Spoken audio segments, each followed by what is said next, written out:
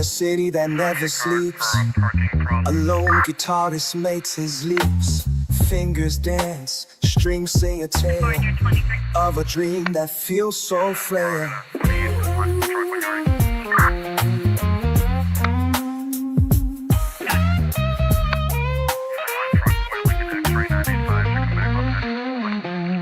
Echoes fill the silent night. A lost love, a heart so tight. But in this cold, hard world, hope's just a fleeting word. Oh, dreams whisper. Oh, dreams sigh. In the darkness they take flight. Heartbreak echoes, lonely cry. In the cold, hard light, guitar soars through the stormy skies. A melody that pierces the eyes. Love's a memory, a distant dream. In this world it seems. Fingers glide in the fading light. A final note, a last good night. Lost in the shadows, lost in time. Dreams are all we find. Oh, dreams whisper, oh, dreams sigh. In the darkness they take flight. Heartbreak echoes, a lonely cry. In the cold, hard light.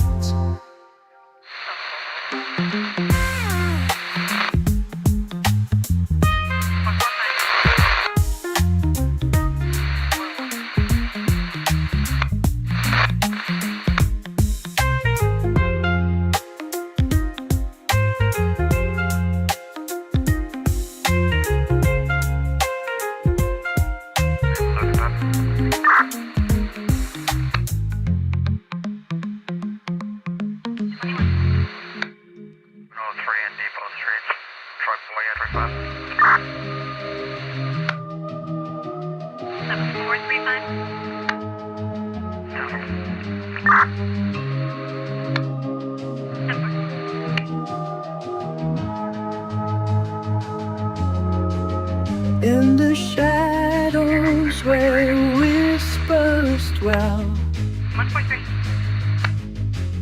slight guitar sings of love's farewell.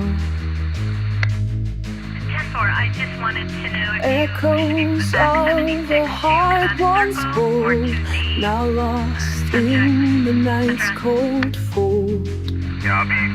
Secrets hidden deep within, tales of love that couldn't win. Promises made in moonlight's glow, now broken like a shattered show. Sorrow in the guitar's cry, resilience in the sky. Through the night we'll find our way, carrying secrets, holding on today. Memories of laughter and tears, in the silence they appear. Whispers of a time so true, when love was all we knew. Lost in the echoes of the past, wishing for what we had. In the dark we search for light, holding on to what we fight. Through the pain, through the night, we find strength in the fight. Sorrow in the guitar's cry, resilience in the sky. Through the night we'll find our way, carrying secrets.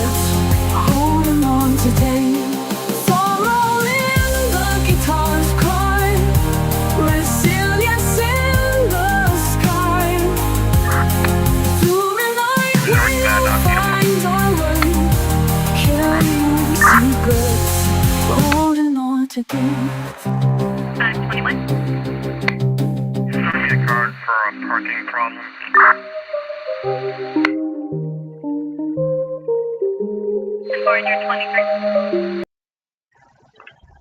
All right, good morning, everybody. I want to play you guys. Let me know, too, if you can hear my voice, just to make sure everything is working. I got a different headset on. Do you guys hear me? Just looking, see if anybody can say if they can actually hear my voice, just to give me, if I could just lean on you to give me a little bit of feedback back to let me know that it's working. Okay, good. Thank you, Cindy. Thank you. I want to show you guys a clip from last night, and then I'm going to bring in Jen because she's already here, and usually she has a show to do at 9 or so. So let's take advantage of having her here for the full half hour. Let me just share this. This is from the court TV thing last night. Elaine made a nice clip here. So we got the great Joe Kowski with some of his arguments here. And then I kind of put it to Nick and put him on the spot. So see what you guys think of it. To ask jurors to truth tell, they do want to hear from the defendants. And the problem in this case is there was a voluntary decision to go out and try this case in the media. And they gifted the Commonwealth with a lot of ammunition. And Karen Reed herself promised that they were going to put those videos into context. That's why I assumed that her testifying was a live issue. So I was a little surprised today. It's probably the right decision given the state of the evidence and given those admissions and confessions, but I was left a little bit surprised. Kevin Lenahan, obviously the decision is always difficult, but it's always, what's going to happen on cross-examination. From your perspective, what are the vulnerabilities or the potential vulnerabilities of Karen Reed if she had decided to take the witness stand? Well, her story has evolved, you might say changed a lot over time. Also, the way they've chosen to try this in the public. And I'd be curious as to how Nick feels. She and her team have been sending him out for over a year to put things out into the public about John going in the house and 227 and this and that. And now the defense team has completely abandoned all of that. And all they're going to go with is reasonable doubt here. They didn't put up a single data expert to talk about going up and down stairs or 227. How does he feel personally, knowing that they've been exploiting him in this way and putting him out, and now they're not presenting any of this to the jury? I'd just be curious how he feels about that. Nick, I got to let you respond. I don't even have words for that, to be honest. They're putting me out there. You're acting like no question I'm about doing that. It's. You're in the At limo this with point, them. I can't answer for that because what he's accusing me of is just not true. But the defense still truly believes what they stand behind in the first. If you were to, That was the end of the clip. So, it had to be said, right? I'm going to bring in Jen if she's here. Jen, are you here? Let me just see what. Yes, good morning. Hi, good morning, Jen. So, basically what I was saying to Nick, and, they are putting him out there. So Nick is a true believer, because I had experiences briefly with Nick going back to the summer of 2023 when him and his wife got swept up in this and started doing fundraising for Karen. But he's a true believer. He sincerely believed, or at least he was then, he sincerely believed in all this. And then at some point, maybe he's just invested so much that he doesn't know how to get out of it. But I just wonder how people feel in that, or even like, say, Turtle Boy. But to make it seem like they have been putting these people out. Karen has run a PR campaign that began with Turtle Boy. And that very first article that Turtle Boy ran that got everybody going in April of 2023 was all 100% of it stuff that she and her lawyers, you can't excuse that, they're part of it. There were over 24 contacts between Aidan Kearney and Alan Jackson and David Yannetti. They fed them all this information about 227 and Rich Green's data and stuff like that. And now they've abandoned 100% of this. They're not going to tell any of that to a jury. So if you're in the shoes of Aidan Kearney or the grifter, the glare, any of these people, don't you feel betrayed? Don't you feel like she just exploited you? What do you think? First of all, okay, I've got to be really nice this morning. I'm feeling really spicy today. Even my tweets are going out spicier than normal. Oh, I love Spicy Jen. Spicy Jen is in the house. Keeping it real. Okay. I'm going to say this in a good way, but they have no morals. They have no scruples. They have no dignity. They have no honor. They do not care. They are on this bus ride for selfish purposes. They don't care about truth. They don't care about this victim, John O'Keefe. Uh, there's no conscious. They have no conscience. So no, I don't think they give a flying rat's behind. I mean, Nick doesn't have a channel. We understand what the grifter, the glarer, and all the other content creators, Turtle Boy, they're getting out of it because they're growing their channel. Nick does not have a channel, so we don't know of any way that he's personally benefiting from this. I mean, there may turn out to be some way, but as far as we know, there isn't one. And I actually do believe that him and his family are true believers in this. But maybe there's that whole sunk cost fallacy idea that once you've invested so much of your life and your family's energy into something, then what do you do when you find out at the last second that she's not going to stand behind any of the stuff that she's been telling you? And for Nick to say that she's not trotting him out there, she's not only in court, he's not only in court with the family every day, he rides in the limo with them. So there's no question that Karen and her lawyers are preparing him for these court TV appearances. For him to say there isn't is kind of crazy. Of course they're helping him prepare for this. So, Of course. And furthermore, to me, what he gains out of this is what he seeks. And what he seeks is a moment in the spotlight, aggrandizement. He's probably never had a limo ride in his life except for senior prom. And now he's getting it all the time. right. He was a hairdresser, which is great. I mean, I love my hairdresser. She's one of my best friends beyond, being an amazing hairdresser. Not trying to say anything negative about that. I'm just saying now he's on television at night. Now he's getting limo rides. Now he's part of this massive media sweep. That's what he sought. He went from complete anonymity, nobody really caring what he thought or had to say, and being just one of the many morons in the FKR group to now having a platform. That's what he's getting. It's not necessarily about money, but money could come. He could be offered money to be on some of these docuseries and things. I can't imagine anyone would give him a platform, but I've been surprised at a lot of things in this. I think he's good at what he does. Yeah, I thought he did a very good job last night. I mean, he's able to land on his feet. Kevin, your mic is low, and it seems you're talking through a potato. I don't know. I just have nothing but problems with sound equipment. I don't know. I don't even know if there's a volume on this thing. I don't know. I'm sorry about that. I'm not sure what I can do when Kate comes on or somebody else. You guys can talk, and I'll take a look at this thing. This things have buttons on it that I can't even see what they are. I have a really good, nice mic that I use for the podcast. And when I had a problem with my headset the other night, I had to take it off. And so I could use it down here with the earbuds. And I might go do that again, but it's a pain in the ass to unhook that thing and then hook it back up. So actually, then Chantel said it sounds fine to her. So how do I sound to you, Jen? Just certainly a little distorted, and my mic is so strong. Maybe I'm coming off too strong, but it sounds a little distorted. But I can understand everything you're saying. Yeah, well, that's things. Audio quality is very important on these things. So I don't know. Maybe I'll go grab another mic and see if I can set this up. What about if you use your computer mic? That's not as good because it's on the laptop, so it's further away from your mouth. I think so. My sense is that's probably not going to be as good. You sound good though. I mean, I can definitely hear you. There's no words that aren't getting by us or anything or that are getting by us or anything. Well, once we get more people on, I'll just stay more quiet. I'll let everybody else talk. No. We like to hear from you. I really have always enjoyed how you have commented on this case. In fact, I use the brick and mortar saying so often now. You're my brick and mortar guy. I'm a brick and mortar girl, but I will say on this that, this case has bothered me for so many reasons as a victim advocate.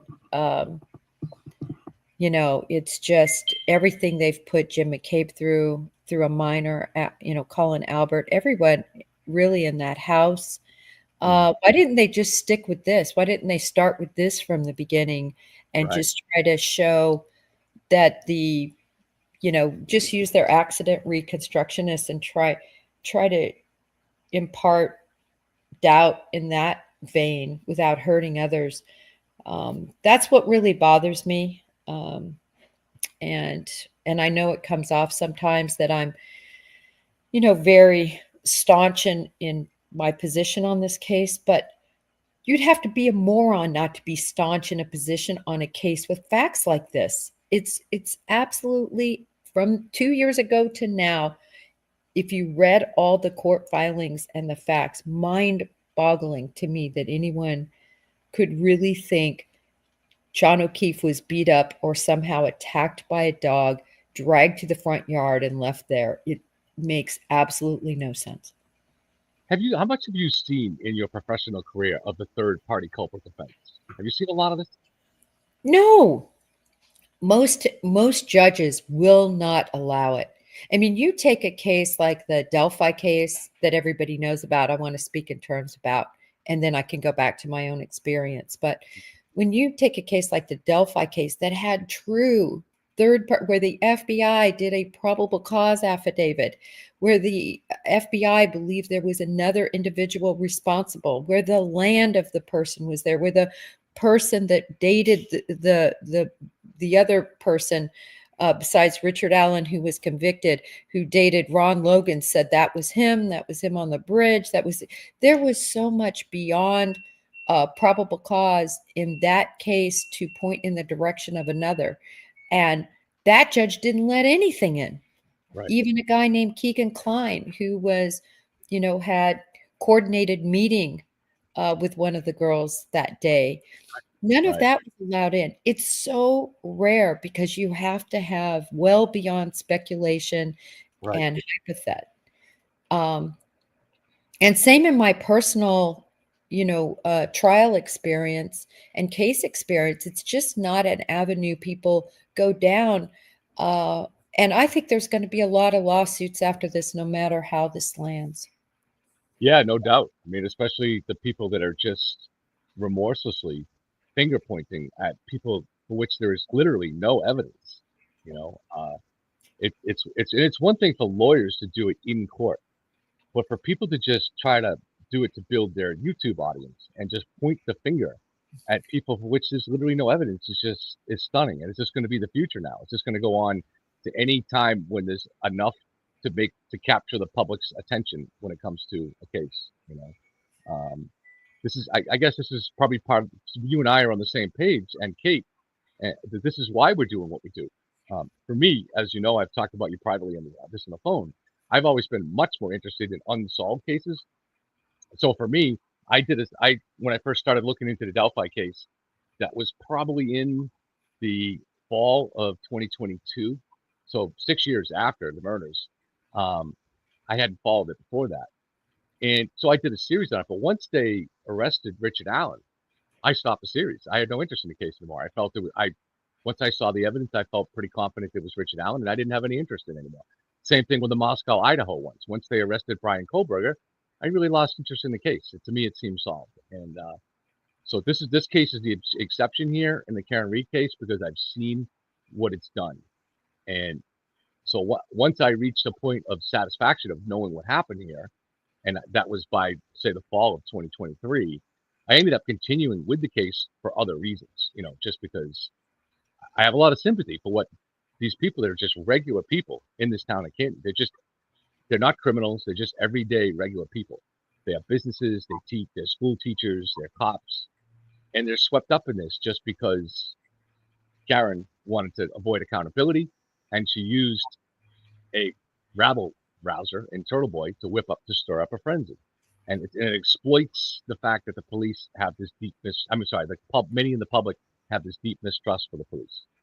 And so, I mean, I just felt kind of like there was a responsibility, especially because, you know, I didn't realize I'd never talked to Kate. So, and she really wasn't doing shows on it. So I felt alone and trying I know you probably felt that way too. And you were maybe one of the first people, you and Wendy Murphy, going on Court TV about this case. But as far as like doing regular shows on this and coming out with the opinion that there was no conspiracy, maybe each one of us in our own isolated way felt alone on this, and kind of felt like you had to keep going, right? I don't know if you ever felt that way as you were covering this case. Well, I wanted to readdress because I know some people have no idea. They just started watching this trial too. But for me, the only reason I got involved is, and this might happen to you a lot, I bet it does, but I get a lot of DMs reaching out. Even you can see it in the main part of my Twitter feed. People just say, "Hey, listen, can you please look at this? Can you please look at this case?" Different cases. And as I have time, I certainly oblige. And this case came in from one of my followers, and I didn't even look at it. But then I got another DM right after that said, "Can you take a look at this?" So now I had two. And so at that point, I thought, well, let me take a look at it. And I don't know how you start with a case, but for me, I just go to the filings on both sides. That's how I look at it. I prefer to go that, but I didn't know how to get them. So I rely on other people sending me things like that, and I didn't know how to get them myself. But yeah, I prefer to go straight to the sources. And in fact, when Kate first reached out to me, it was after I had the so-called meltdown episode when I got into a big thing with Karen, and 40% of my subscribers left within a couple hours. With that week, Kate called me up, and so the first thing I asked for is I want the documents. I don't want someone to tell me their version of events. I want the documents so I can read it for myself and find out at least what the police and the prosecution says happened, what the actual evidence is. So that's where the analysis should start. So yeah, that's definitely where I want to start from. Oh, so people have been asking about the X-ray thing. So I do have some answers on that. People wondering. So this was, I don't know if you caught this at all yesterday, Jen, but we learned. I did. I've done Yeah. a lot of tweets on it, and I really wanted to talk about the X-rays today. So I'm glad you're getting into it. Yeah. So it was very odd. Like, as far as I knew, the medical examiner didn't take any X-rays, and there were no X-rays, right? And then all of a sudden we learned about this yesterday, and we see X-rays. Why didn't we see this in the first trial?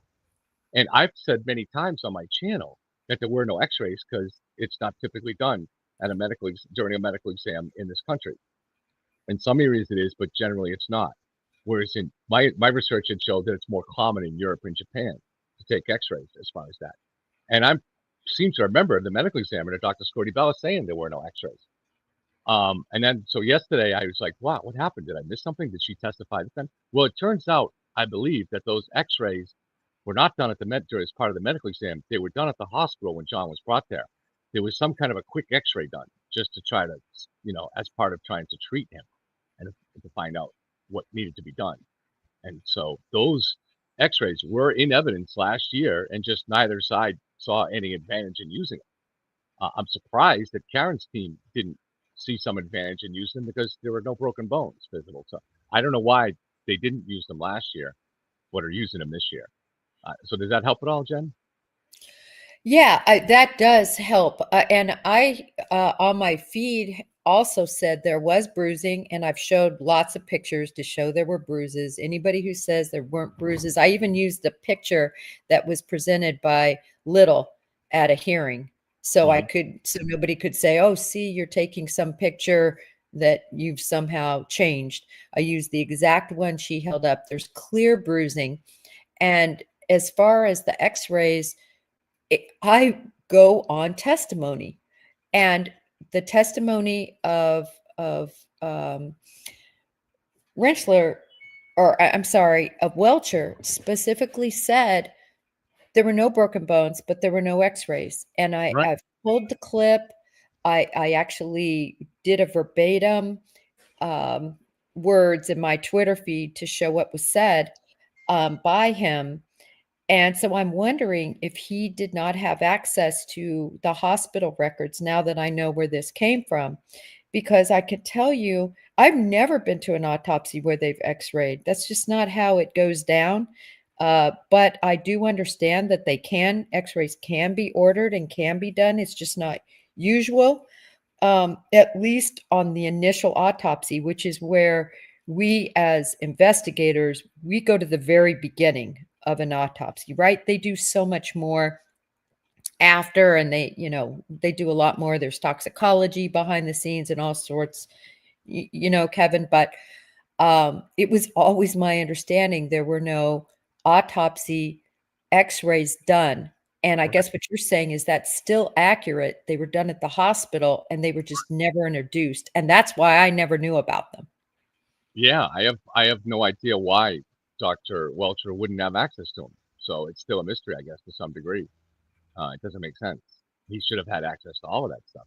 In fact, I'm looking here on my YouTube, just pulling it up. In the suggested videos is some channel that I've never heard of called Alexis RM or something, whatever it is. And the title of it is, Did Hank Brennan Hide X-Rays from John O'Keefe's Hand and Right Arm from, that's probably, the title's so long, it's on there, from his own. So did he hide it from his own expert? I mean, just the weirdness in this case never seems to stop. It never stops. I don't get it. I feel like there's a certain lack of competence that seems to go everywhere across the board, both sides, whether it's Larry, whether it's Brennan. There's something that the incompetence never seems to stop, and it's frustrating. It's frustrating. There's just mistakes never stop happening. I don't get it. I don't really understand it. Is it so overwhelming? Is the amount of material so overwhelming that they can't handle it? I don't know how to explain it. Yeah, there's a lot of information here. And even, you and I have looked at this case from the beginning, really. And I I think I have a grasp on pretty much everything. It was funny. I was texting Kate about a particular point in fact that I knew I had understood to be true, and that was that DNA was on the pieces of taillight. And Kate texted me back something like, gosh, I'm not sure. And then finally, I was able to pull up, and this took quite a minute to find the testimony on that. Because again, what my notebook has are testimony notes. That's what the facts are and evidence. Everything floating around on social media is irrelevant. Everything that happened in the first trial is irrelevant at this point if we're really trying to figure out whether she will be found guilty, which I think that's what people are trying to figure out. So I'm trying to stay hyper focused on that. And certainly that came out. People just absolutely refuse to look at the totality of the evidence. And if you look at that, how could you possibly think she didn't hit him? Right. Yeah, there's no excuse for that, but if we're still, despite following this closely through 2 trials, and surprises are still emerging like this for us and things that we can't explain, how much is this 18-person jury absorbent? I don't know. I mean, are they aware of these? I mean, if there are mistakes that are being presented to them, even now at this late in a second trial, this late stage, I don't know, man. Is that the same as reasonable? Is incompetence the same as reasonable doubt? Is that a fair question? That's interesting because again, for me, I have to look at the facts, and as long as they were brought in, which everyone I'm talking about, every fact that I'm talking about was brought in properly. There's not a chain of custody issue. There's not a problem with the DNA, the person who analyzed. It's incomprehensible to me that people still, and I just got my Twitter has just blown up with trolls that are unbelievable. They have to be bots. I look and they say 0. If they say 0, I usually block them now. Really, I just started yesterday re-blocking because I've had normal people and followers say, geez, I hate to read your feed because it's all marred with these people. And I'm like, just ignore them. They're worthless. But they're coming out of the woodwork now, and I don't know whether it's a sense of desperation. But I've heard it from all the individuals that are trying to cite truth in this case. Right. It's just amazing how fast they switch from specific things that they say happened. John going in the house and the 227 search and all this other stuff. To now it's all just, well, there's reasonable doubt. There's reasonable doubt. Well, but does it bother you that she and her attorneys have been spinning you yarns for such a long time, and now all you have to retreat to is reasonable doubt? And let's just say good morning to Dan from the Drunk Attorneys, the D&T channel. The Good D&T show, morning. I believe. The D&T show, if I get it right. Yes, sir. How's it going? How's it going? Hi, It's Dan. going good. So we were just talking about, Dan, even though we've been covering this for so long and we covered it all through the first trial, we learned for the first time yesterday that there were x-rays of John Mhm. O'Keefe. And apparently the state's own expert witness, Dr. Welcher, didn't know that because he said there were no x-rays. So Right. what the heck is going on here? I don't know. It's stumped to me. So to me, for me, first and foremost, when I saw the X-ray thing, I had some people that were in my Discord who were they're free Karen Reed supporters, and they were telling me, oh, the same thing. Hey, these X-rays weren't introduced. Hank hid them. Hank did this, and a bunch of nonsense. To be 110% honest with you, I was like, well, hold on. Was it used in the last hearing? And because I didn't watch the last hearing, and from what I understand, they weren't. And I was like, okay, well, this seems like it was newly discovered stuff. And then it was hard to tell from the hearing, the angle of the images. But one of the things that I had noticed is that the pelvis was in there. And I think the lady, the witness even mentioned that you can see the pelvis in there. Now, I recently had arm x-rays taken because of my injury. My arm wasn't next to my body.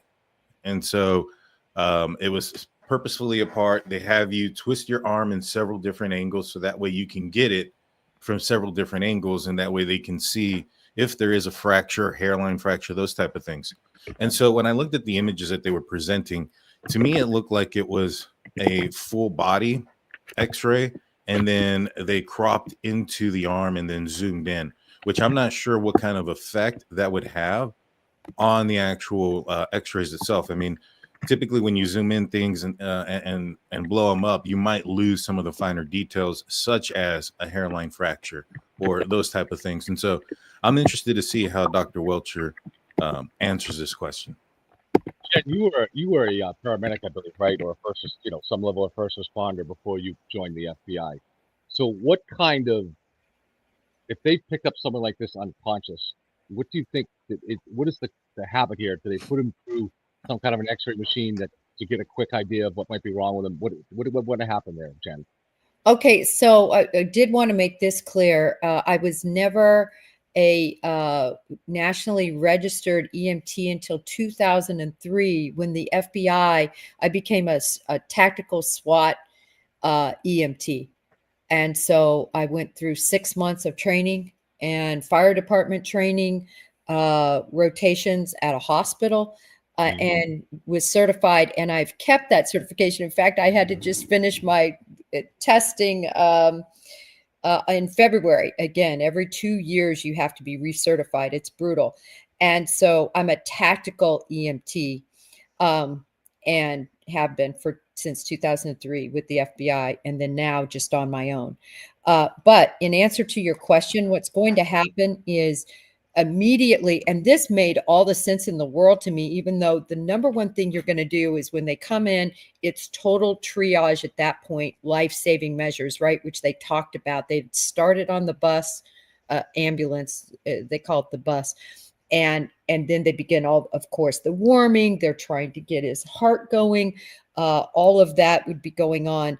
And very tertiary to that would be these x-rays. And I'm really surprised that they did them, because they would have little, in a sense, to do with the magnitude of the life-threatening situation they had with John O'Keefe. But it would appear, so after everything's triaged and you have the person somewhat stable, that would be when you would go have the x-rays done. Right. Okay. I hope that provided some clarity. So what kind of x-rays is it done? Is they just put them quickly through a quick CT scan where they just get the whole body in and they're looking to see what are they looking for? Are they looking for broken bones? Are they looking for bleeding? What would they specifically be looking for? Well, the CT scan literally would last 5 minutes. Yeah. So they would wheel them off, just put the head in there. And as far as the x-rays, even the x-rays could be done very quickly in a hospital. It's so quick. So it seems to me that they did those because obviously you're wanting to see, even though they have all the signs of the raccoon eyes and the other injuries, they want to see exactly what they have. You know, in other words, are any bones, as an example, is there a cracked rib that's perforated a lung? Right? Something like that. So it's smart if you're still in that treatment stage. But to me, gosh, he was such at a medical, really death at that point. But it does make sense that they would have x-rayed. Kevin, it takes just minutes. Somebody's saying here in chat that the doctor testified that there were no x-rays. I can't vouch for that. I don't remember. Yeah, I went That's back and listened. Dr. Rice did say that they did not. So do where did these x-rays. come from? I It don't- must have been the coroner's office. But she also, Scotty Bella testified that they didn't do any x-rays. Did she though, or are we just imagining that? Somebody did x-rays, so Yeah. someone did x-rays. They're all of a sudden popping up. Like I said, and for people to think that we are purposefully just not telling the facts we know, and I'm seeing that go around, it's so ridiculous. I'm trying to put my fingers on where these x-rays came from too. And Kevin, I appreciate your research, but Kate, where does that bring us to fact-wise? what do you mean? I mean, where did they come from? We don't know for sure. It does seem like it was probably Dr. Scorty Bello. I need to go back and look through not only her testimony, but I need to look at the filings. I have all those filings highlighted and marked all up. I need to go back and look through there. And why didn't the defense use this last year? Since there's no bones, it would have helped them last year too. So I think it's always been testified to that they didn't find any fractures, and I think most likely Crosby was not shown any I'll get rid of mine. Was not shown any x-rays, because why would he be shown a negative x-ray? And I think it's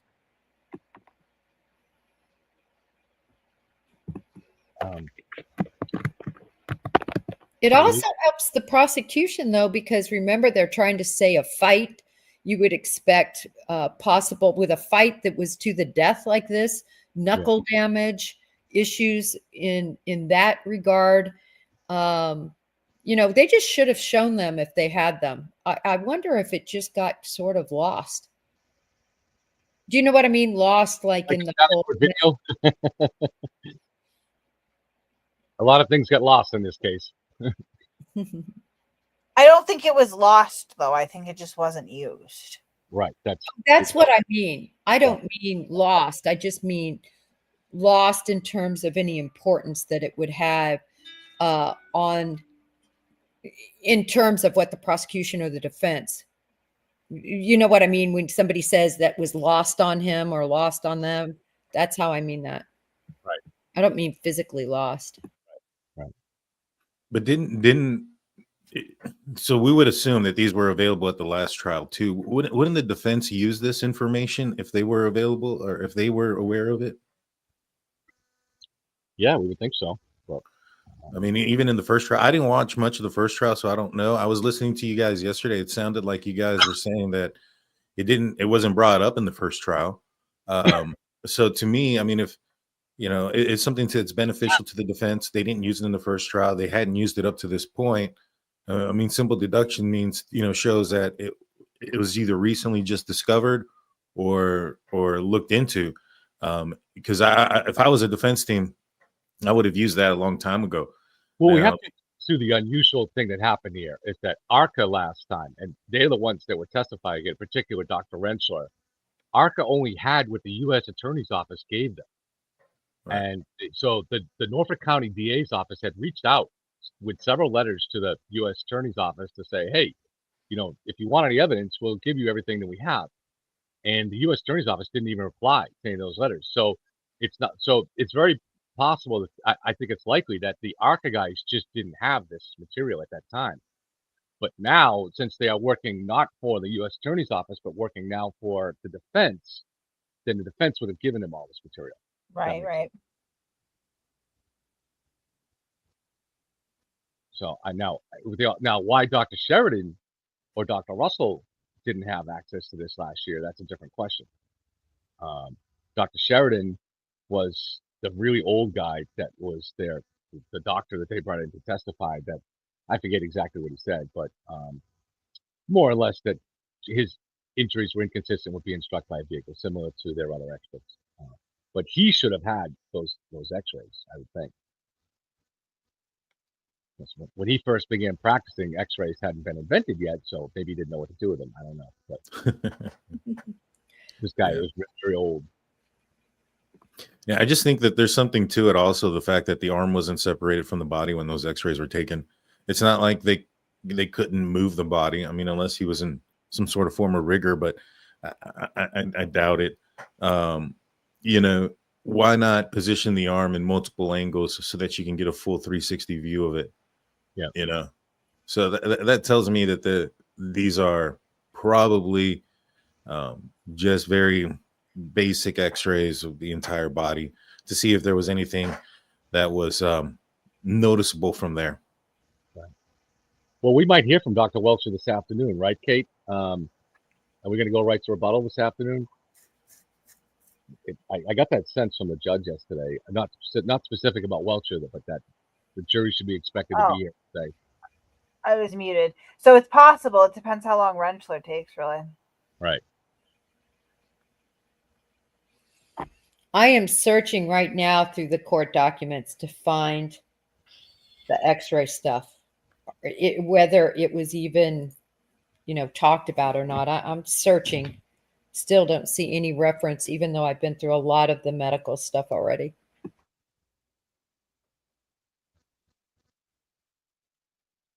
Let me try AI. AI has been getting better at getting updated information. Let me give it a shot. I'm going to go to Grok first. The problem with Grok is they say I'm 5'6". Ever since then, I just can't believe Grok anymore. Well, I'll tell you. I'm over 5'1", everyone. I'm almost 5'2". Let's call it 5'2" with shoes. The other thing that I noticed with the X-rays is those weren't actual like X-ray photos. Those were like billboards that were printed on. I wonder how big those X-rays are, like the actual photo, because to me the images look blown up. Like I mentioned before, I think they zoomed in on the arm and then blew it up. Stretched it out so they can zoom in on it. Based on from the image that I could see from the camera, I wonder how big that X-ray, the real X-ray is, the one that the doctor would be looking at, the one that is transparent, that's on a light. And to me, if those poster boards were blown up and printed out that way, I wouldn't be surprised if the defense purposely made them so huge. From Grok, which is Elon Musk's and Twitter's version of ChatGPT or their AI. And keep in mind, these things aren't always accurate. In the Karen Reed trial, the X-rays of John O'Keefe's body were taken during the autopsy conducted by the medical examiner's office. Dr. Elizabeth Laposada, a forensic pathologist hired by the defense, testified that she reviewed these X-rays, which included images of O'Keefe's chest, arms, and legs. She confirmed that the X-rays showed no broken bones or fractures, specifically noting that the bones in O'Keefe's right hand and arm were intact. These X-rays were presented in court by the defense to support their argument that O'Keefe's injuries were not consistent with being struck by a vehicle, as alleged by the prosecution. The X-rays were part of the autopsy process, typically performed to identify fractures or foreign materials, and were accessed by La Posta for her analysis in the retrial. So according to this, if you can believe it, it's the autopsy. Does that ring true with what you guys remember? No, I'm assuming it's for the autopsy. That's because I went back and listened to Dr. Rice's testimony, and I think that might be also why everybody's stuck on there were no X-rays, because we're conflating his testimony. Right.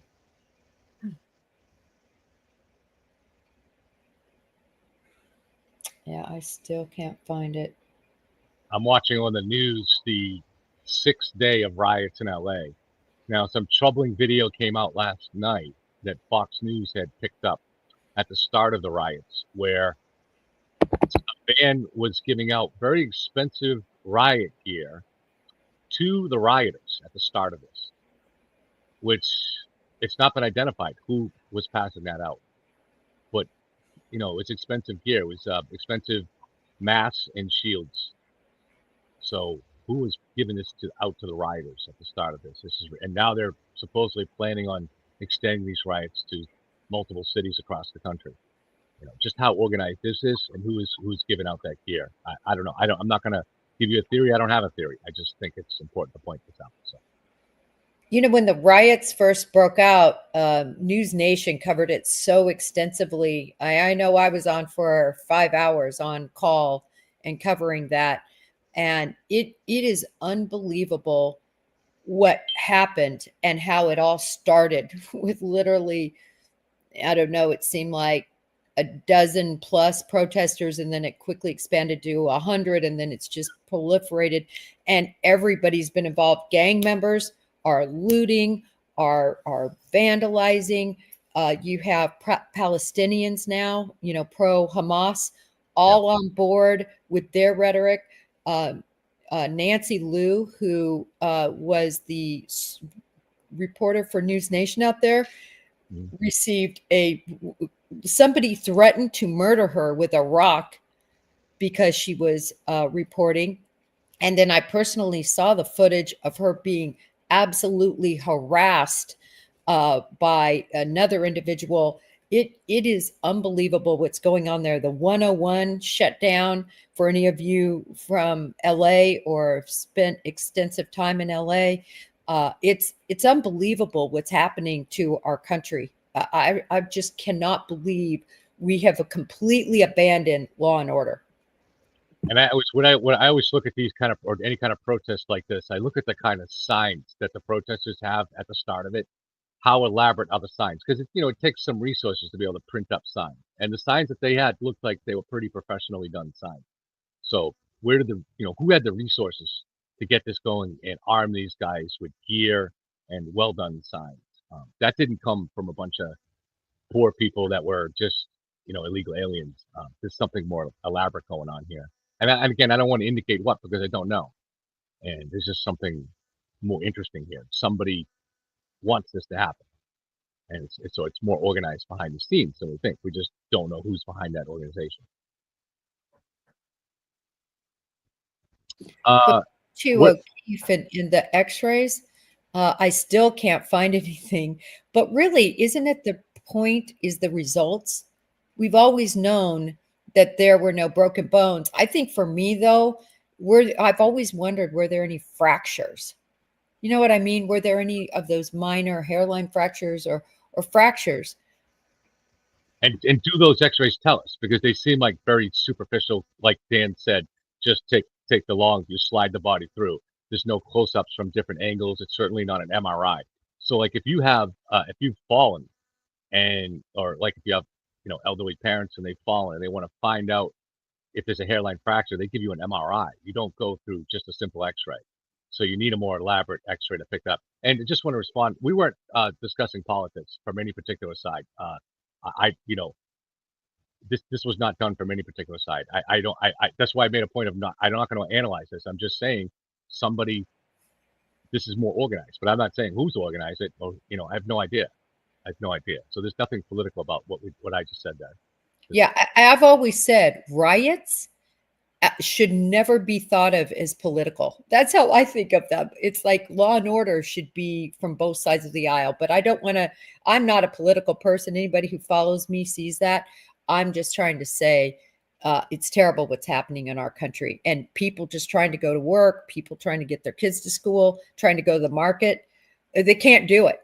And remember Reginald Denny, people forget in 1992 because they're youngsters and I'm old.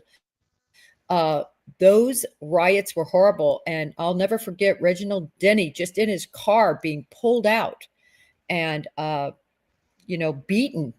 And so I was trying to message on my platform, listen, for those of you who are innocent, who are just in that city, please shut your doors, don't get out, lock, because they will drag you out and beat you. And I just, even the only thing I would even say politically is I really have not been happy with the way either party or either the last two presidencies or any recent presidency has handled things like immigration and the border, so that's all I'm saying on it. So I'm not on either side. I don't really, I'm pretty critical of both of them, but I'm just always curious so certainly what is going on there? I don't know. We do have a Republican in the White House, and the Republican that runs the FBI and these agencies, but who is handing out this expensive gear to rioters? I have no idea, and I wouldn't want to begin to. I don't want to speculate either because I just don't know. Republican or Democrat don't matter. They just want your money. That's my opinion when it comes to politics. They all just want your money.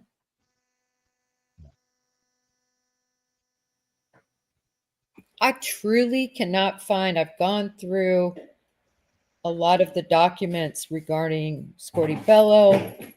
I haven't gone through the testimony from this trial on this, but I don't think it was discussed other than Welcher. And I posted about that. So, we'll just have to see what he says on rebuttal, but I hope this is cleaned up. The other thing I thought that was very dramatic and wrong, and even the judge said those posters are not going back with the jury. They can have the PowerPoint or the smaller photos, but they're not going to get those big blown up. Wasn't that just so demonstrative, over the top, pointing out above everything else these x-rays, even though the results have always been known, apparently, that he didn't have any bones broken. To me, being over the top has been part of their tactics.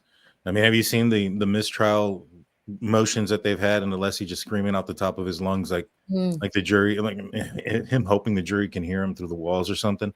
Yeah. Over the top has been their MO throughout this entire trial, in my opinion. And I think it pulls to the strings of some. When, like I said, I have some FKR, Free Karen Reed supporters in my Discord, and after opening statements, they started talking about, oh, look at the flash and how well and interesting that Alan Jackson was versus Hank Brennan, and I was just like, look, I'm not swayed by what people say. I'm swayed by the evidence. I look at the evidence. That's all I've ever done, and so I have a saying, don't pee on my shoes and tell me it's raining. And that's kind of how I feel when it comes to somebody trying to convince me on certain things, especially when I can see them with my own two eyes. Right. I'm just like, I don't need to listen to like that. But for some folks, it's very persuading, and that's troublesome to me a little bit. Somebody was accusing me in an email of trusting the police too much. And I'm like, why do you say that? I don't give anybody the benefit of the doubt on any side. I don't, when I'm looking at something like this. And so he replied by saying, well, you trust the data that like the vehicle data and stuff like that. I said, because it would have been pretty much impossible for the police. Do you really think that they could have gone out and rigged data? That's just not reasonable to me. And so it has nothing to do with trusting the police, but especially when you look at the correlation between the vehicle data, which was from the Toyota tech stream, which Trooper Paul had to learn about, didn't know about it before this trial. And certainly Michael Proctor didn't know anything about tech stream data or any other kind of data. But even if they had an expert in tech stream data working for them that in theory could somehow write up those data reports, it's an extraction that both sides get. And it's the correlation between that and John's phone data that even a CIA analyst couldn't have made this up. So there's no way that anybody could have invented this. This is the thing. So it has nothing to do with trusting the police. It has to do with nobody could have been smart enough or clever enough or highly trained enough to have somehow forged that very technical text screen data.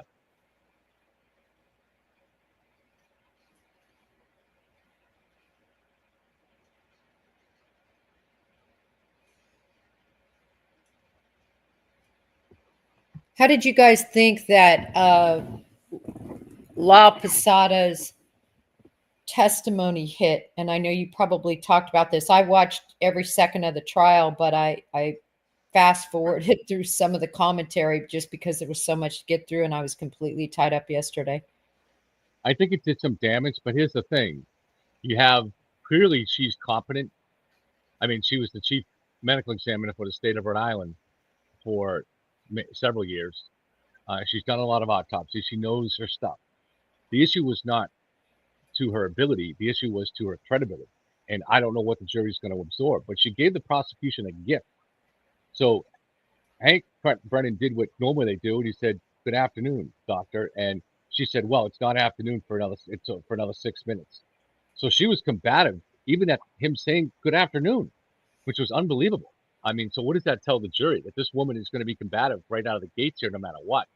And she seemed to resist him on everything, and to the point of being obnoxious. And I think a jury would look at this and say, "This is a very hostile witness for some reason."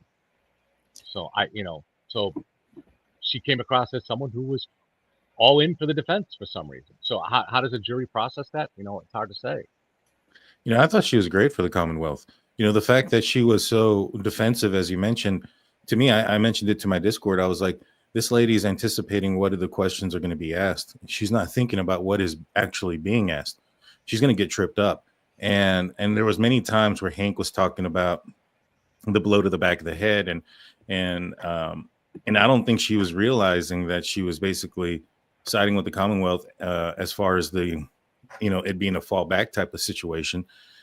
She mentioned that the raccoon eyes was from that, not from being punched, although Alan Jackson got her to say that the cut to his eyelid could have been from a punch, but she mentioned that the black eye wasn't, that was from the brain bouncing back and forth.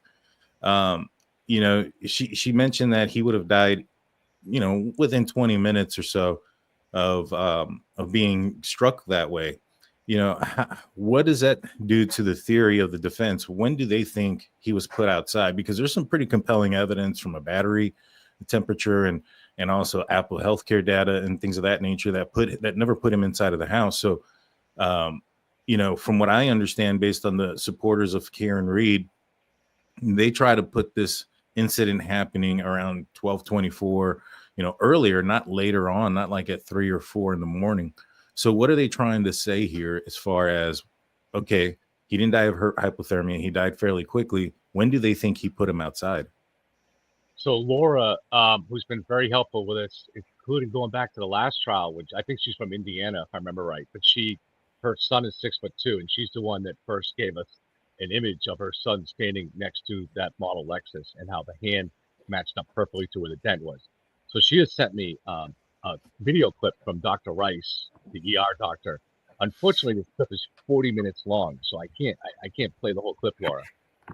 It's his whole testimony. So if you want to tell us where in the testimony this was, but he apparently says that there were no X-rays. That's at the ER, and then she follows it up with a second email, which I'm not sure what this is. I'm not sure. It says based on the sources and our conversation history.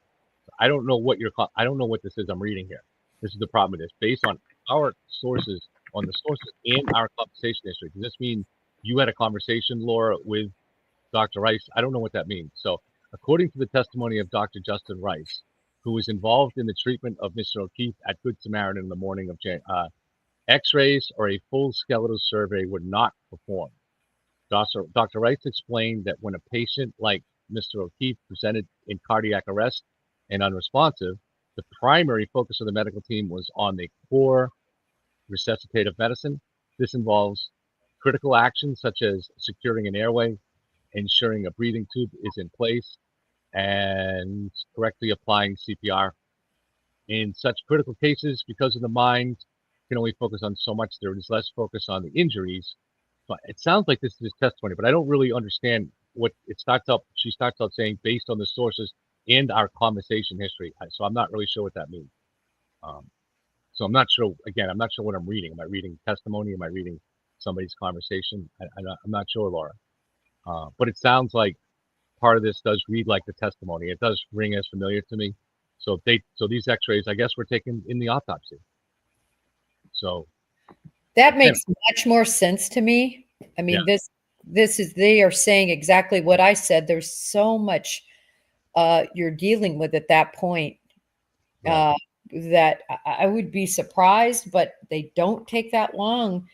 But nevertheless, I would be surprised. Right. Hey, I wanted to go over, I did a top 10 list of why La Posada is incredible and just get that today. Oh, are we starting? It's like we are. Good morning. Hello, everyone. Hi. So Margaret is here. Boomer. I'm not sure if Alan is here. We just bring it in to speak. If he is, welcome. And, Boomer, good to see you. Margaret, you did great last night. I'm kidding. We both on campus. She'll be in on committee. Thank you. All right. All persons have any business before the Honorable Beverly Kenobi. Justice of the Norfolk Superior Court, Mr. County. You need a sidebar. Draw near, give your attendance, you shall be heard. You're right. Boomer. Was that Boomer? You may be seated. Oh, I was so tempted to go up with Dan's picture and start calling him Good morning, Boomer. I was so council. tempted. Good morning, Ms. Reed. Good morning, jurors. I have to ask you those same 3 questions. Were you all able to follow my instructions and refrain from discussing this case with anyone since we left yesterday? Yes. Everyone said yes or nodded affirmatively.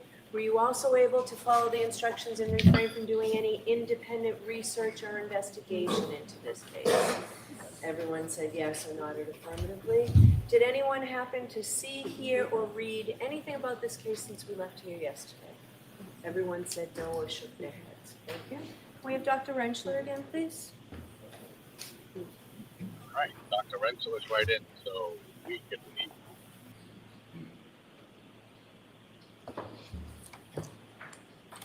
No sign.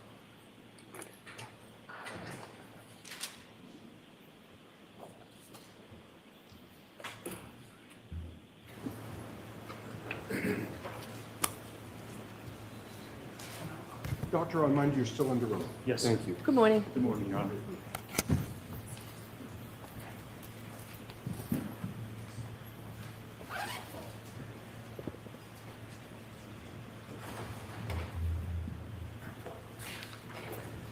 All right, Mr. Jackson, whenever you're ready. Are you ready, Doctor? I am, yes, Your Honor. Okay.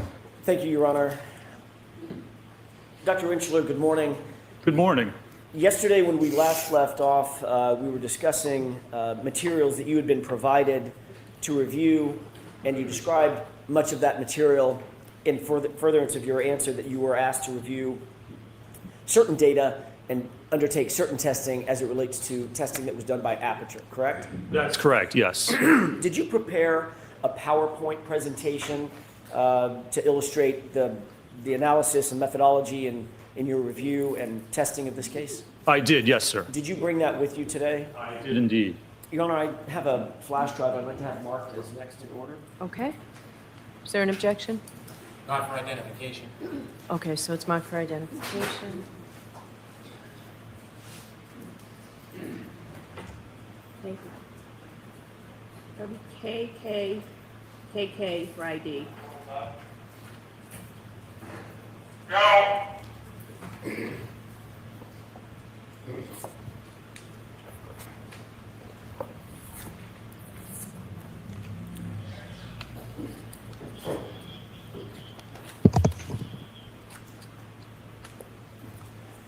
Let me know whenever you, pardon me, let me know whenever you're ready, Dr. Rentschler. Sure, you want me to bring up the PowerPoint? Or? If you could bring up the first slide, let's start with Sure. that.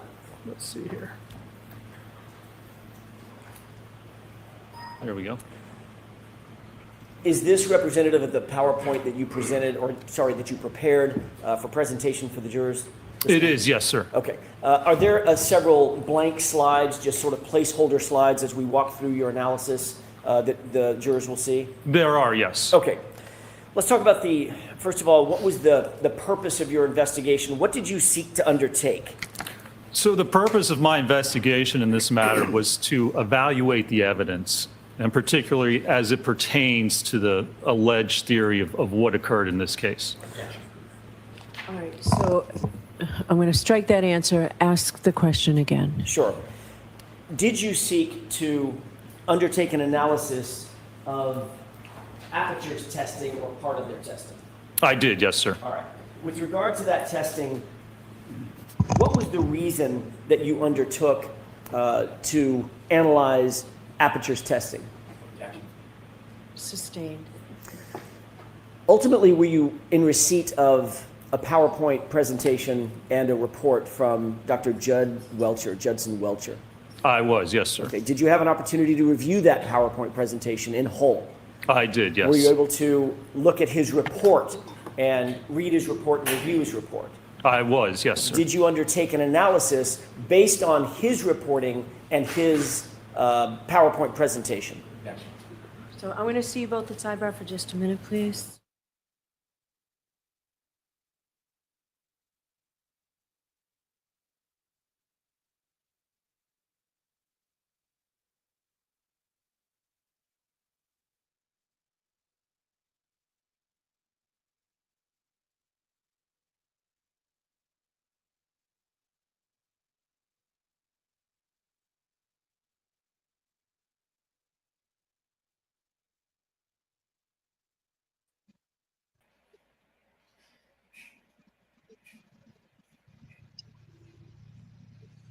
I walked away for a second, guys. Are we in sidebar again?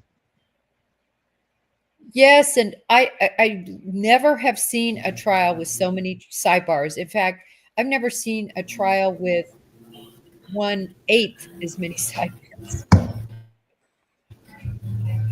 Yeah, it's incredible. Yeah, it seems like it, huh? I went to get a flashlight to see if this headset is any way adjustable. People are saying that my mic is not. I don't know. I don't think there's any way to be adjusted on these microphones, so I'm sorry. Gee, there's not that many reporters in court today. I wish I could get in court. It's not fair. There's Sue O'Connell.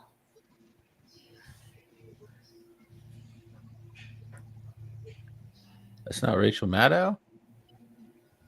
Oh, Sure. I don't know. It looks like That's Sue. Rex, Christina Rex on the left. Sue looks a little bit like Rachel Maddow, I think, from a distance. A little bit, I think. Yeah. That's Sue, isn't it? Yeah, Sue O'Connell. Yeah, that's Sue. Rachel Maddow is probably in Los Angeles for the riots. So. Yes, probably. Hey, it's good to note that Paul's here, although he's in a suit. Remember, he's facing the blogger subpoena. Oh, yeah. Quashed, and that's today. So he's in a suit, and he's never in a suit. Yes, you're right. So he's on call for have sure. to leave to do that. I think that's Christina Rex just to the left of Sue. Yep. Yeah. Seeing her hair. Somebody was saying it's not her, but that's who I think it is. And I've liked her reporting. I really Yeah, me too. Yeah. I knew her long before this case. Is that her though? Now she looked up.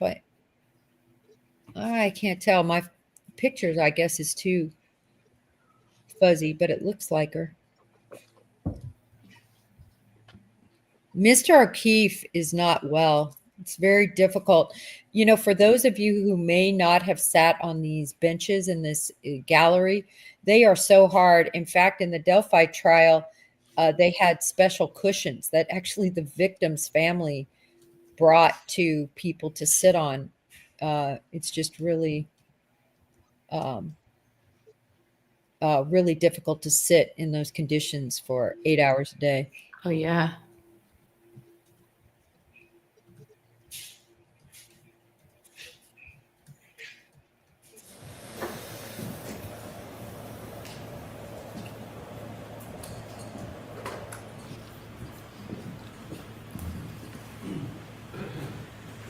May I? Yes. Did you undertake to review analysis and testing that was done by Aperture as reflected in the PowerPoint that you reviewed, as well as the report that you received? I did, yes. Did ARCA, yourself included, undertake testing based on your review of the testing by Aperture?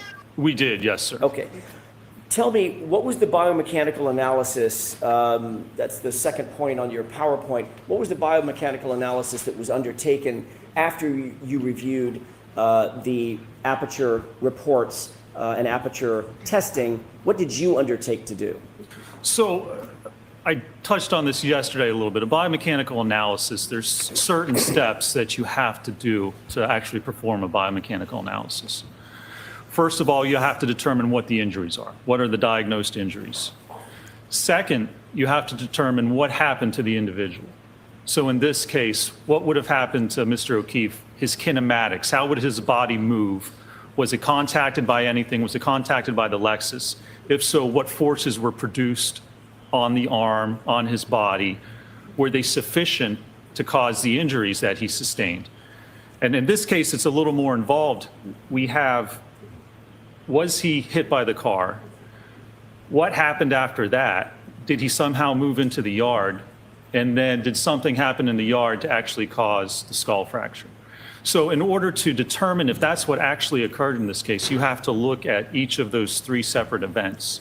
And you have to evaluate that from a biomechanical analysis by looking at the force, looking at the kinematics, looking at a human tolerance, and determining or attempting to determine what happened.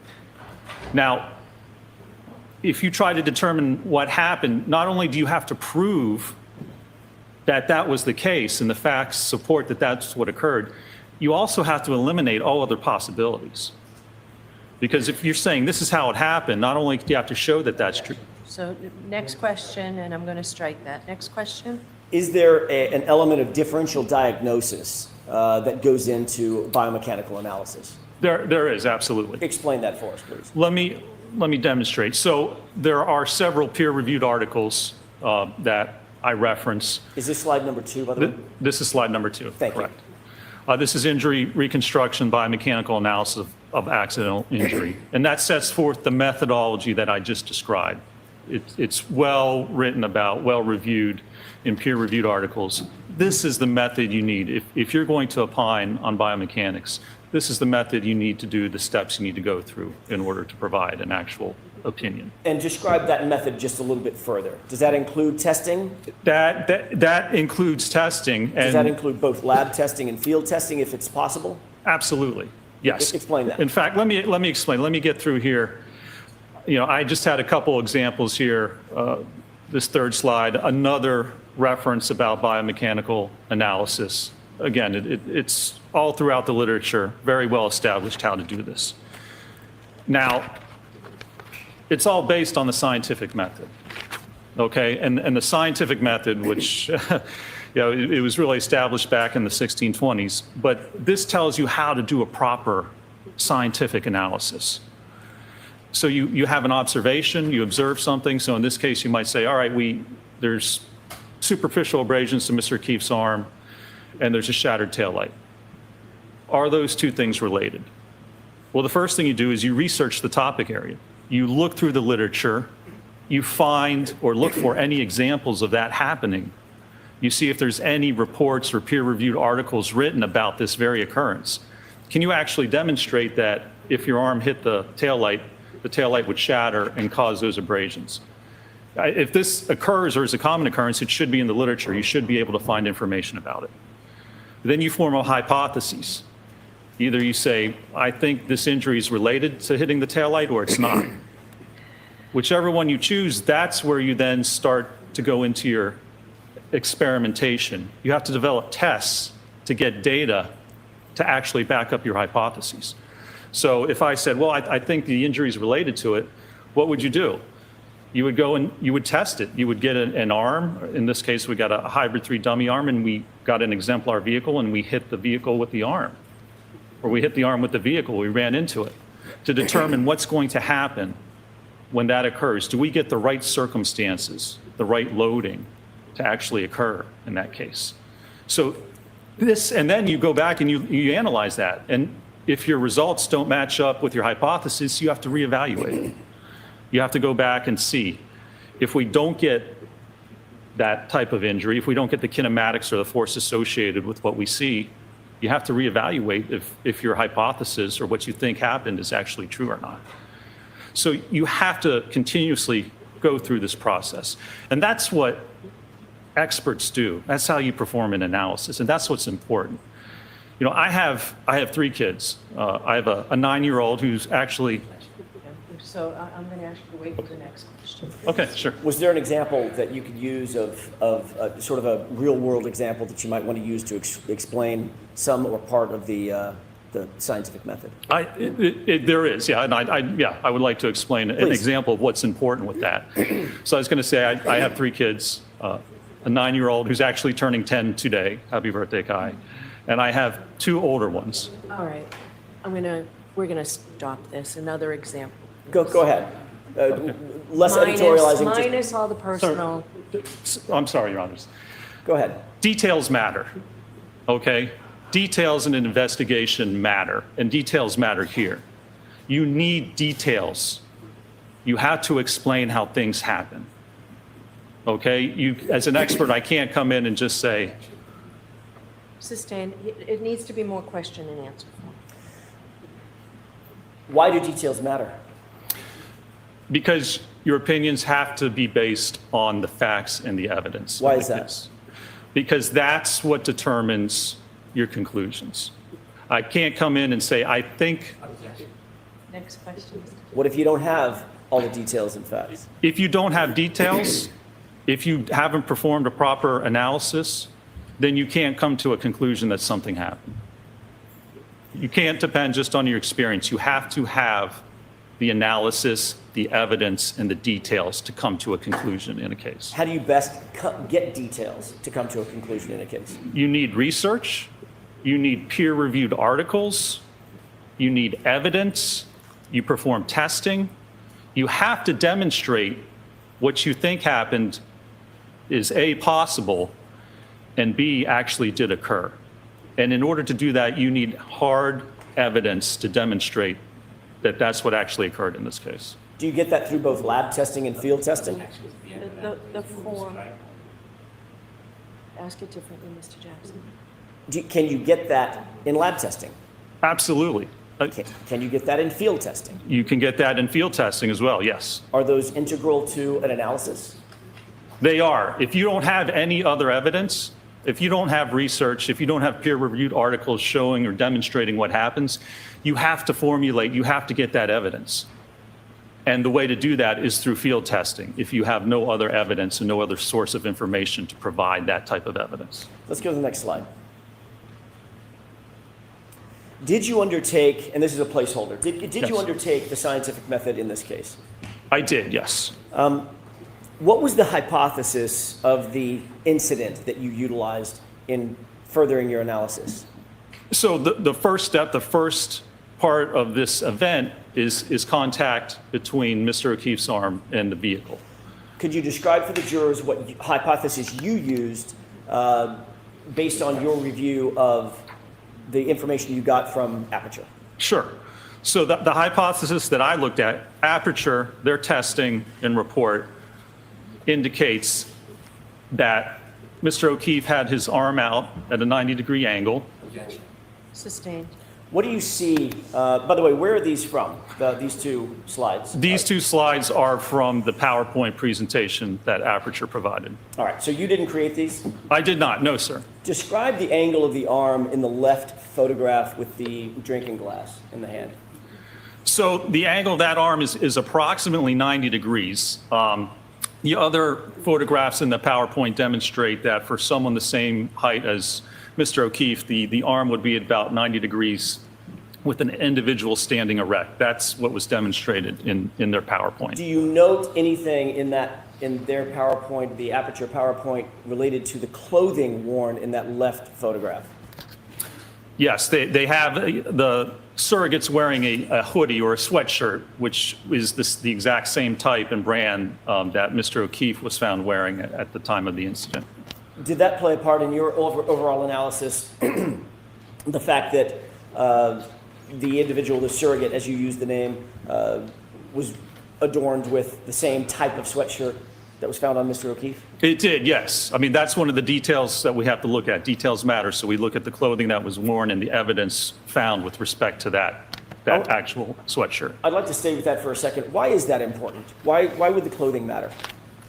Well, because that tells us, that gives us evidence of what may or may not have occurred. Mr. O'Keefe was wearing this sweatshirt when the time of this alleged incident occurred. So if there is contact between his sweatshirt and that rear vehicle, the taillight from the Lexus, there would likely be evidence of that. And we have to look at that sweatshirt to see the condition of that sweatshirt, if there's evidence on that sweatshirt, and be able to pair that or match that up to with what happened on the vehicle. Is that part of a normal biomechanical analysis to evaluate clothing of the body as well? Absolutely, especially when you look at automobile pedestrian impacts. Why? Because the clothing tells you or can tell you how the impact occurred, where contact occurred between an individual and the vehicle, what part of the vehicle, what part of the individual. So it either may or it may not, but it can give you very important clues about what may have occurred during the incident. Is that part of the normal methodology that's utilized in the field of biomechanical analysis, especially as it relates to pedestrian motor vehicle incidents? It absolutely is, yes. Look at the damage to the clothing. Look if you compare it up to the vehicle, to the ground, to other sources. It's another tool, another detail, and part of the evidence that allows you to try and determine what occurred. Do you have experience in reviewing clothing of individuals that may have been involved in vehicle pedestrian incidents? I do, yes. How often has that played a part in your biomechanical analysis and the methodology that you employ? It happens quite often when we look at automobile pedestrian impacts. That's really one of the steps that you need to do. You need to look at the clothing, you need to look at that evidence and see if that matches up with any other evidence in the case. Would it be a proper methodology to just ignore the clothing in a vehicle pedestrian incident? It would be, yes. I mean, it's really one of the first things you should do. I'm sorry, my question was, would it be proper if you just wholly ignored it? No, it would be improper. It would not be proper. It would be improper if you just ignored it.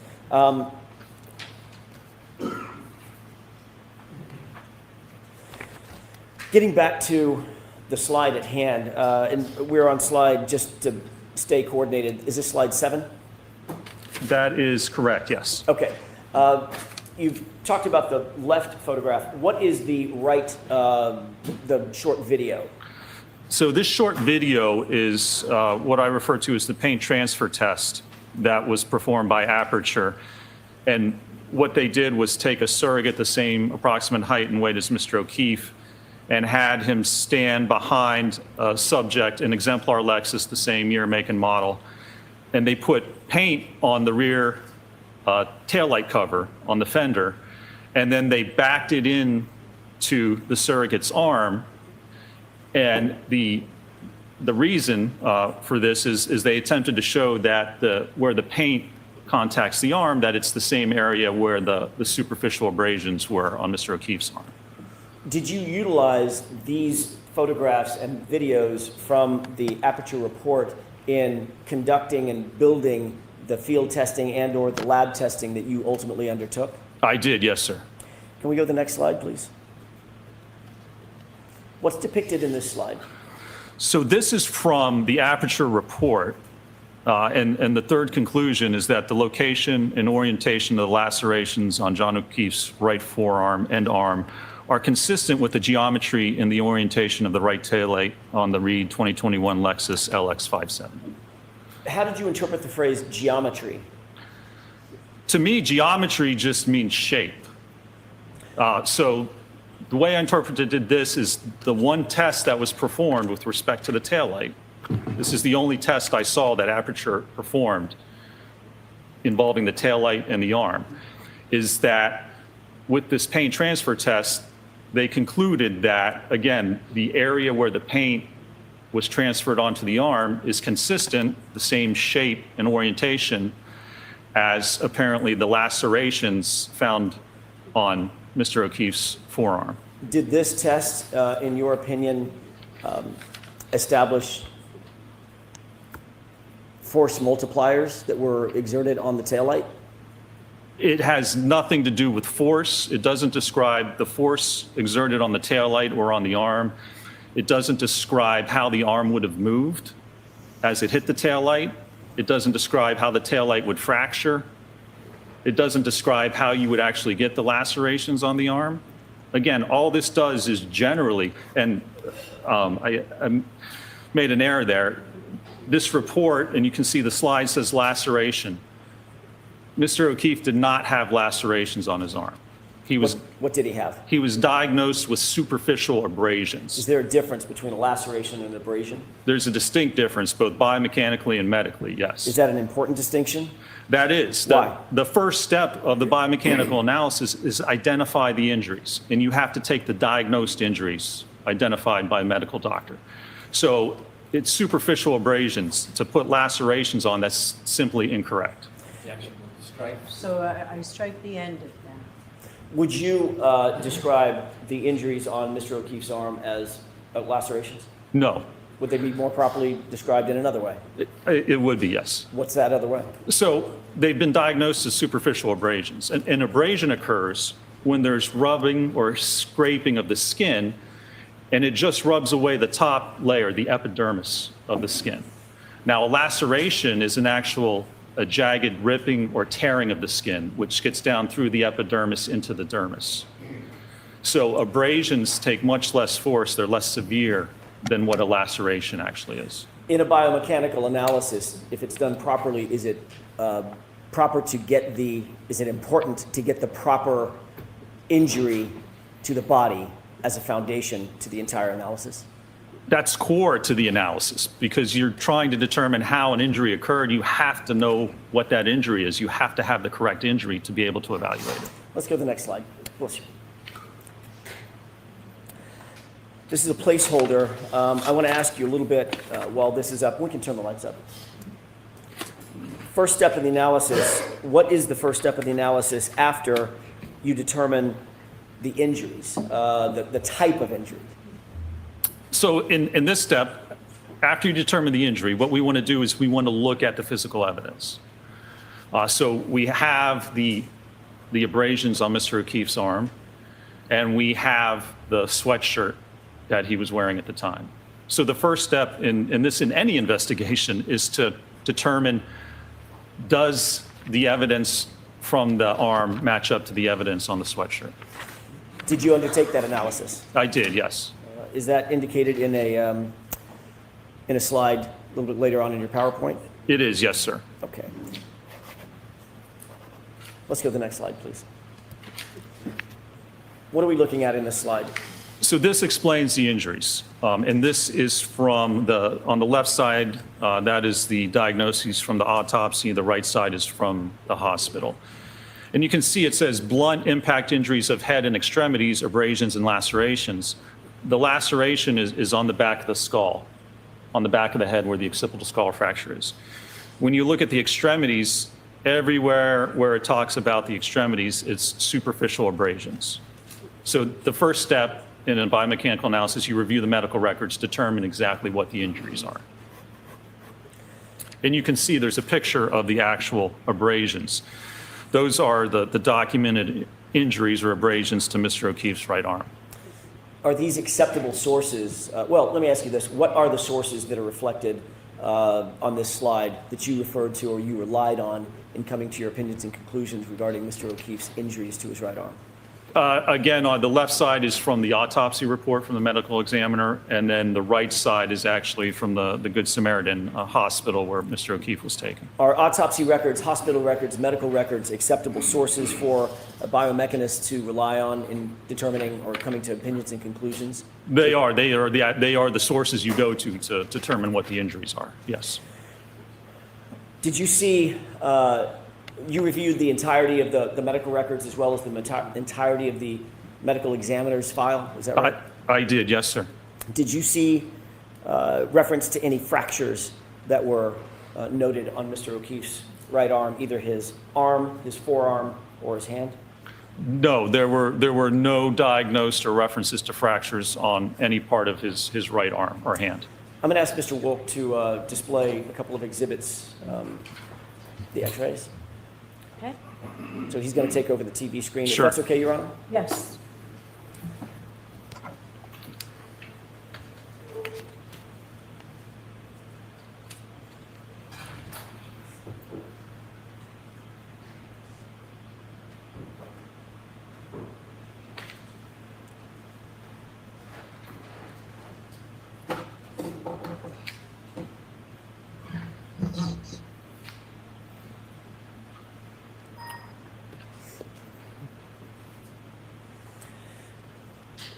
This is an exhibit that was marked yesterday. I want to say 226. I may be wrong, Your Honor. I'll get the right nomenclature in just a second. This is one of the exhibits, one of 3 exhibits that was introduced yesterday. Do you recognize what's depicted on this? That's the X-ray of Mr. O'Keefe's right hand taken January 31st, I believe. Did you review this in furtherance of your analysis? I did, yes, sir. Was it part of the medical record, medical records or these records? It was a series of the X-rays, yes, was attached. It was part of the medical records that were provided to me and that I reviewed in this matter. Thank you. Just for the record, so I can clarify, this is Exhibit 229A, as in apple. Do you see, have you looked at X-rays before? I have, yes. Have you interpreted X-rays in furtherance of your analyses in years past? I have during my biomechanical analysis, yes. Are you trained to look at X-rays and determine whether there are fractures, hairline fractures, broken bones, things of that nature? I've been doing this for 20 years. In graduate school, I worked with surgeons and doctors to look at X-rays. Is that part of the normal methodology that biomechanists undertake in furtherance of injury analysis? It is part of what we normally do, yes, sir. Would it be an important part of a biomechanist's ultimate analysis and conclusions as it relates to an injury analysis? It would be, and especially in this case, if we're talking about impact to the arm and the hand, very important to determine, as I said, not only what the actual injuries are, but what injuries did not occur. Would it be appropriate to come to any opinions and conclusions in an injury analysis if you were to ignore X-rays, if they existed?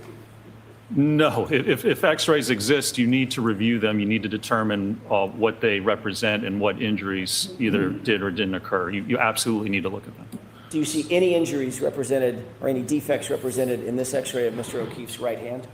I do not, no, sir. Can you describe what you do see or what you would expect to see if there were injuries, broken bones, torn ligaments, things of that nature, swelling? What would you expect to see? You could actually see the fracture lines on the bones. They are evident along the hands or along the ulna and the radius. Any dislocations you see, there would be a difference in the space at the joints between the bones. Dislocation, then there would be increased space or even a decreased space if there's compression of the joints, the interphalangeal joints, the metacarpophalangeal joints, the wrist joint. There's no indication on these X-rays of any fractures or any trauma or any type of injury to the bones or the joints. Can we go to 229B as in Bravo with the court's permission? Yes. Do you see what's depicted in this photograph? I can, yes, sir. What is this? So this is a X-ray. The forearm shows the ulna and the radius, which are the 2 bones in the forearm. Do you see any defects, injury, trauma to these bones or anything associated with those bones? I do not. And when you're viewing this on the software to look at the X-rays, you can actually adjust the contrast. So you can adjust the brightness and the darkness, and it allows you to go through the whole range to better evaluate whether there are any fractures. This is a little bright, so when you're looking at this, you would actually decrease the contrast a little bit. In terms of your review of this particular photograph, what did you note in terms of trauma or injuries at all? I did not note any indication or any signs of trauma or injury to the forearm or to the wrist in this case. If we could go to 229C as in Charlie. What are we looking at in this photograph? This is the right humerus, the right upper bone of Mr. O'Keefe's right arm. Do you notice, or did you note, did you review this in furtherance of your analysis? I did, yes, sir. Did you note any defects, trauma, injuries at all with regard to the bone is the humerus. The humerus? I did not, no, sir. What about the joints associated with the humerus, top or bottom? I did not note any injuries or damage to either the elbow or the shoulder joint either. What is your opinion in conclusion, having reviewed all three of these x-rays, with regard to the condition of Mr. O'Keefe's right arm, starting from the arm, the forearm, and the bones in the hand? There's no indication of any type of acute injury from the x-ray to Mr. O'Keefe's right arm, either his hand, his forearm, or his upper arm. Thank you. We can switch that back. And if we can go back to your PowerPoint.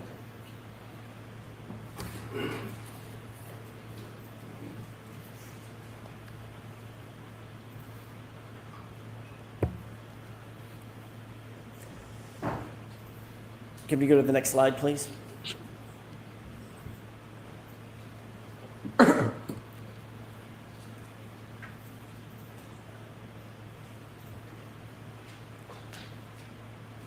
Maybe. Let me see if I can start back on it here.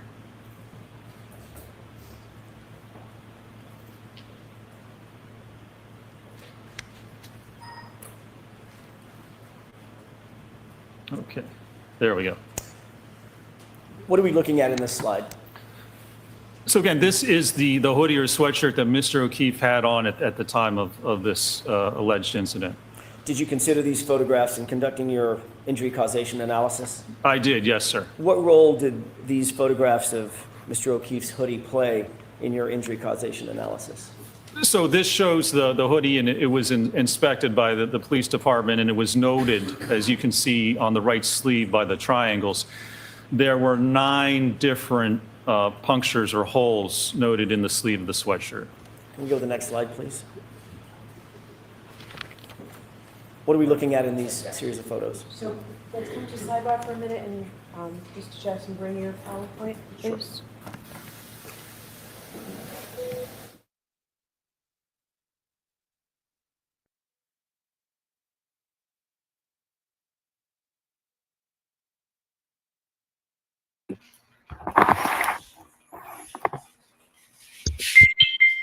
I'll just let you guys talk since my mic is low.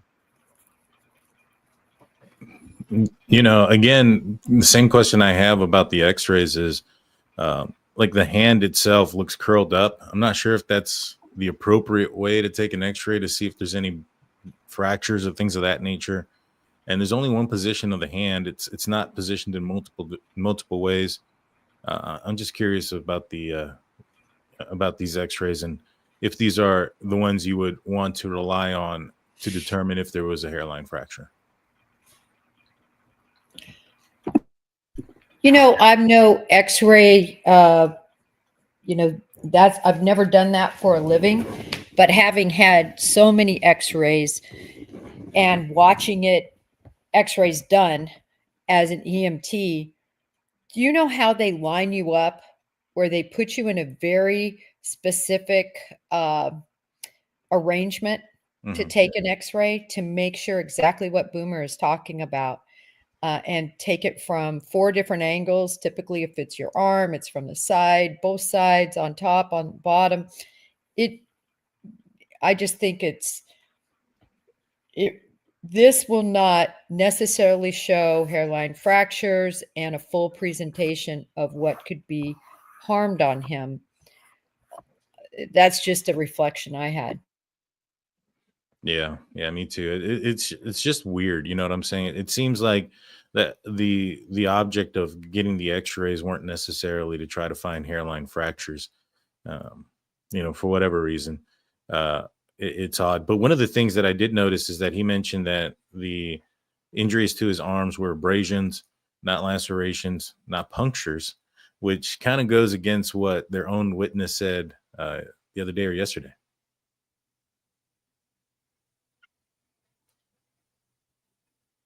So I think we would expect that if you actually had an MRI, you would probably find small hairline fractures in the elbow and possibly in the hand, definitely in the elbow from breaking that taillight. Would you guys agree with that?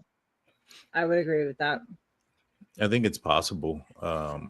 You know, at the end of the day, that's not what killed him. What killed him was the blow to the head, which I think even the defense's doctor stated that could not have happened from like a bar or a pipe or any of those things. And so it's very interesting.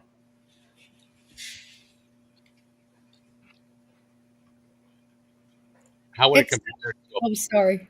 to Jen? How would it compare to a punch? Well, you mean a punch in the arm? No. How would the hand? Like, what kind of fractures would you get in the hand? Oh, well, it depends, right? It depends on where you landed. Did you land to the squishy side of somebody, or did you land on hard bone? Right. So certainly those types of, hairline type fractures are possible, and bruising and swelling. You don't see any of that. And I always thought it was interesting. They tried to use where the IV needle was put in his hand to say he was bruised, which was absolutely a fabrication of what happened. And have you all seen the picture of John O'Keefe's tricep area? Huge, with a gigantic hematoma underneath it prior to that dissipating under the skin and turning into a bruise that we see in a lot of the photos. I mean, there's a huge hematoma. And I really hope Hank shows that photo. It's an autopsy photo. I'm going to show it on my Twitter. Maybe I can bring it up here. It's unbelievable, this gigantic bruise that John suffered. Yeah, I'd like to see it. I think I've seen it. I know FKR folks say that it is blood settling, that's what that bruise is. But I believe during, I want to say it was Buchanan, his testimony, Alan Jackson may have asked him at some point if that bruising underneath the arm was from the blood settling, and he said it wasn't. But I know that FKR lean on that. That's what that was. And I sort of tag on to what you were saying there, Kevin. I didn't. There's no boxer's fracture, right? So there's no damage to the pinky finger. That's usually what gets busted up if you throw an improper punch, right? It's your ring knuckle and your pinky knuckle, and the boxer's fracture's below your pinky knuckle, your main on the back of your hand. So I wanted to mention too, some people are bringing up lividity and rigor and all of that is some of the bruising and other things. And it is true that after the body is deceased and dies, it's amazing how it becomes all bruised. It's really something to see. But what I'm talking about, this is an actual hematoma that's very unique to just one part of John O'Keefe's body. This is not, in my opinion, and again, I'm not a medical expert. I'm not a pathologist. I do not understand why they're not showing this one. It's so in a very particular area, and I don't think that's a lividity situation. What'd y'all think about the birthday wish? Oh, Shout out. So unprofessional and not like an expert. I think they rehearsed that. I really do. I'll tell you why I think I rehearsed that, because he dove right into it, and then there was no context to what he was even talking about. But when it was objected to and stopped, Jackson immediately came right back in and asked a question that elicited it yet again. So I think they planned that. Like, that's the thing, is these witnesses are not, they're not preparing properly. They're scripting, they're going over questions and answers and tailoring the answers to, advocate for Karen Reed's interests here. And I think that was a glaring example of, they planned that. And they probably planned that to try to make him more likable to the jury. It's possible. Or else the guy just knows he's on TV and wanted to wish his son a happy birthday on TV. Daddy, I see you on TV, that type of thing. I get that, but then why did Jackson immediately know what questions to go back to elicit that yet again? Yeah, it's possible. I don't know. It just seems so unprofessional in this context. To me, it just seems like these, some of these witnesses on the defense team don't know where they're at. They think this is a TV show. This thing is a movie of some sort. And I think it's going to end up biting them in the rear. I think they're overconfident. I think they're going into it, like you said, Kate. I think they've rehearsed some of the things that they're going to say. And I think they're going to get caught off guard with some of the questions that Hank brings with them. I think that's what we saw with Wolf, especially when he brought up Wolf's wife and her being an FKR supporter. I mean, the shock on his face and, his demeanor changed after that. Like, holy crap, what else does he know? I haven't been prepared for this aspect of it. I don't think he was ready for that type of questioning. And when it comes to this witness, he seems pretty cocky to me. And, he's talking a lot, and they're getting him to open up. And I'm excited to see what Hank is going to do to him on the cross. Me too.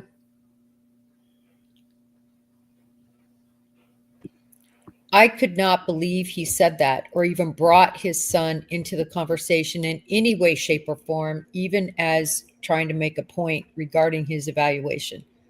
Mm-hmm. Just so, some of the things that they have done, ARCA, so unprofessional. And I'm sorry to be so harsh on them, but it's jaw-dropping.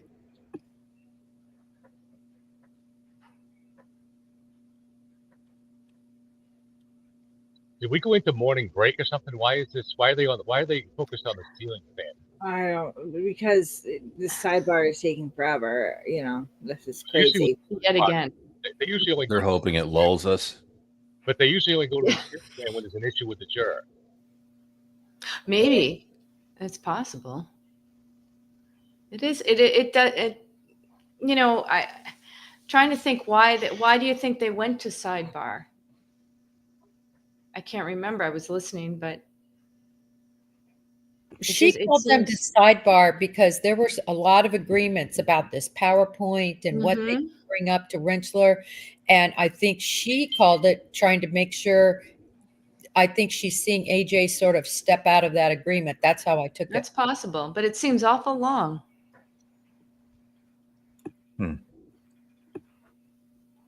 Well, if Alessi's going through that again, I don't know. No, that poor jury. I'm surprised.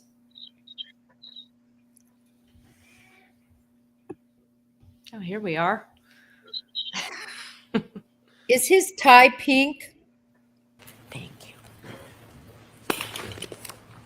Whose tie? Tori. Ow.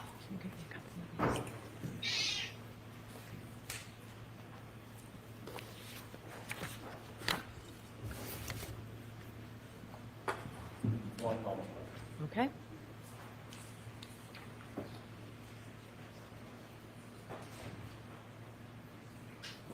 The other feed I had is still showing the ceiling fan. So I switched Oh, over. really? Okay. I switched over. Hank objected, but she called for the sidebar, I thought. Dr. Rentschler, my eyes aren't good enough to see the upper right-hand corner. What slide number is this? That's Number 12. Number 12, thank you. Did you look at these photographs and consider these photographs in furtherance of your ultimate conclusion? I did, yes, sir. Can we move to slide 13, please? Did you also look at and consider these photographs in coming to your ultimate conclusion? I did, yes. Can we move to slide 14, please? Did you look at and consider these photographs in coming to your conclusions and opinions regarding this case? Yes, sir. Can you move from slide 14 over to slide 18, please? Can I switch through real quick? Sure. Yep. So we 18. Let's go to 18. What are we looking at in slide 18?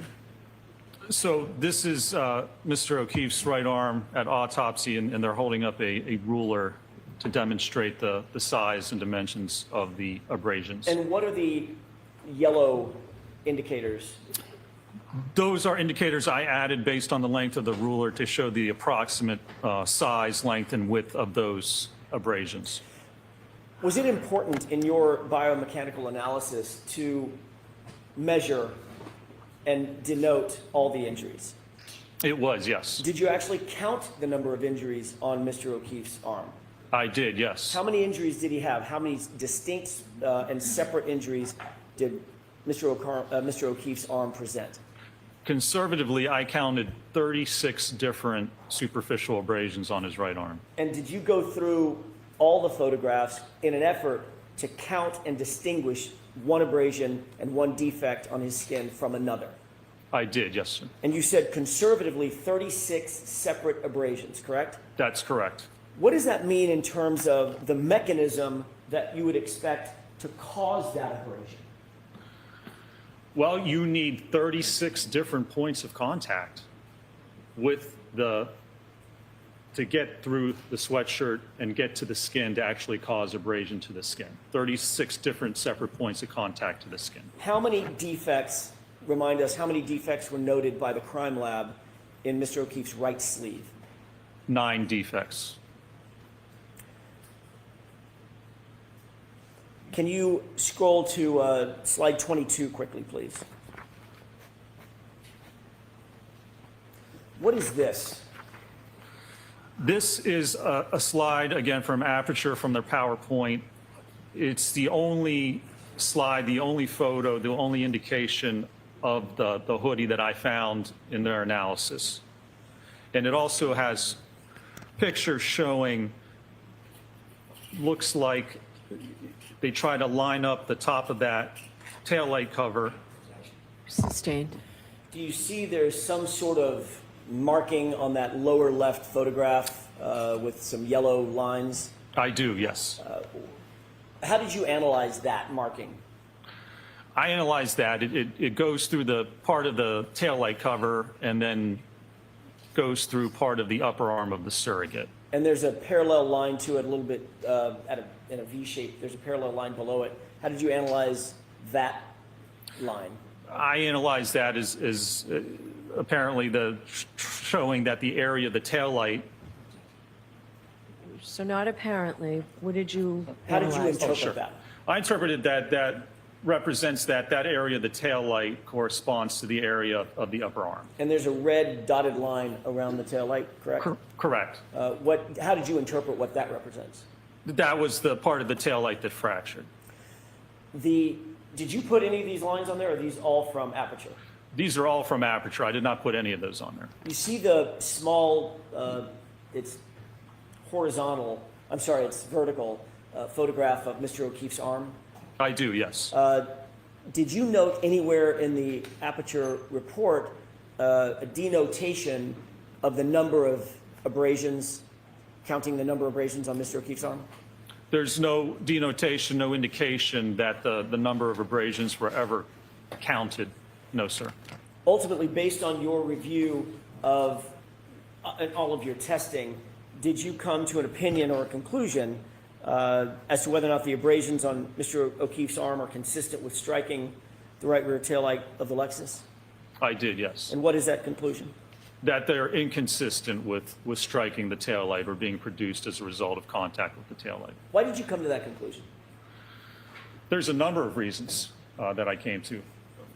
First of all, the abrasions, the numbers don't correspond to the number of holes or... Sustained. Did you consider, without counting the number of abrasions and the number of holes, did you consider the abrasions? I did, yes. Did you consider the sweatshirt? I did. Was that an important part of your analysis? It was, yes. What else did you consider? I considered that it was not possible to line up 36 different abrasions with So I'm going to strike that answer, ask it differently. Your Honor, if he could finish his answer. He was about to say contact with the taillight. Yep, so ask it differently, Mr. Jackson. Sure. What did the 36 abrasions, conservatively, and their interaction with the taillight have to do with your ultimate opinion and conclusion? Well, that you have to, if those abrasions came from contact with the taillight, you have to be able to correlate them and line them up with contact, 36 different contacts from the taillight.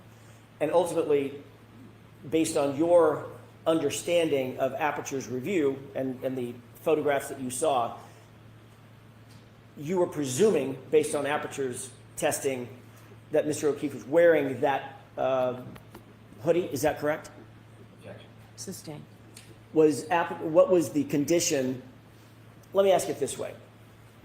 There's a photograph in the Aperture report that we're looking at with blue paint on an arm, right? Correct. Is that your understanding, or did you test that Mr. O'Keefe could have been hit wearing short sleeves? No. What did you test? What was your presumption and assumption in your testing? That he was wearing the hoodie that was found on him at the time. With the 9 holes in the right sleeve? With the 9 holes in the right sleeve. Watch the form of the question, Mr. Jackson. Sure. Let's go to the next slide, please. What is this? These are the top 2.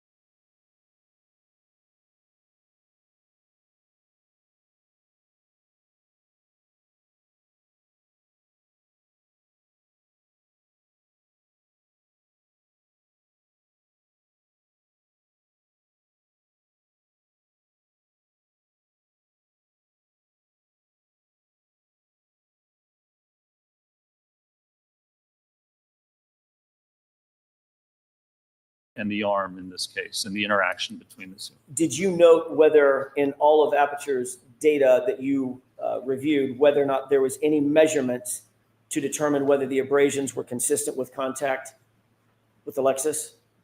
I did. There were no measurements at all taken with respect to that test.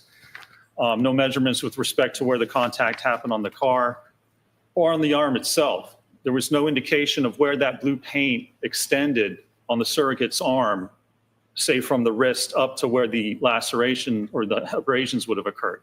Is that important? It's very important. Why? Because you can't say that the area where the blue paint is corresponds to the area of the abrasions if you don't take measurements. If you just eyeball it, all you can say is by eyeballing it, it looks approximately the same. But that's not scientific. You can't come to an actual conclusion that where that paint covers the arm is where those abrasions actually were. They could lie outside, they could lie forward, they could lie above that painted area. You can't say with any scientific certainty that that area of paint corresponds to where the abrasions are. In this motion video and the still photograph to the left in slide 24, is that what we're on, 24? We are, yes, sir. What did you note with regard to the positioning of the surrogate's arm? I think that's Mr. Welcher. As it relates to the taillight and the back of the SUV. Yes, the positioning of the arm in the photographs as well as the one test that was performed, the arm is approximately 90 degrees, level in line with the rear taillight of the vehicle. Did you seek to do any testing approximating the positioning of the arm as you saw it, as you interpreted it in the Aperture data? I did, yes, sir. What were you seeking to determine when you did your testing? Well, if we want to determine whether the orientation and the position of the abrasions on the arm correspond to the tail light, you have to have the arm in the position that you claim it struck the tail light and then look at the abrasions. Because if you're looking at orientation and the direction of the abrasions, you can't look at how they exist with the arm. The only pictures of the arm of the abrasions are with Mr. O'Keefe's arm extended. But that's not how he would have had it according to the test. It would have been at a 90-degree angle. Dr. Retrial, were there any peer-reviewed articles cited in connection with Aperture's paint transfer test?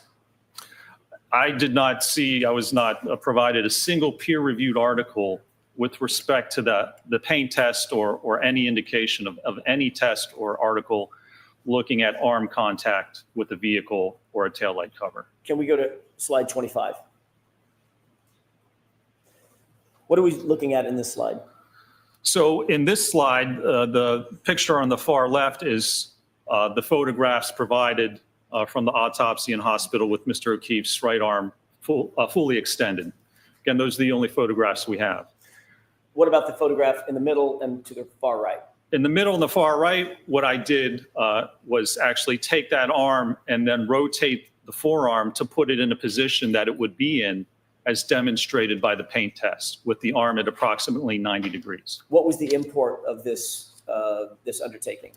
Well, if you look at the paint test and the way the arm's at 90 degrees and having the car come and essentially contact and push the arm out of the way, that's going to give you or tell you the directionality or the direction of the abrasions. Because if you have your arm at a right angle, and the vehicle comes and pushes and slides against it, on that forearm, you would expect those abrasions to be horizontal, to be in line with that forearm.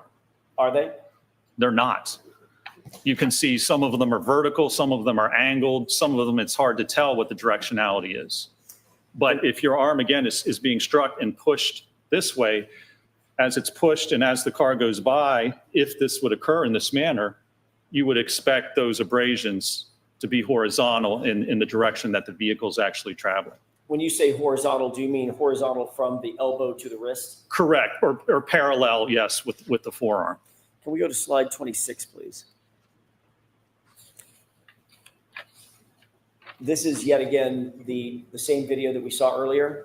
That is correct. This is the paint test video, yes. And what has to happen in order for the paint in this test to reach the upper forearm? Well, in this case, to reach the upper forearm, there has to be contact between the forearm and the taillight cover. Can we go to the next slide, please? What is this slide showing?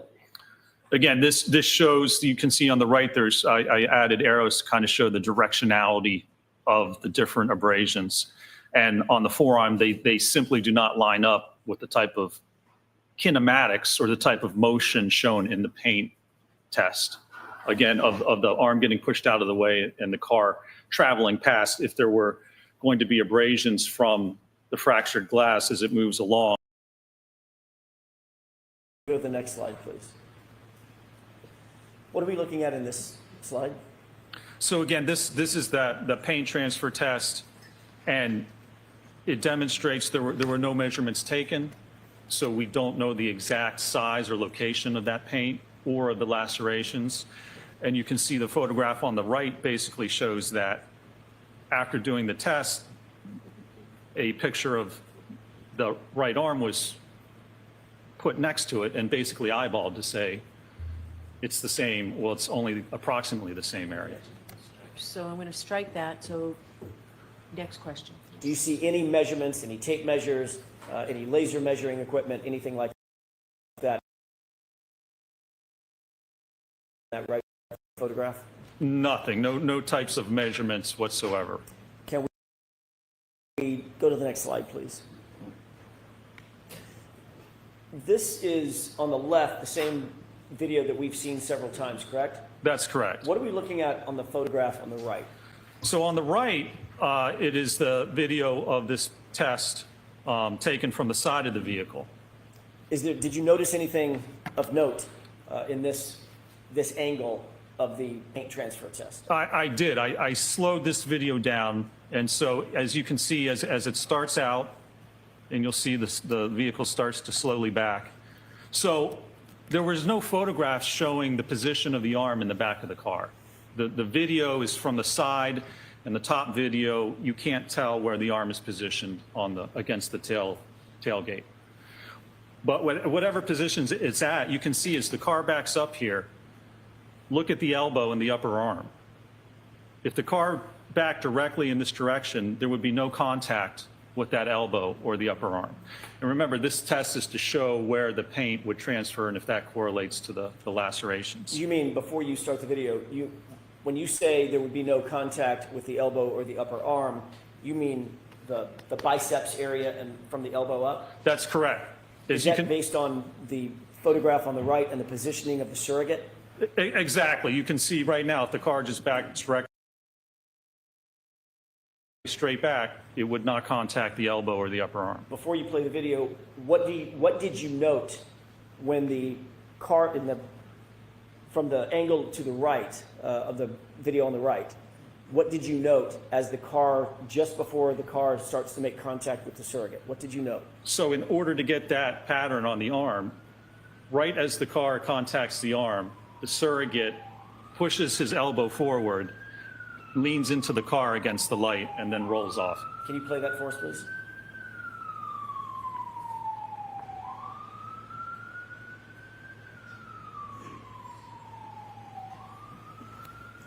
Did you see what you were describing in that video?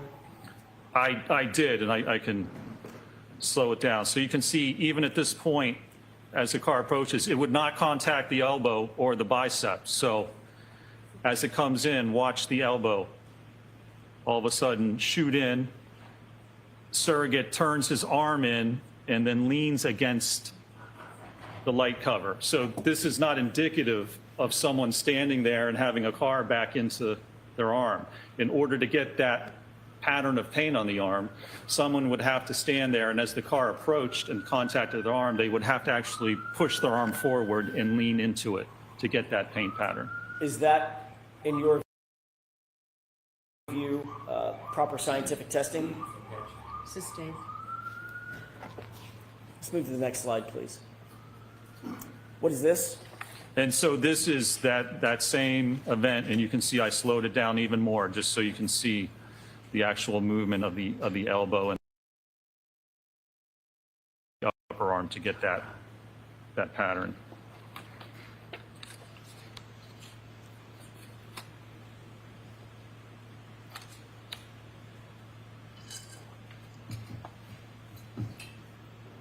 Thank you. Can we move to the next slide, please? This is slide 30. And let's go to 31. Yeah, this is 31. I'm sorry, 31.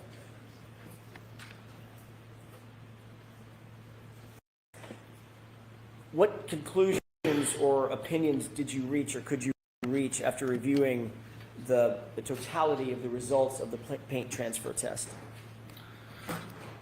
The paint transfer test, all it can show is the approximate of where the arm was covered in paint as the surrogate jammed his elbow in and rolled against the taillight cover. So it tells us nothing about what may have actually occurred, how the lacerations were actually, or the abrasions were produced. It doesn't talk about the kinematics of the arm to actually cause those abrasions. All it does is just say, under this specific condition, if someone was to stand there and then shoot your elbow forward and lean in, you would get paint on this approximate part of the arm, because we don't even have any measurements for it. That's the only thing that test demonstrates, and that's the only test that was conducted to look at the interaction between the arm and the Lexus in this case. Did you reach any opinions and conclusions regarding whether the physical evidence is consistent or inconsistent with the injuries to Mr. O'Keefe's right arm? I did, yes. And what are what's the basis? The basis is looking at the number of laceration, or the number of abrasions on the arm, as well as the orientation and direction of those abrasions. And they don't correspond to how the arm would interact with the vehicle if it was at a right angle and struck by the rear of that vehicle. Do you hold that opinion to a reasonable degree of scientific certainty, Doctor? I do, yes, sir. Can we move to the next slide, please? Actually, slide 33. If I may have just a moment, Your Honor. Yes.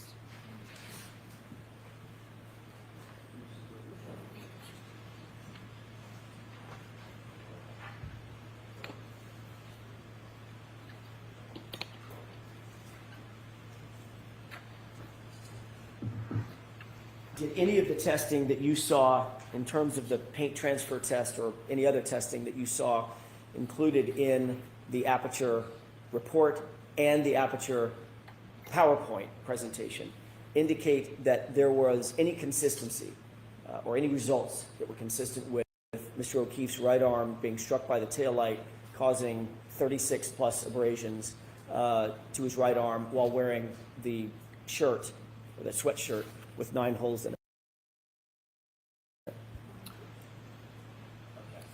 That's sustained. You have to ask that differently, Mr. Jackson. Did you determine, based on the testing by aperture, whether or not it was consistent, that paint transfer test was consistent with Mr. O'Keefe's arm being damaged by the taillight at speed? I did. Okay, and what is that conclusion? That does not represent that at all. The evidence from that test, again, it's only puts pain on the arm. So in no way does that determine or demonstrate how, if the arm struck the taillight cover, how the taillight cover could shatter, how the movement of the arm could interact with the cover to produce those abrasions. Did you go, I'm sorry. There's just no evidence of that. There's no steps taken to demonstrate how, if that's even possible.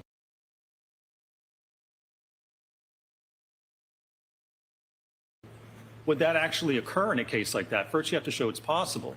I saw no peer-reviewed articles, no research data, and the only test that was done that links the injuries to the taillight cover is this paint test.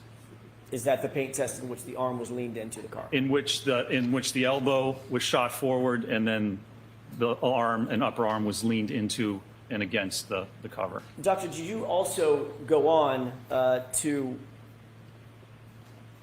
further your injury causation analysis by performing impact tests to evaluate the kinematics involved? I did, yes. Can you describe that for us, please? Sure. So one of the steps involved in the biomechanical analysis is the kinematics, the motion. So we need to look at the motion of the arm. If the arm hit the taillight cover, the taillight cover fractured, and you got abrasions, you need to be able to show that. You need to look at how the arm would actually move if it was struck by the vehicle. I've seen no peer-reviewed articles or research to demonstrate that. So what you need to do then is do testing to look at how the arm would actually move and whether it's possible to create those conditions to actually get that injury. Did you use an ATD hybrid 3 arm for testing? We did, yes. We used a 50th percentile male ATD hybrid 3 arm. Is the use of that hybrid 3 arm accepted in your industry in terms of testing? Yes, it certainly is. As I said yesterday, it's the gold standard for testing.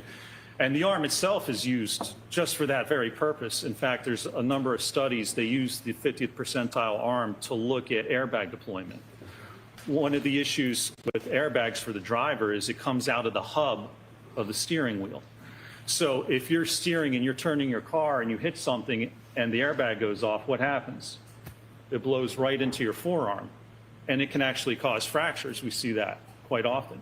So they perform testing with the 50th percentile arm to look at the forces and acceleration on the arm as airbags go off. Very similar to if your hand was hit by the back of the arm was hit by the back of the car and propelled forward. That's very similar to having an airbag deploy. Actually, this would probably be more severe. An airbag's almost like a giant pillow enveloping the arm, and here we have an SUV actually contacting the rear of your arm. Can we go to the next slide, please? Sure. This is 35. Let's see, here's 35. There we go. Thank you. What's depicted here? So this was testing done at 15 miles an hour. So this is with the hybrid arm and suspended so that it was actually impacting the right rear of the Lexus as the Lexus was traveling at 15 miles an hour. Was there acceleration that was noted on the arm, force and acceleration? There was on both the arm as well as the hand, yes. What was the result of the damage to the taillight based on this test? So in this test, there was actually no damage. As you can see, it catches kind of the hand and the forearm.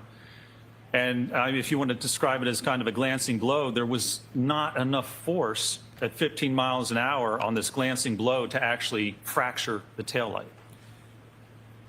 Is the position of this arm relative to the SUV consistent or inconsistent with the original spot that the surrogate in the paint test was standing as it related to the SUV?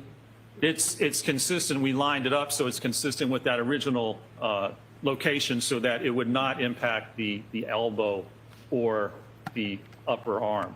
So at that position, if there's impact to the arm at 15 miles an hour, it doesn't cause the taillight to fracture. And it's also important to look at the kinematics. If you look at the acceleration data below, that hand and arm is accelerated.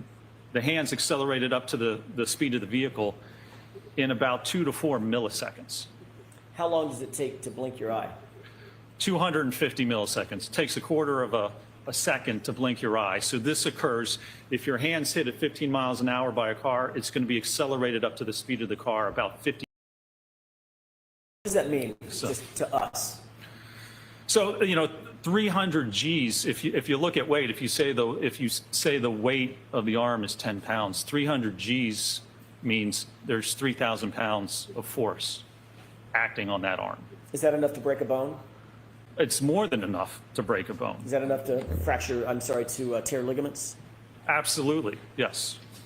What about the bones in the hand? Are those stronger or the same resistance as the bones in the forearm? Or are they more delicate? No, the bones in the hand are, as you can imagine, much weaker because they're much smaller. When you look at the carpal bones, the metacarpal interphalangeal joint, which is basically your knuckles, they are much smaller and it takes much less force to fracture your hand bones compared to your ulna or your radius. Let's go to the next slide, please.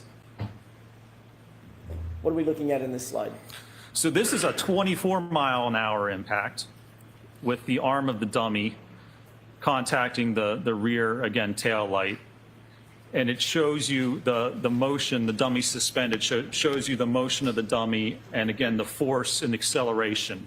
Now, that right video I put in because that's real-time video. We've been showing the low speed, but look on the right. This is the actual speed at 24 miles an hour. That's what it looks like if you have your hand out and it's struck by an SUV. Is the arm accelerated in this? Do the same physics? Let's go to the next slide, please. What are we looking at in this slide? So this is a 24-mile-an-hour impact with the arm of the dummy contacting the rear, again, tail light. And it shows you the motion, the dummy suspended, shows you the motion of the dummy and, again, the force and acceleration. Now, that right video I put in because that's real-time video. We've been showing the low speed, but look on the right. This is the actual speed at 24 miles an hour. That's what it looks like if you have your hand out and it's struck by an SUV. Is the arm accelerated in this? Do the same physics apply? Is the arm accelerated up to the speed of the car in milliseconds? It is, yes. It's all about weight, right? Because you have a 6,000-pound car and you have a 10-pound arm. It's whatever speed that car is going, your arm, your hand, whatever's sticking out there is immediately going to get accelerated up to the speed of that vehicle. The video on the right is in real time. Like you said, it's sped up in milliseconds. Is that right? That's correct. Is the Hybrid 3 that's used in this test, is that suspended from above? The dummy in this test is suspended from above, yes, like a pendulum, barely touching the ground. Is the dummy connected to the ground in any way? No, it's just its feet are barely touching. What would happen if there were forces applied to that dummy that went perpendicular to the travel of the vehicle? What would happen to the dummy? The dummy would swing out like a pendulum in that direction. Based on your review of the test that was done, the 24-mile-an-hour test, were there forces on that dummy that were perpendicular to the car such that the dummy would swing out or be forced out or be propelled out away from the car? No, there were no forces from the testing, and it's simple physics. Your center of mass of your body is basically at your umbilicus or your belly button. So in order to move the body, you have to apply a force at that part of the body. If your arm's struck, it's not going to move your body appreciably. All it's going to do, your arm's like a moment arm, it's going to spin you around. Could there be some motion forward or backward if you take a step? Possibly. But the center of mass of your body isn't going to move. You have to get struck by the vehicle to have the body actually move in a specific direction. Can we go to the next slide, please? What is this showing? So this is a slow-mo of the overhead from the real time. It was a GoPro that was recording that real-time video, and this is a slow motion of that video. I'd like to ask you a couple of questions. As you see the vehicle contact the arm, what happens to the arm as it's being contacted in those milliseconds where it's being accelerated up to 24 miles an hour? Well, the arm's accelerated up and pushed away from the body. So whatever part of your arm or body is contacting the car, that's going to be pushed forward away from the rest of your body. So not only is it loading the arm with an impact force as it strikes the arm and the hand, but then it's actually stressing the joints too. It's like imagine having a car come and 3,000 pounds of force pulling your arm forward at the elbow, at the shoulder joint. It's putting a lot of force and pressure on that appendage. What's the G-force for the 24 mile an hour impact? G-force, let me see exactly. Could you pause that video for a second? Sure. Because I want to ask you a couple of questions about it as well. Let me see exactly what that G-force was. Do you need to refer to something? Yes, my report. With the court's permission? Yes. Thank you.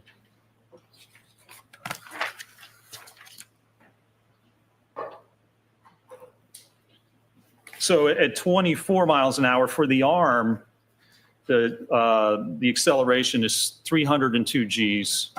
And for the hand, it's about 435 Gs. Does that translate to over 4,000 pounds of pressure?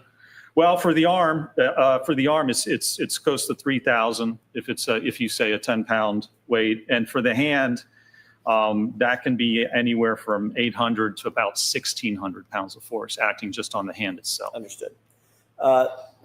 Can you back this up a couple of frames? Sure. Pause it where I ask you. One more frame back. One more back. Right there. What's happening physically to the arm, to the right arm at the point of impact? So there is a force on the hand, on the forearm, where it contacts. Now, your arm just isn't going to hit and the force be distributed evenly across the entire part of the arm. That's not how your arm is actually articulated. Even if it was, again, that's similar to an airbag deployment, where at these levels you would get fractures. But if it hits the hand, now, if Mr. O'Keefe's holding a glass at the time of this impact, think about that. What happens is you're holding a glass. It exposes the knuckles. So if you're holding a glass and your arm's at a 90-degree angle and the car comes back and hits your hand, it's going to strike right on the knuckles. The force is going to be applied right at that joint. And then it's going to likely hit along the forearm back near the elbow. What's the shape of that arm in this still photograph?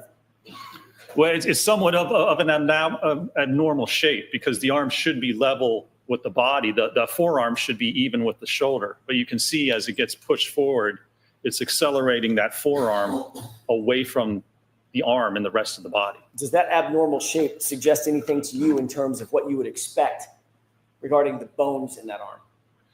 Again, certainly there's thousands of pounds of forces acting on the arm and also on the joint itself, not just the arm or the bones we have to consider and how much force to fracture, but think of the elbow joint and think of the shoulder joint. It takes much less force to dislocate an elbow than it does to actually fracture it. Did you see any evidence based on your review of the medical records, including your review of the x-rays, any evidence of any dislocation? There was no evidence or indication or diagnosis of any dislocations or fractures to the arm at all. Fractures or broken bones at all? Correct, nothing. Can we go forward another frame? And at this point, the arm has already been struck and accelerated, is that right? That's correct. Do you see the taillight material? I do, yes. Okay. It's basically now broken, is that correct? That's correct. It has now been fractured, yes. All right, let's go one more frame forward. And the taillight material, Did you make note of that in this frame? I did, yes. What direction is that taillight material going relative to the vehicle? It's going forward. And where is the arm? The arm has been pushed away. Now, you have to remember, as that arm, if it contacts and fractures the taillight, it's not exposed to the fractured pieces that still exist on the taillight itself, because those pieces that fracture haven't gone anywhere because they're against the arm itself. And then as the arm moves away, the pieces then move with the vehicle. Are the taillight pieces upon fracture moving at the same speed as the arm upon contact? That's correct, yes. Is that a matter of physics? That is a matter of physics, yes. Is there any possible way for the broken pieces of taillight to out-accelerate the arm upon contact when the arm's being deflected away from the vehicle? It is not, I don't believe it's physically possible. That was not demonstrated in our testing, and I've never seen that demonstrated in any peer-reviewed articles. Now, you can see here again also the light and the fragments are being propelled forward. So you also have to consider where Mr. O'Keefe was found. He was found in the yard about 10 or 20 feet from the road. There was no exact measurements. But if you look at the motion of the taillight, it's going forward. Now, if Mr. O'Keefe has to move diagonally to the top left of that corner, and if he's not hit with the center of mass, he can't get to where he ends up before the taillight fragments have already gone forward and been deposited on the ground. Average running speed is like 4 to 6 miles an hour. Even if this SUV is going 10 miles an hour, the lights fracture, they're dispersed on the ground, and then Mr. O'Keefe somehow ends up to his point of rest. But you wouldn't find the fragments on him because they've already been pushed forward, come to rest before he even has a chance to get to where they find him. Let's go to the next slide, please. What is this slide showing? So this is just frames taken from that actual video showing the interaction from the top left, then you go down to the bottom left, and then the top right and the bottom right just shows you the progression of the contact and the movement of the arm. Is the bottom left frame the same frame that you stalled on just a second ago at my request, showing the deformation of his right arm? That's correct, yes. Thank you. Next slide, please. And is that just a close-up of the same? That's just a close-up of the same, yes. Okay, next slide. And is that a final close-up of the arm after it's been deflected out of the way? That's correct, yes, sir. Does this also illustrate what you just described in terms of the trajectory of the broken taillight fragments? It does, yes, sir. Do you see any defect at all in the right sleeve of that hoodie? There is no defect in that right sleeve of the dummy. No, Was sir. the dummy's sleeve examined following this test? Closely examined up close rather than just a photograph? It was examined and photographed, yes, sir. Was there any defect in that right sleeve at all? No defects at all were noted in that sleeve. No. Next slide, please. What are we seeing here? This shows some of the photographs taken of the sleeve and the arm to show that there's no defects whatsoever, and it shows the damage to the Lexus. And again, at 24 miles an hour, not only do you get damage to the taillight on the fender there, but you also get damage to the taillight on the liftgate. Was there any damage on the taillight of the liftgate in the subject SUV? There was not, no. Next slide, please. What are we looking at in this video? And so this was 29 miles an hour with a suspended hybrid 3 arm. Was the arm in the relative orientation that you saw depicted in the paint transfer test by Aperture?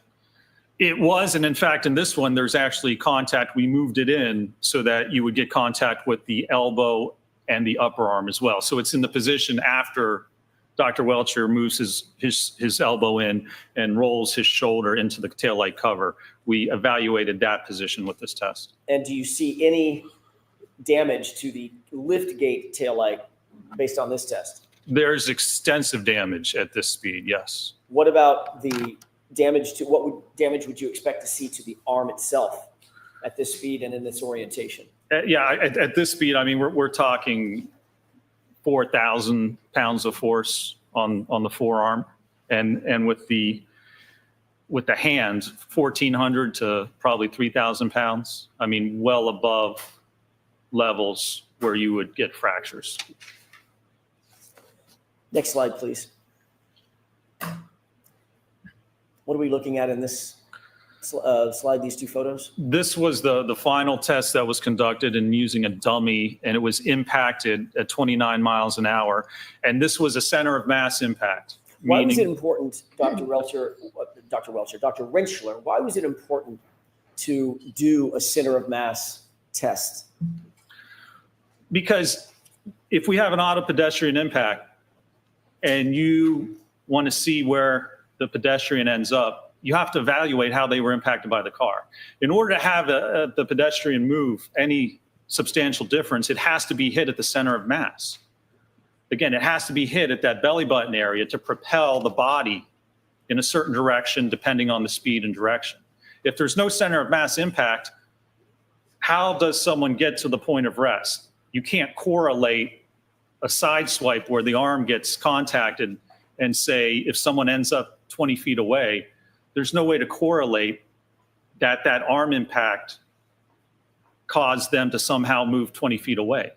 It wouldn't be as a result of the actual incident. It wouldn't be a result of the impact pushing their body in that direction. From a physics standpoint, is it reasonable to believe that your arm could be struck, just your arm could be struck as it's out in front of your body, and you could be propelled backward, say 7, 8, 10, 12 feet as a result of that strike? No, it's not reasonable. That's not physically possible. And you look at the arm itself, and we're looking at talking about the injuries and the abrasions compared to fractures. So if Mr. O'Keefe's arm was hit at 24, 29 miles an hour, what this suggests, and there were only abrasions, what this would suggest is that if the taillight doesn't cover or fracture, you can have your arm hit at 24 miles an hour and you wouldn't have any injuries at all, which from a biomechanical standpoint doesn't make sense. If the claim is that the fractured taillight's the only thing. So I'm sustaining the objection to that. I'm going to strike that portion, Mr. Jackson. Let's go to the next slide. What are we looking at in this video? So here's the video showing that strike at 29 miles an hour with the center of mass impact to the dummy. What's the import of this particular test? Why was this important, and what did you conclude following this impact test, the center of mass impact test? There's a couple of reasons. It shows there was extensive damage to the rear of that Lexus. So if you had a center of mass hit, you would have damage to the liftgate, to the fender, to the sheet metal. You would have substantially more damage than what we had in this case. And secondly, which I believe is just as important, it shows the post-impact trajectory of the dummy. So again, if you're struck on the corner by the Lexus, the dummy goes straight back in line with the vehicle. There's no force and no direction to actually cause that dummy to move off into the side of the vehicle. So you can't be hit center of mass with the vehicle going straight back and somehow end up 10 or 20 feet to the side of where the vehicle is traveling. So in this circumstance, would you expect the taillight material to be distributed straight back in the same center line as the vehicle is traveling? Yes, absolutely. Would you also expect the body to be struck and move in the same center line as the vehicle? Sustain is Sure. What about the body? What directionality would you expect on a center mass hit? The body's going to move in the direction that the vehicle is moving. That main direction, that main force moving straight back, the body is going to move primarily straight back. Did you reach an opinion or conclusion regarding whether the right arm kinematics are consistent with fracturing the taillight cover and sustaining the abrasions that you saw on John O'Keefe's arm? I did, yes. What is that opinion? My opinion that it is not consistent with contacting and fracturing the taillight cover. Do you hold that opinion to a reasonable degree of scientific certainty? I do, yes, sir. Can we move to the next slide, please? And if I could have just a moment, Your Honor. Sure.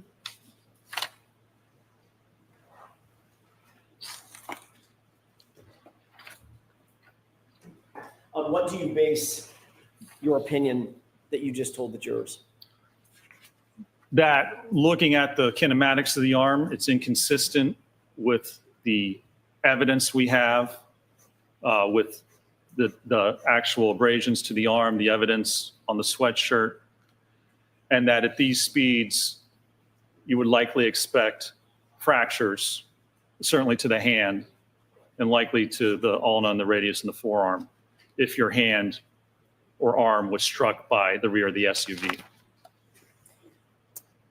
Can we move to slide 48, please? What are we looking at in this slide?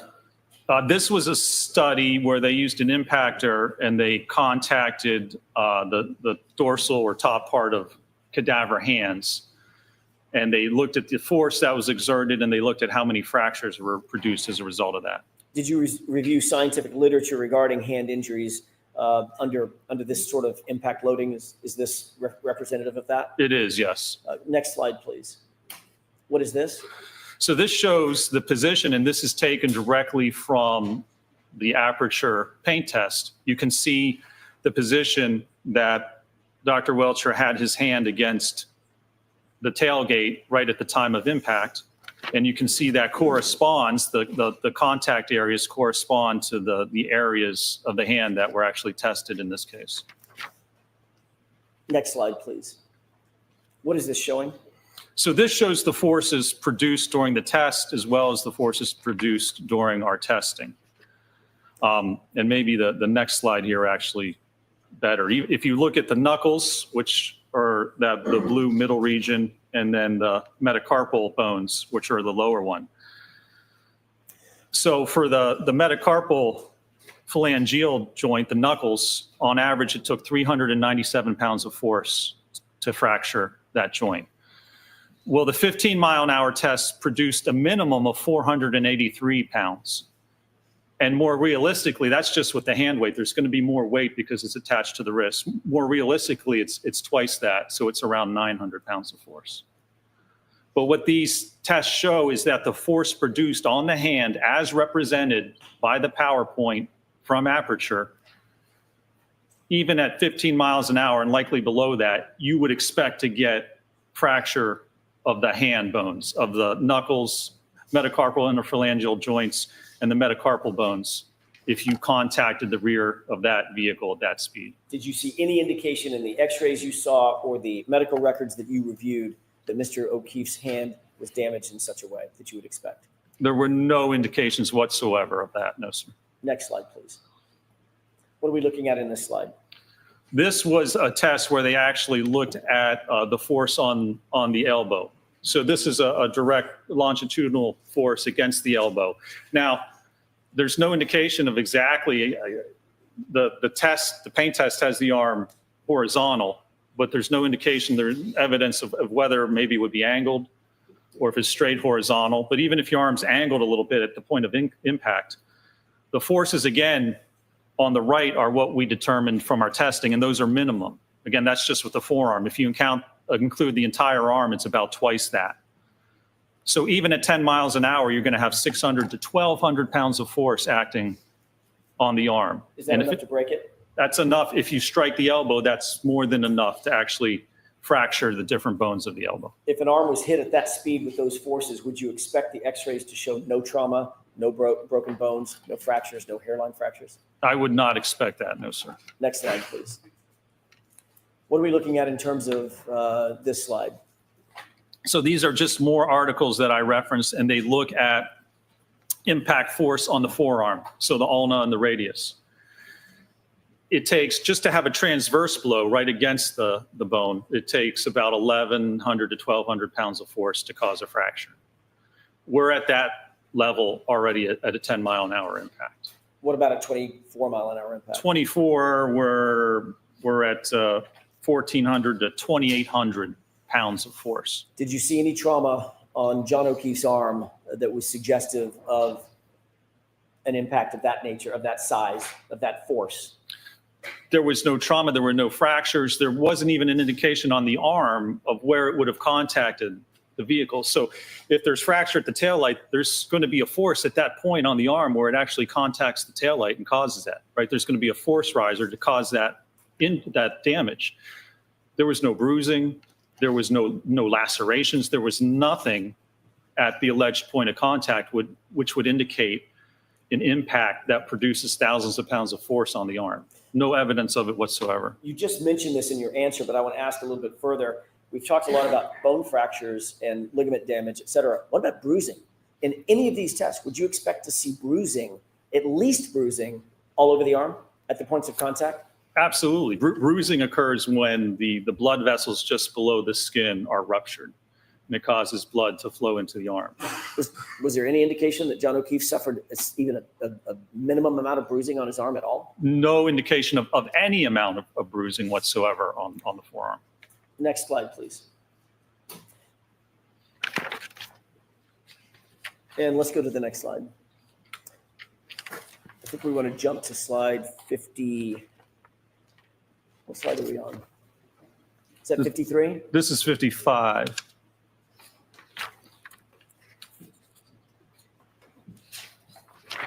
Let's go to the next slide.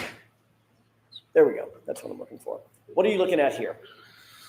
So this again is from the paint test, and it shows, even as the arm gets pushed in, the vehicle's not in line with the center of mass with Dr. Welcher here.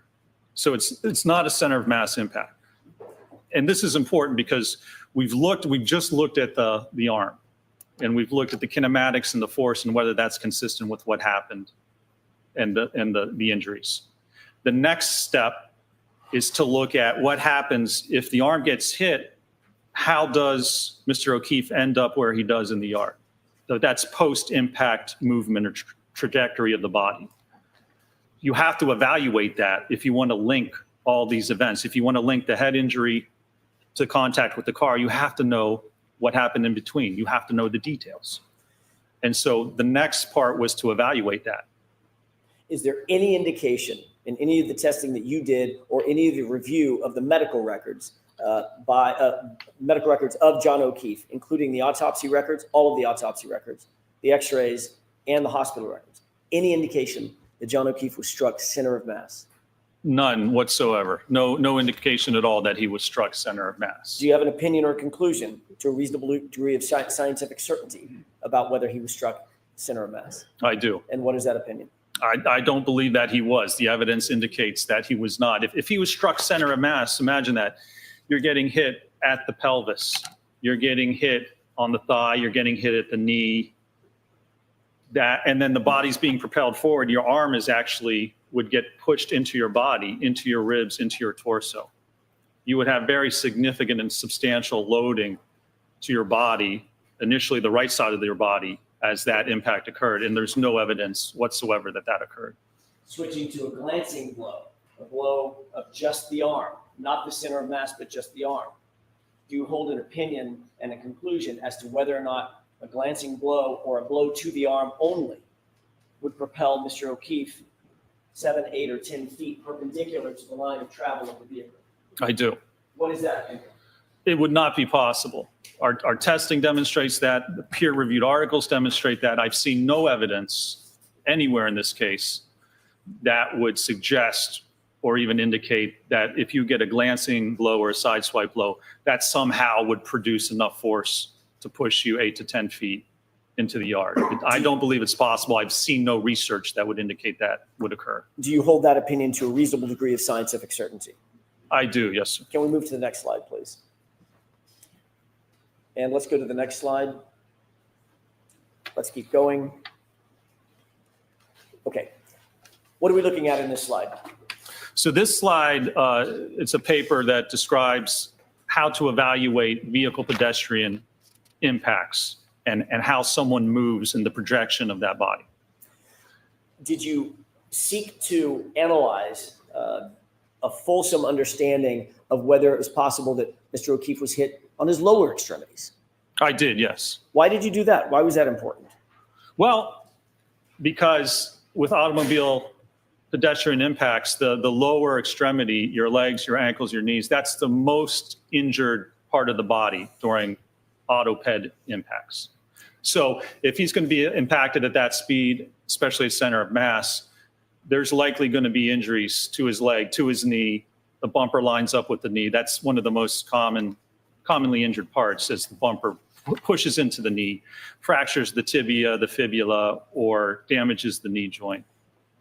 Did John O'Keefe suffer any injuries to his lower extremities suggestive of a vehicle impact? No, I believe the only injury was a 0.5 centimeter abrasion on the outside of the right knee. Could Mr. O'Keefe have suffered a 0.5 centimeter abrasion on the outside of his right knee by being struck by an SUV at 24 miles an hour? I don't believe so. I don't see how those kinematics would work. Sustained. Do you have an opinion as to whether or not that injury was from being struck by an SUV at 24 miles an hour or somewhere around 24 miles an hour? I do. What is that opinion? I do not believe that injury is consistent with being struck by an SUV at approximately 24 miles an hour. Do you hold that opinion to a reasonable degree of scientific certainty? I do, yes. Did Mr. O'Keefe suffer any other injuries to his legs or his lower extremities other than that small, how big was it? How many centimeters? 0.5 centimeter abrasion. That small 0.5 centimeter abrasion. Did he suffer any other injuries to his lower extremities indicative of being struck by a vehicle? I don't believe so, no. Let's go to the next slide. Taking a look at the photograph on the right, concentrating on that for a second. How did that SUV get in that condition? That was by striking the dummy at 29 miles an hour, and that was a center of mass hit with the dummy. Were you able to review photographs of the subject SUV, Ms. Reed's SUV? I was, yes. Did her SUV suffer or suggest any kind of damage anywhere close to this? No, the only real damage was to the outer taillight cover on the fender itself was fractured. Next slide, please. We've seen this.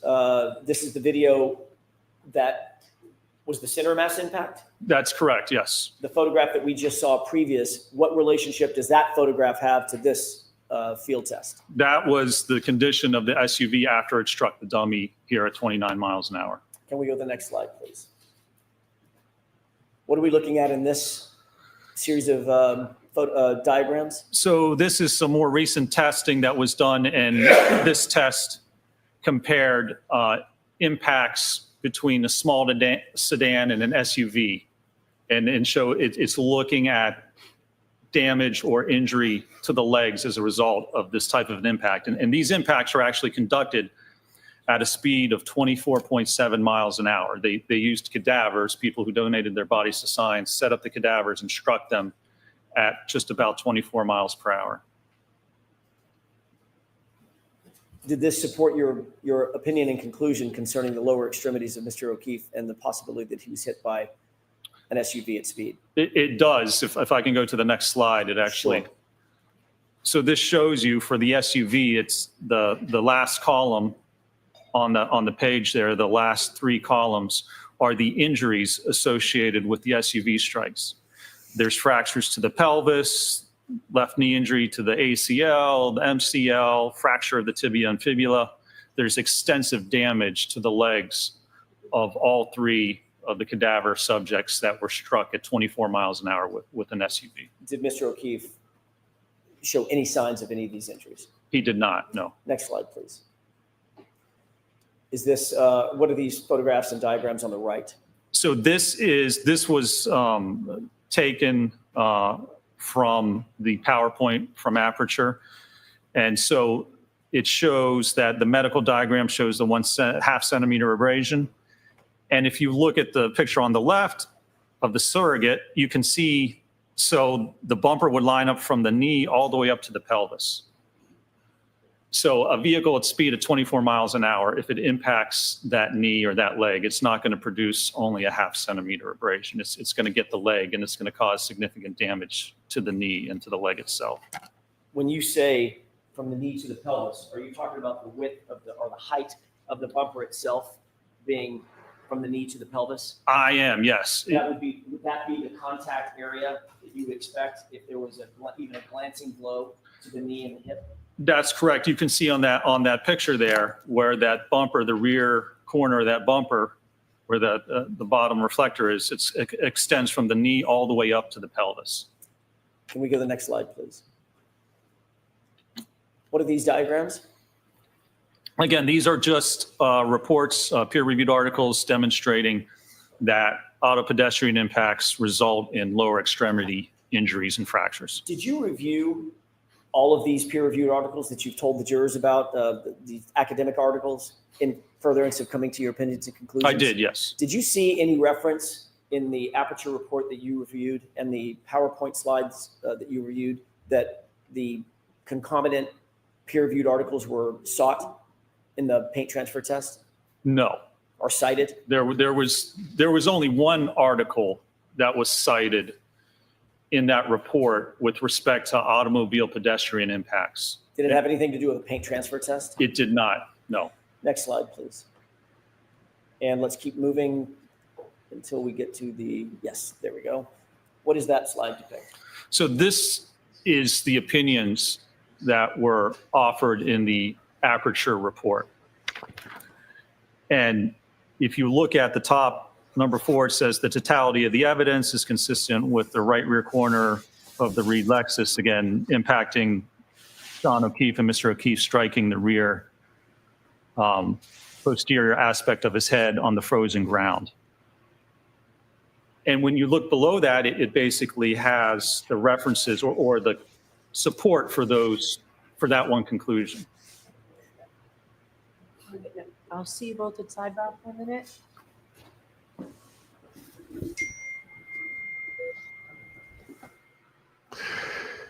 Okay, guys, I'm on a different mic, so let me know if it's too loud, too soft, or if it's working or not working. And if Sounds it is good. working, it sounds good. Thank you, Dan. Let me just give, so like a lot of people, and even you, Dan, you've missed some of the trial, and Kate's seen all of it. I think Jen's seen mostly all of it. I missed some because I was in the hospital, but I did see all of the first trial. Let me see if I can sum up things, if this sums it up, and see if you guys agree with it. So in the first trial, we didn't get the state amounts. The prosecution didn't present any expert witnesses other than the troopers, mainly Trooper Paul. He didn't give a very specific explanation of what happened in the accident. On the other side, Karen's team had ARCA, and ARCA only considered really a couple of narrow possibilities here about the accident. Now the state has hired an independent company called Aperture. Unfortunately, Aperture determined that they couldn't really give too specific of an explanation as to what happened because they didn't know exactly what position John was in, whether he was moving, and things like that. So we don't have a very specific or detailed explanation for the accident in most aspects. And so ARCA is trying to take that on now. But what ARCA did, what Aperture did determine was there's so much other evidence that there was no other possibility except that Karen struck John. So basically, Dr. Rinschler, so sorry, that ended up being a can little we more move long-winded to than I wanted. slide? Come back to it on the.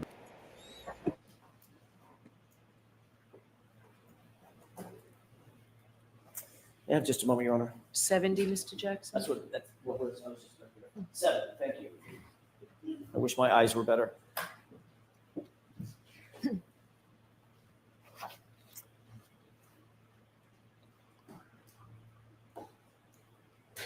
We're due for a break, so we should get a 15-minute break. Oh. Let me restart it here.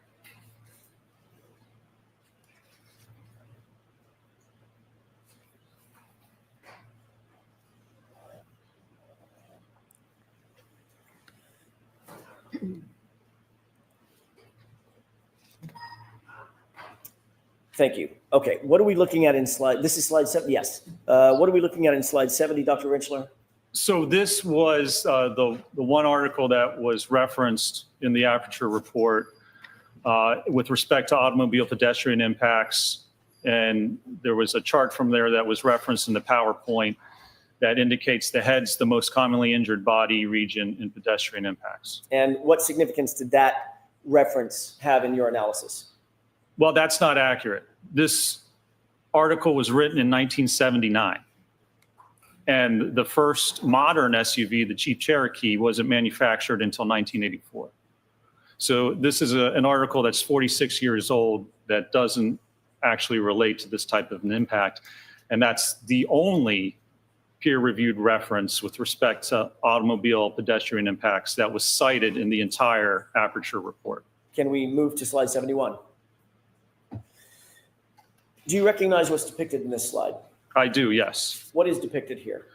So this was hybrid. This is the 50th percentile hybrid 3, the same dummy that we utilized. And Dr. Welcher performed a test where Can I interrupt you? Sure. So this ATD, anthropomorphic test device, was not a 95th percentile test device? It was not, no. Is it 50%? It was a 50th percentile, yes. Is that the same exact, not the same exact sized ATD that ARCA utilized in all of its testing? It was, yes. Okay. And to get the forces on the head, Dr. Welcher scaled the acceleration results based on the weight, which is what I was talking about yesterday. You scale the results from the 50th percentile. That's exactly what Dr. Welcher did in this case. Is that an appropriate way to adjust for the size of an ATD? It absolutely is, yes. Okay. Go ahead. So this test, what he did, he took a 50th percentile dummy, stood it up, and then let it drop backwards and strike its head on a concrete surface. Next slide, please.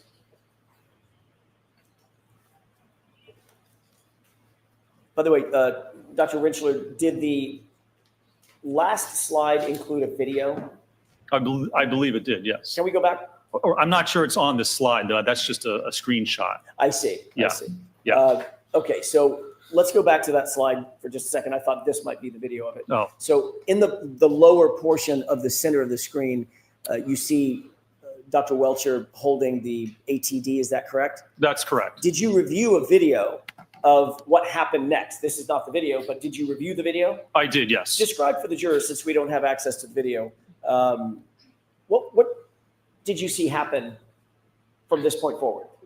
So Dr. Welcher releases the dummy, and the dummy just falls rigidly backwards, almost like a tree, and impacts the concrete. Can we jump from your PowerPoint to a video that I have and ask you if you recognize it with court's permission? Is the video in evidence? It's in Dr. Welcher's PowerPoint. Is it before the jury? Is it in? It is. Okay.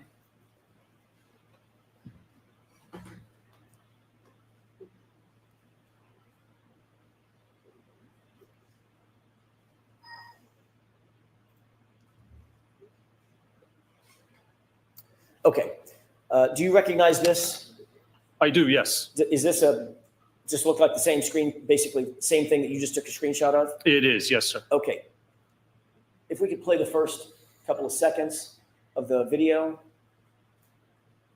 and pause it. As that video began to play, did you recognize this as being the same video that you reviewed earlier? It is, yes, sir. And did you utilize this in coming to your opinions? I did, yes. Opinions and conclusions in this case? I did, yes. Thank you. Let's go ahead with the court's permission. Can we play the video? Yes. Thank you.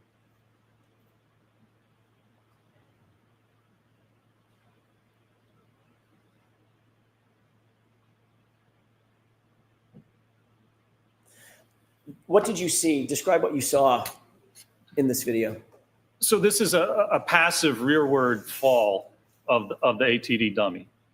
So just releasing and let it fall. Obviously, it's a dummy. There's no musculature. There's no response to that dummy. So this is what would happen if a rigid individual just fell backwards onto a concrete surface. Can we see it one more time, please? I want to ask you one other question. I'm going to ask you to take note, Doctor, of the impact location. Did you see that? I did, yes. What kind of surface is that floor, if you can tell? That, I believe it indicates it's a concrete surface, concrete floor. Did you notice if the falling backward like that, the dummy slid across the floor or was propelled across the floor, anything like that? It did not. It just dropped and angled backwards and hit directly on the floor. Okay, let's go to the next slide. I'm sorry, if we could revert back to your PowerPoint.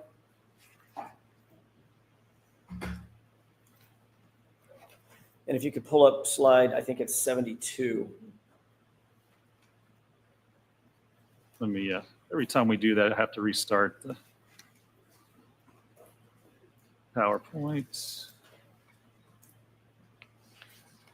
Okay. Why did you include this video one more time in your PowerPoint here? Because again, this is the pain test, which indicates the position, at least that Dr. Welcher had himself at to get the impact with the taillight cover. And notice, again, so it's not a center of mass hit. It hits his arm and then he slides by. So if that were to occur, he would rotate or move to the left.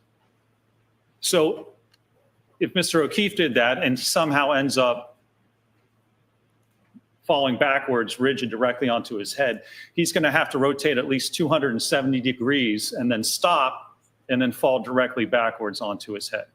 There's no explanation of the kinematics.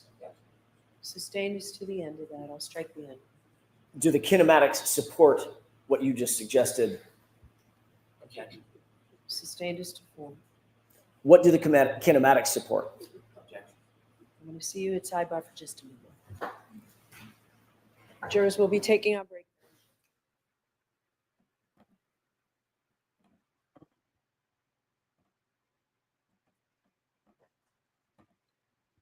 Okay, I believe I caught at the end that she did say jurors will be taking our break. So I think we're going to get about 15 minutes to talk here. And I just want to add on quickly to what I had said there, and you guys can react to it. And I do believe that I actually am disappointed from what I saw with Welcher's explanation. I wished it was more specific and made a little more sense to me. But the center mass thing always has an issue. If you're going to say that the force of the Lexus is going to propel a body backwards 15 feet or whatever they decided it was, it has to be some level of center mass strike. It can't just be sending someone spinning like a top. This is how it came up in the last trial. So what I said last year, and Dan maybe has some accident experience, he may be able to talk about this, but is that the arm went up, the elbow, I don't know if you guys can see me, like something like this, and then it's pushed into the rib cage or in the center part of the body. And that's how you get that center mass push towards the lawn. And it would create a little bit of spinning too, where you're spinning while you're propelled towards the lawn. But I'm not sure, it wasn't really clear from what I saw from Dr. Welcher. And so just back to what I said before, I think maybe Dr. Welcher erred on the side of caution where he says we can't say for sure exactly how this happened, just that we know that it did based on all the other evidence. Do I have that wrong? Do you guys want to add to that? No, I think he does not. He repeated that a million times. It is the responsible scientific way to do things. He is not an advocate. He is an expert witness. He's only going to testify to what he can. And he repeatedly stressed there are too many variables that are unknown to be able to do what ARCA is attempting to do. Right. There's just and that's why they're doing it, because there's too many variables unknown. So they can do this a million times and get a million different results, and they're all going to be different and they're not going to be consistent.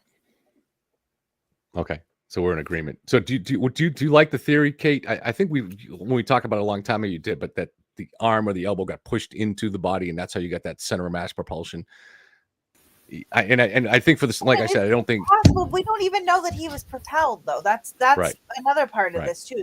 We have no idea where he was standing. We have no idea what angle he was hit at. We have no idea how he reacted. Did he brace? Did he try to jump out of the way? Did he just stand there dumbfounded? Nobody knows. So, and again, I think that once they get Welcher on rebuttal, that's probably going to be something that's attacked quite a bit. It's like this is bullshit what they're doing. It's absolute bullshit. There's not enough information. Okay. I think it was put in Discord today. Somebody made a comment, and I don't want to take credit for it, but it is brilliant, and said, if a house burns down, you don't need to know the origin of that fire. You see the ashes, Right? To me, no, sorry about that. Go ahead. All right, man. I was just going to say, I think, first off, him saying that there's 32 points of contact for the abrasion and trying to simplify it as needing 32 or 36? 36 points of contact. Yeah, and he's trying to reduce it down, saying, well, then you're going to need by de facto 36 objects to strike those points. I mean, just to overly simplify it, but if I hit you with a rake all those little tines on there, right? And say 6 points caught you, and it raked down your arm. Okay, it skips on the skin, it moves around. So 6 points can cause 36. 2 points can cause 36 if it's moving around on the body, especially through clothing while it's breaking apart. Is 1 Broken point shards and- breaking, yeah. right? Not just- Creating not 2 just that. points of contact. Like, he's just overly simplifying that just to confuse the jury. I thought that was pretty weak of him. That you just reminded me too that in one of the pictures they showed, some of those abrasions on the upper arm looked a little road rashy from that angle. Right. Right. That, You and know, the last point is everything he just said. It's like, Rentschler, dude, did you not watch your test example E that you guys did? Did you not watch it? Because pretty much everything you're disputing, you proved in your own report or your own video. So that's also ridiculous. Yeah, and to me, I mean, have any of you guys ever played pool? What happens if you hit Yes. the ball off centered? Goes off to the left, Right. to the right. Yeah. You know, that's one of the things. The body isn't a square; it's not flat. It's more rounded than anything else. And so, getting hit off center would cause it to go to the side. As well, the other thing I noticed, he keeps mentioning 20 feet. I don't recall ever reading that John's body was found 20 feet away. But he wasn't. 7 feet May I from the continue? roadway. The guy Yes. is Thank you. 6'1". Dr. Welcher, based on your review of everything, did I do that again? My goodness. That's funny. This is Dr. Welcher in the video, correct? Correct. All right. I was staring Rescue at that. I Rentschler. apologize. Dr. Rentschler, based on your review of the video in which Dr. Welcher is positioned, as well as the drop test that you saw, as well as the discussion of being of the body placement, where you discussed the body placement. Do you have an opinion as to whether or not the testing that you reviewed from Aperture is consistent or inconsistent with John O'Keefe being struck by the vehicle, propelled perpendicular, backward, say 7 to 10 feet, and falling straight back onto a hard surface, as depicted in the drop test? The testing's inconsistent with those types of kinematics or that type of scenario. On what do you base that opinion, sir? That's based on the testing that was performed, the evidence available in this case, and the kinematics of how somebody would move post-impact after being struck by an SUV. Do you hold that opinion to a reasonable degree of scientific certainty?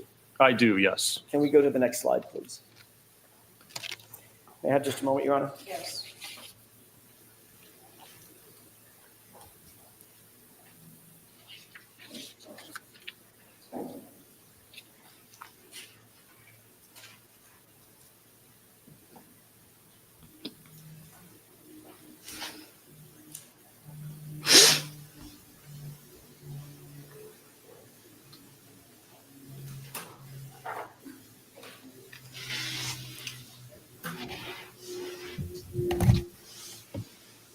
Finally, Dr. Rentschler, do you have an opinion, He almost did it again.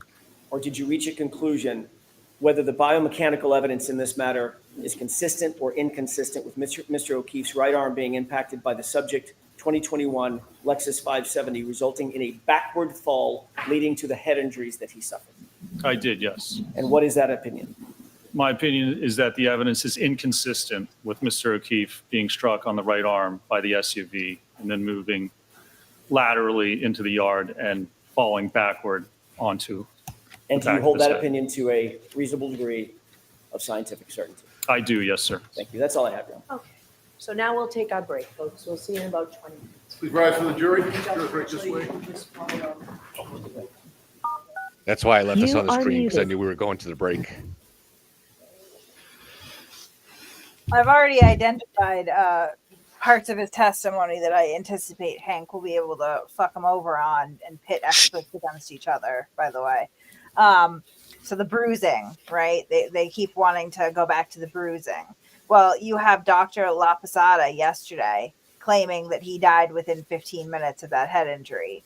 Dead people don't bruise. There's no mechanism to bruise. Once your body stops pumping blood, there's Good no point. blood. Good point. Yeah, right. So Yeah. if we've got one expert saying that he was deceased within moments of this head injury, then he's not going to bruise at all.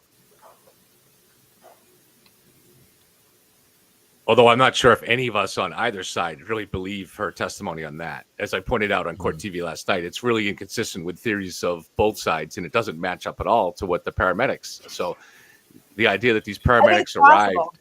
I think it is possible. I mean, we have no idea to know exactly when he passed away. And Yeah, I but do think, we really think the paramedics wouldn't know that someone's been dead for 5 or 6 hours? I mean, at first they were pretty much ready to call him, right? And then it was Flamati said, no, we can't. We have to warm him up.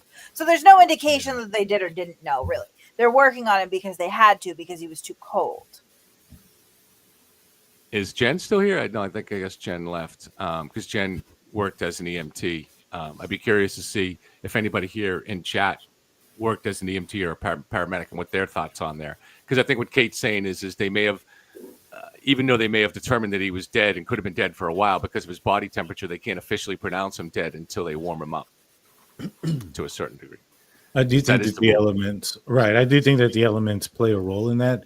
I don't know. Is there any document saying that he had a pulse, or was he breathing when they found him?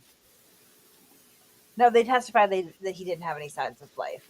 So Okay. they were pretty much, from what I understand, they get there, they find him, he's cold to the touch, they can't find any signs of life. I believe that he had started to be like a little bit of rigor mortis had started to set in, from what I recall, that he was stiff and cold and no signs of breathing or pulse. And so Nuttall was pretty much like, all right, we're going to call him. And then Flamati said, no, he's too cold. We have to warm him up. We're going to keep working on him. Flamati also told Proctor on the phone that he estimated he had a 10% chance of survival. Right. Yeah. He may have just been being optimistic. I don't know, but I think the elements play a role. I mean, if you find somebody outside in the cold, they may have just died, even though they're cold to the touch. There's no way of telling because of how cold it is outside, and I'm not sure how the cold, how that would behave, like rigor and stuff like that would behave in the cold. I'm not familiar with that. Same with frostbite too. Like you can't get frostbite if you're dead. You can have an imperceptibly, low heart rate, and I don't think they can call it on just the fact they can't feel it. You know what I mean? I think they have to err on the side of caution, and they work on pretty much anybody until they get the call. The death is called, right? And that's usually at the hospital. So, well, so how important is rebuttal here, Margaret? How important is rebuttal to come in here and fix this stuff up? Because these have been two pretty powerful witnesses. So yeah, it's really important. Yeah, Hank. First of all, Brennan, I think will do a very good job on cross-examination, but thank God Welcher has the last word because, this guy came across pretty credible. Yeah. Trying to play devil's advocate here. So, yeah, it's key, in my opinion. This is their best witness. That's why they're putting him on last. Right. Yeah, I agree. He came across as credible, knowledgeable, and it's if it's him versus Welcher, he doesn't have to win. He just has to create a little bit of doubt. So Welcher has to really come in and win by a KO here. Yeah. And I'm saying that, not to ignore the fact that the jury's going to look at the totality of all the evidence, all the rest of it, which I think Welcher's going to emphasize and through the questioning. Right. You have to look at all the other evidence. Right. God. But this guy was an impressive witness, though. He was, he comes across as an honest kind of like, and I think Kate was correct in that they did try to establish that him talking about his kids and stuff like that. I thought the same thing at the time, that this seemed like practiced a little bit, and too much so, especially the way that you have no idea where he's going with that diatribe that he's on with the children. I mean, I guess you could kind of surmise, but Jackson picked it right back up with a question prompted again. I know. Well, do you recall the ID documentary, The Scenes in the War Room? Karen's sitting there saying, like, I think it was in reference to Brian Albert, I believe.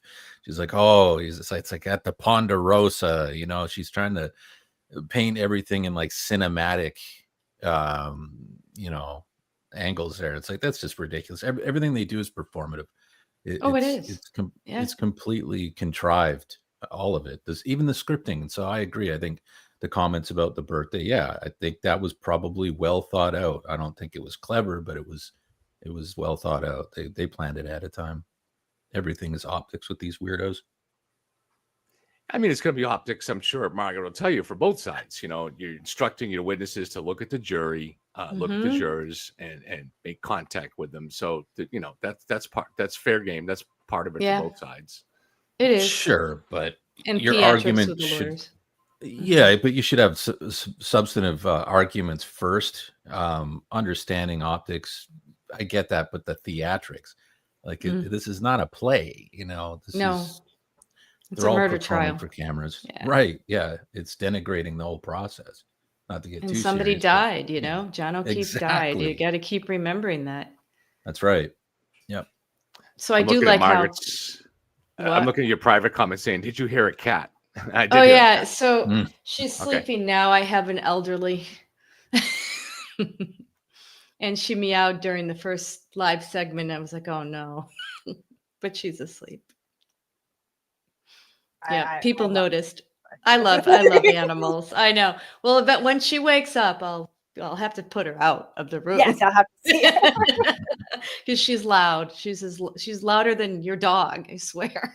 I don't know. We have a cat like that too. He's actually Oh. at my feet right now, so he's not. Yeah, mine he's not is too. big enough. He's 10. He's about 10 years old, and he's an orange cat, so he talks a lot. He's my daughter's cat, technically. His name is actually Cat. Oh, that's he had funny. a name. His name was Baron. We rescued him. He was like a barn cat situation. Him and another cat.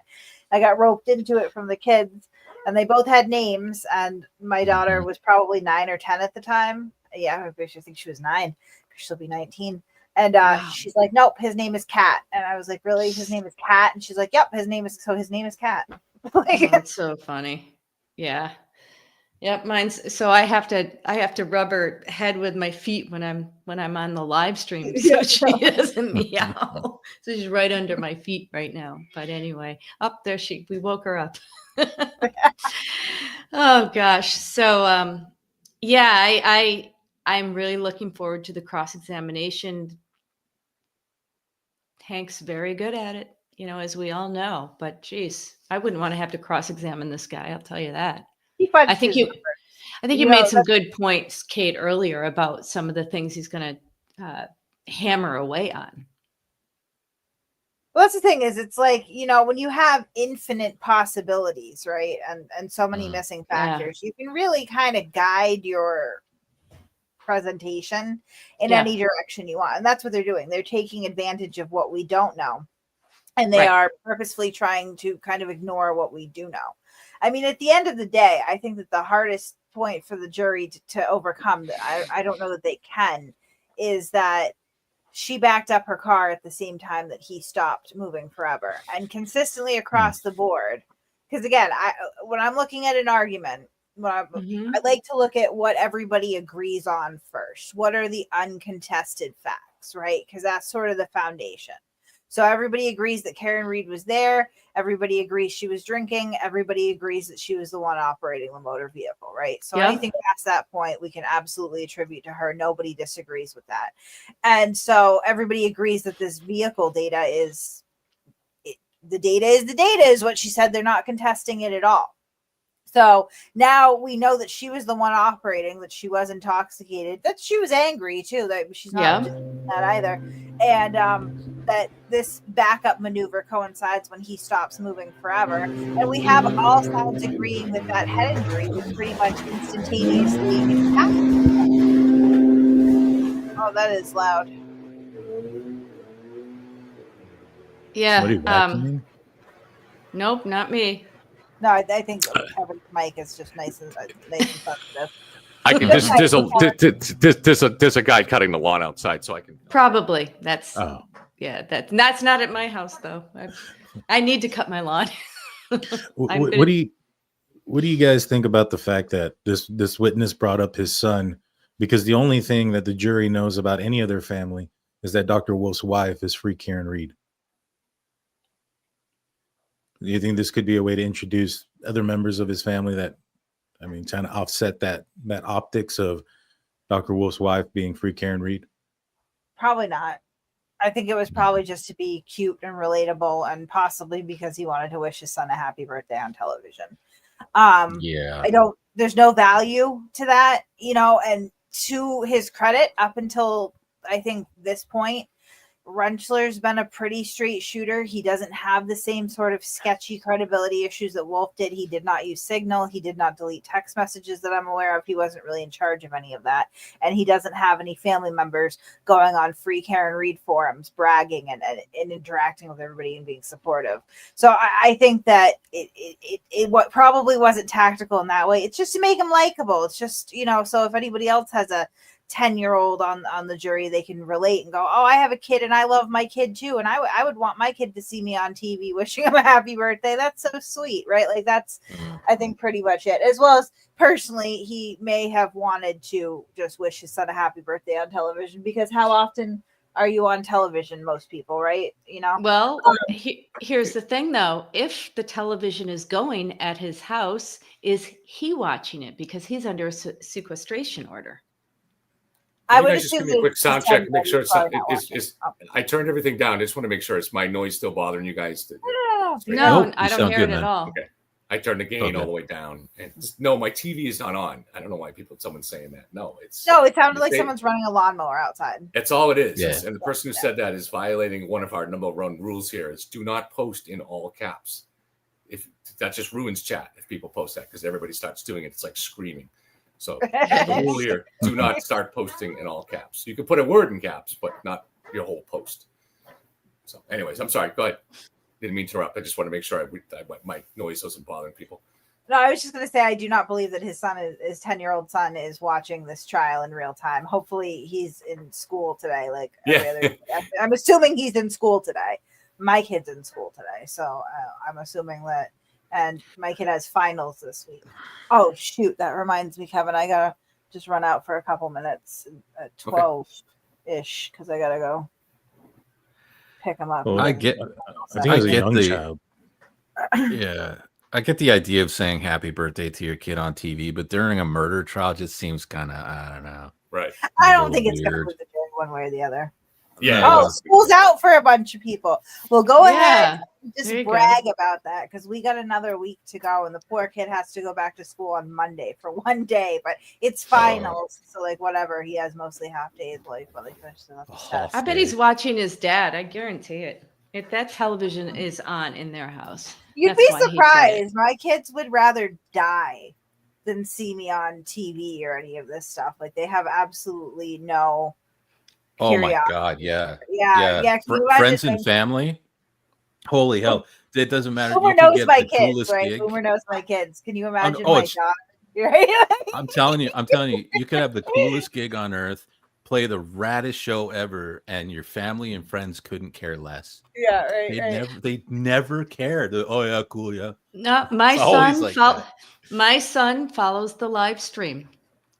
Oh wow! Yeah, so he does. Like, he's on and off. He's working, but when he has a break, he'll hop on our live stream. That's how I knew my cat was meowing, because he texted me and said, "Mom."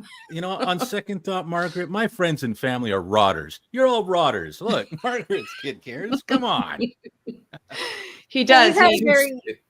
We've had a very unpleasant internet experience, my family, so I can understand why my kids just don't want to. Yeah. It seems too that kids that are like 12 and under are hooked on YouTube too. They consider YouTube like our generation might have considered TV.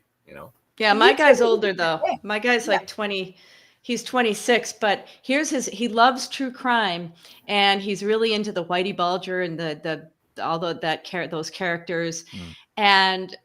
When I covered the case, all of my kids came to trial with me, except for him. He's like, "That's my biggest regret, Mom. God, I could have gone to that trial." I'm like, "Yep." But he wasn't interested at the time. So, well, much younger then, right? I feel like teenagers are never interested in anything. Yeah. Right.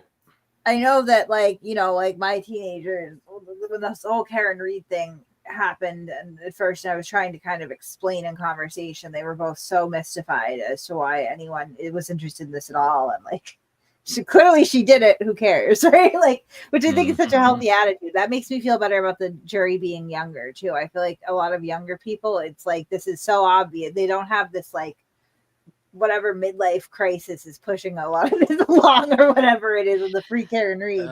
You know? I don't know about that, Kate. I think a younger jury might buy into some of the conspiracy theories, or You think so? I Yeah, don't know. I do too. I It's do a too. possibility. I always Um, assume younger people are smarter, you know, more savvy. But maybe There's a mistrust of authority with younger people. Right. That's really. Yeah. I think so. Yeah, It's hard to I could see say. that. I could see that. But there's one difference that in my opinion anyway, like and you see it with the sort of the following of celebrities, it isn't what it used to be. You know, like back in the day, everybody cared about actors and actresses, and everybody was just couldn't get enough celebrity this and that, right? And now it's so fractured and so niche that I just don't think the culture is the same with the adoration of celebrities. So maybe Karen's celebrity status, the way, even though it's insanely contrived, the following seems to be older, right? I don't think the Oh, youth that's really interesting. care about that adulation like maybe our generation did. On So. TikTok, I see the youth Right. for for pro Karen Reed. So it's hard to say. I don't know. Right. Because I'm judging by what my generation, my son now, he's, as I said, he's 26.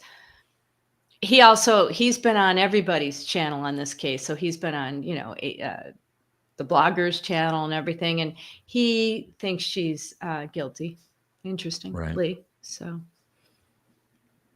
I don't know. Well, you get a smart mom. I'll get a mom. I'll get him Smart. on sometime if I can. See what a 26-year-old, how they feel about the case. Right. You know.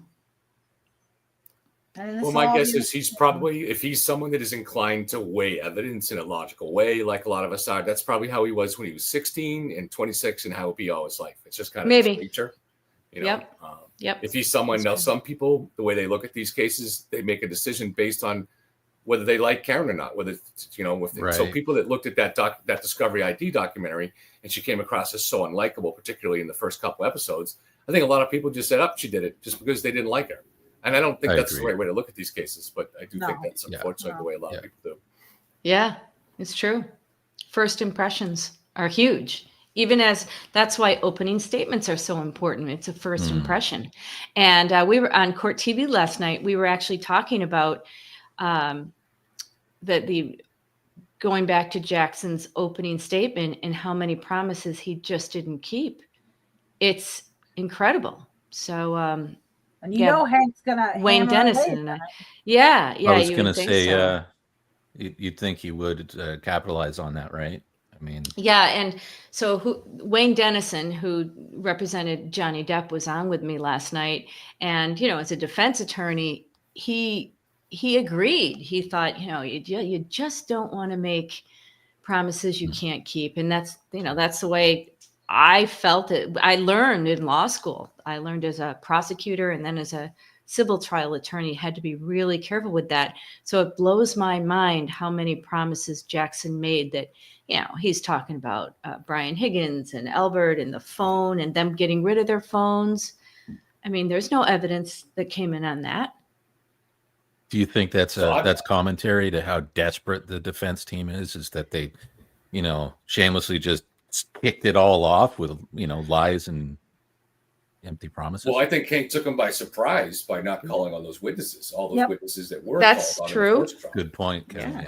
Yeah. And Kevin, when I was on with you, you remember I was on with you, and maybe a couple of weeks ago we did a live stream on the weekend, and I was convinced that they would call Higgins and Albert and Proctor, and I was wrong on all of it. I couldn't believe it. So I'm like, nobody go back to that.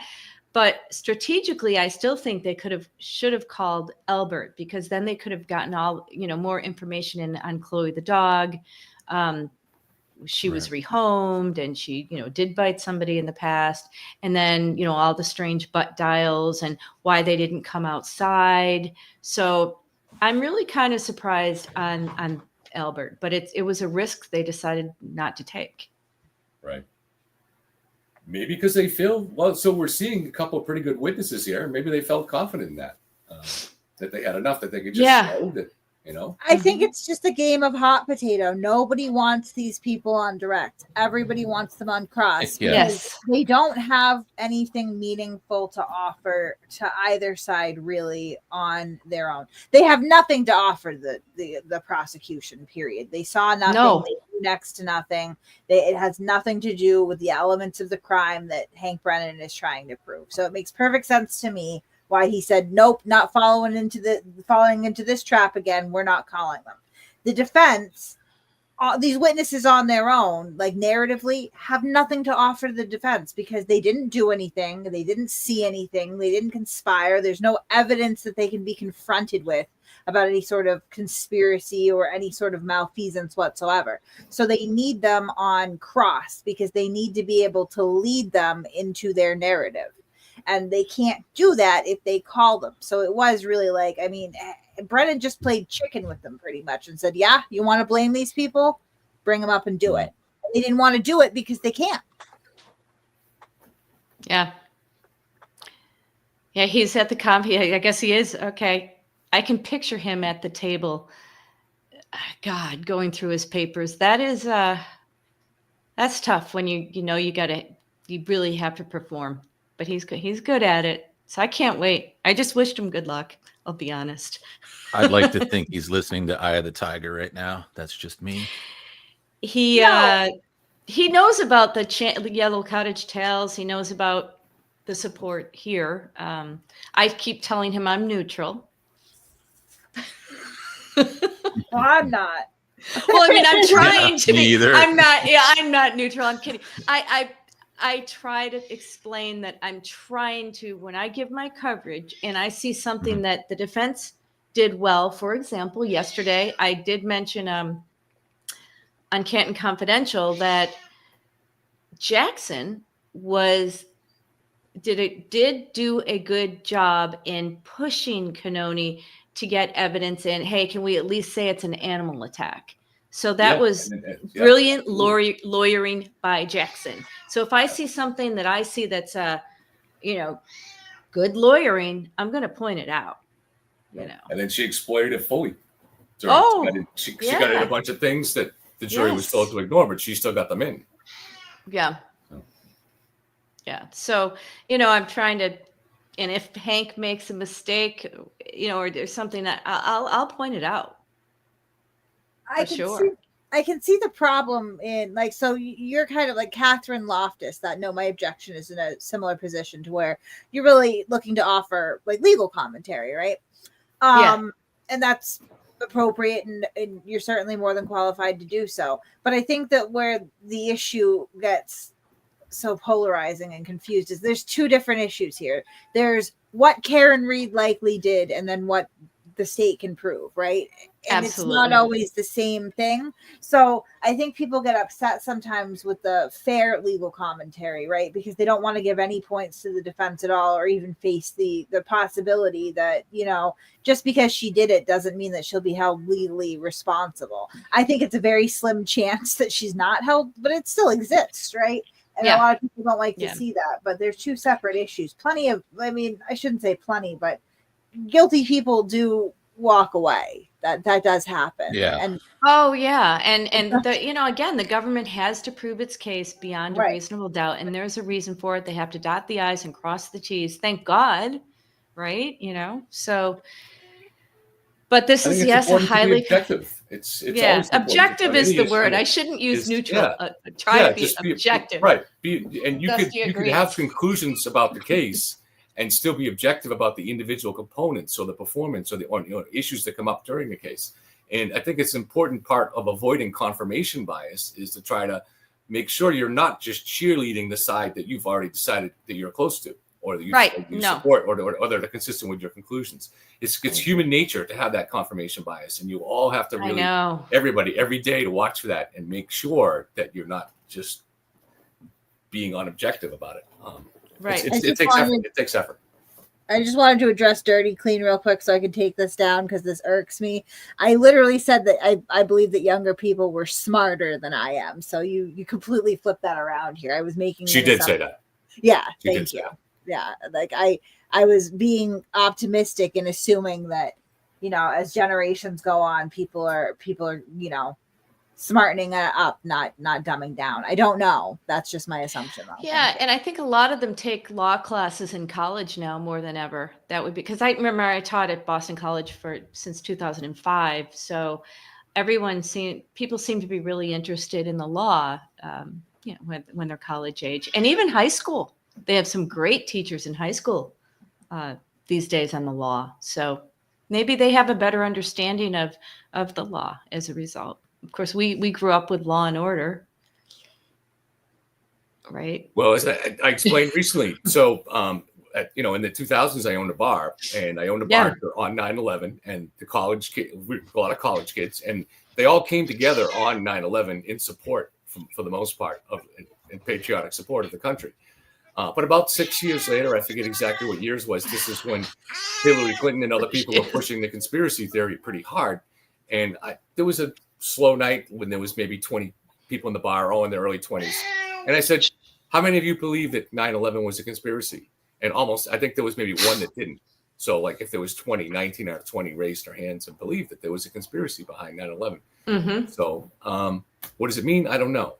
But they were vulnerable to hearing that kind of conspiracy talk and this thinking that, I don't know, that mistrust of authority that young people naturally have, and you know, thinking that there's something bigger going on that explains things.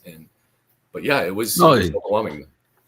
You also had like fun stuff in the media, like Jesse the Body Ventura talking about the thermite paint and stuff like that. Yeah, like there was a lot of entertainment based conspiracy stuff going around too that kind of appeals to the younger crowd. Yeah. I'm not saying he does specifically, but like that media does for sure. I will say this though, Operation Northwoods did happen, or was something that they wanted to do. If you're not familiar with what that is, this may have had to do with what happened with JFK. Obviously, the America was going to hijack a cruise ship, pretending to be Cuban, so that we can go to war with them. And Kennedy turned it down. That was something that was real, that was wanting to be done. So I don't. When it comes to those type of conspiracies, I don't buy into all of them. But 9/11, I think there might be something there. Well, Gulf of Tonkin incident, all that stuff is real too. Of course, there are real conspiracies. Absolutely. Hey, somebody just asked a very good question in the comments, asking for the state of Massachusetts. I think if I'm correct, I went by so fast. How do they select the jurors, like the 12, and you know, from the 18 to the 12? And in Massachusetts, what they do is they just it's random, and then the judge chooses the foreperson. So in other states, I believe the foreperson is chosen. I guess I've heard sometimes by the jurors, but in this case, I never heard that, but sometimes by seat. In some courts, yep, sometimes, yep. It depends. It's all up to the judge, right? Yeah, and so in my experience, I don't know. It was very often that the judge knows who the jurors are. They have the jury sheets, and so they usually pick. I don't know. They do put some thought into who the foreperson should be. They got someone very intelligent in the first trial here, just based on the notes that came from. There was the very, very intelligent person. But it is random, and they don't choose alternates until after the closing arguments and after the judge's instructions, because if you knew you were an alternate listening to the trial, you might not pay attention. It stinks though to sit here for 31 days and then be chosen as more than that, be chosen as an alternate would stink. Yeah. Oh man. Well, I guess that'd be awful. If I'm hearing correctly, I guess the dismissed juror, the second dismissed juror from the last trial, is going on Turtle Boy's show tonight. And I hope she tells the truth, because I know the truth, and she better tell the truth, because I'll tell the whole. I don't want to tell her story, but I'll tell the whole story if she's going to use this as just a format to try to destroy other people. Not to be too negative, Kevin, I don't think a lot of people with good intentions, let alone wanting to tell the truth, or gravitate to that show. I just, I would be so surprised, but you know what? I'll try to stay optimistic, but I hear you. Right. And of course, there was the alternate juror who showed up the next day in court dressed in pink and crying. It's crazy. That's nuts. It's malarkey, I tells you. It's malarkey. I can't wait for the cross. This court is in session. Please be seated.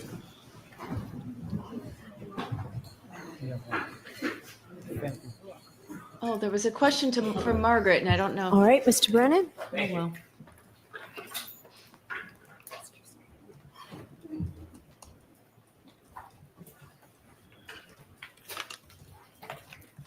Dr. Rentschler, facts matter, don't they? They do, yes, sir. You said it many, many times. Facts matter. Isn't that correct? I think it was details, but facts matter too. Do details matter, doctor? They do. They're critical, aren't they? If you want to prove that something happened a certain way, they're critical, yes, sir. When you were talking to the jury and giving opinions about where Mr. O'Keefe might have fell or not fell, you were discussing where Mr. O'Keefe was lying on the side of the yard, weren't you?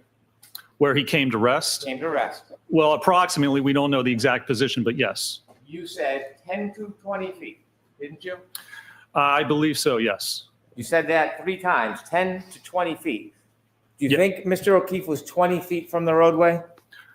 Well, I think he's maybe 10 feet, but 20 feet is from, if you're hit by the car, you need some distance to travel. He couldn't travel just horizontally, or perpendicularly. So it would be at least 10 to 20 feet if you look at the total distance. You have no idea where the point of impact was in this collision, do you? Nobody does. I'm asking you, not nobody. Yeah, Excuse me. So go ahead and ask the question. Dr. Rentschler, before this jury, have no idea where the point of impact was of this collision, do you? That's correct. There's no evidence. Play exhibit 2, please. When you were giving your estimate 10 to 20 feet, Dr. Rentschler, did you ever see this photograph before or part of this video? I'm sure I have. Well, when you say you're sure you have, are you guessing or have you seen it or not seen it? I'm sure I've seen this before, yes. So you've seen this before? Yes. And when you look at this video, did you look at the street and look at the area where Mr. O'Keefe was? Sure, yes. Sure? Yes. 20 feet, Dr. Rentschler? The way I explained it to you, yes, sir. 10 to 20 feet. Details matter, don't they? They certainly do, yes, sir. Take that down, please. Did you speak to anybody today before you testified about Dr. Welcher's testimony in court? I did not today, no, sir. Before today, did you speak to anybody about Dr. Welcher's testimony? I did not, no, sir. At any point, did anybody discuss certain issues with you today that they said would be particularly important? I don't believe so, no, sir. When you began your testimony yesterday, before you even finished your credentials, you began talking about your work with the NHL and how important it was to use a 50% hybrid 3 dummy. Do you remember that testimony? I did, yes, sir. And you hadn't even finished your credentials yet. Was it brought to your attention that there was an issue in the testing because you or Dr. Wolf or you and Dr. Wolf chose to use a 50% dummy? Not at all, no, sir. In your preparation for your testimony, was it discussed at all that at the beginning you should get ahead of the issue and talk about the 50% dummy? I didn't know it was an issue, no, sir. Well, you know that the 50% dummy represents somebody who's 5'9", correct? Approximately, yes, sir. Approximately 173 pounds. 171, 172, somewhere around there. And Mr. O'Keefe, how much did he weigh? 216, I believe. How tall was he? He was 73 inches, I believe. So that is not a representative height and weight from Mr. O'Keefe, is it? That height and weight, no, sir. And so if you were making projections or analysis based on limb weights, they would be inaccurate if you didn't make adjustments, correct? Well, they would certainly, the force on the limb would be less if you use a lighter limb. So if Mr. O'Keefe is heavier than the hybrid 3, and I use a hybrid 3, the forces I calculate would be an underestimate of the actual force acting on his body. If you didn't make an adjustment, but you relied on the numbers from the test 3, the hybrid 3 dummy, ultimately the conclusions would be off, wouldn't they? They would be an underestimate. Yes, the actual forces would be higher. And so did you make any conclusions, or did you know that when Dr. Wolf did his tests using the hybrid 3 dummy, he didn't make any adjustments? What do you mean? What adjustments would he make? You get the acceleration, but the acceleration's not going to change, and that's what we utilize. Then you can scale the weight of the body, but I'm not sure what he would have made adjustments for. When you looked at the ratio, force and mass, if you use a lighter weight, the mass changes, doesn't it? If you use a light, sure, yes. And that changes the force equation, doesn't it? That can, yes. And so when you were discussing yesterday at the beginning of your testimony about the 50% dummy, had that issue been raised with you? No, sir, it had not. You had testified before, hadn't you? In this case? Yes. Yes, sir. And you knew there was a sequestration order?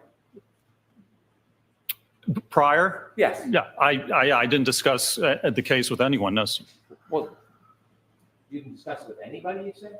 I did not, no. Before you testified last year, you were receiving information from your employer about issues and testimony in the case.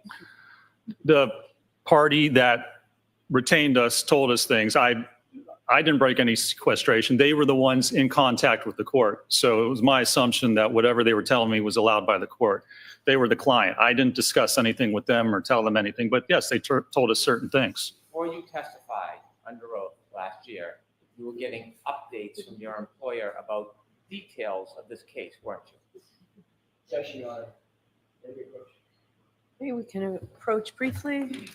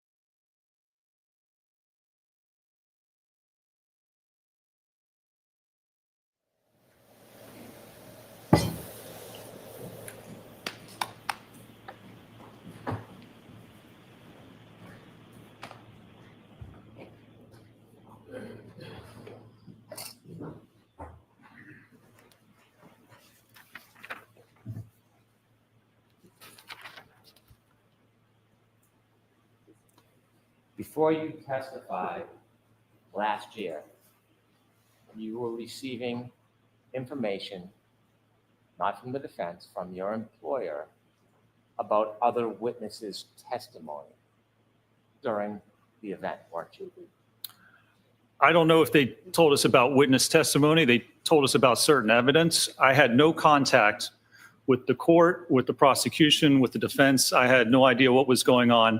We were retained by a certain organization, and they contacted the court. They were in talks with the court about, I guess, what we could or couldn't do.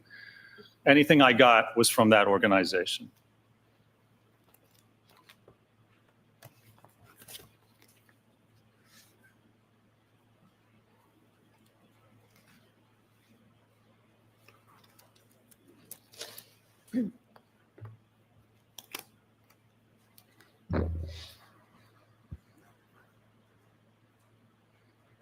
Voir dire 2, 118, line 15.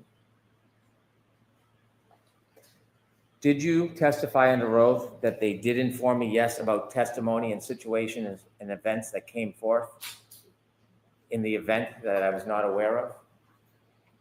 I don't know. They told us about evidence. I don't know if it was specific to who testified to what, but they told us certain things, certainly, yes. What I just said to you, are those your words, sir? I have no idea. I mean, if that's what's in the record, I assume it is. Would you agree it certainly helped you prepare? It helped me prepare. Yes. It didn't make a difference to my analysis or conclusions. Made no difference at all? It did not, no, sir. Would you agree it helped you understand what was going on during the trial? I don't think it made a difference at all. No, it doesn't change the facts that I evaluated or the analysis I conducted or the conclusions I came to.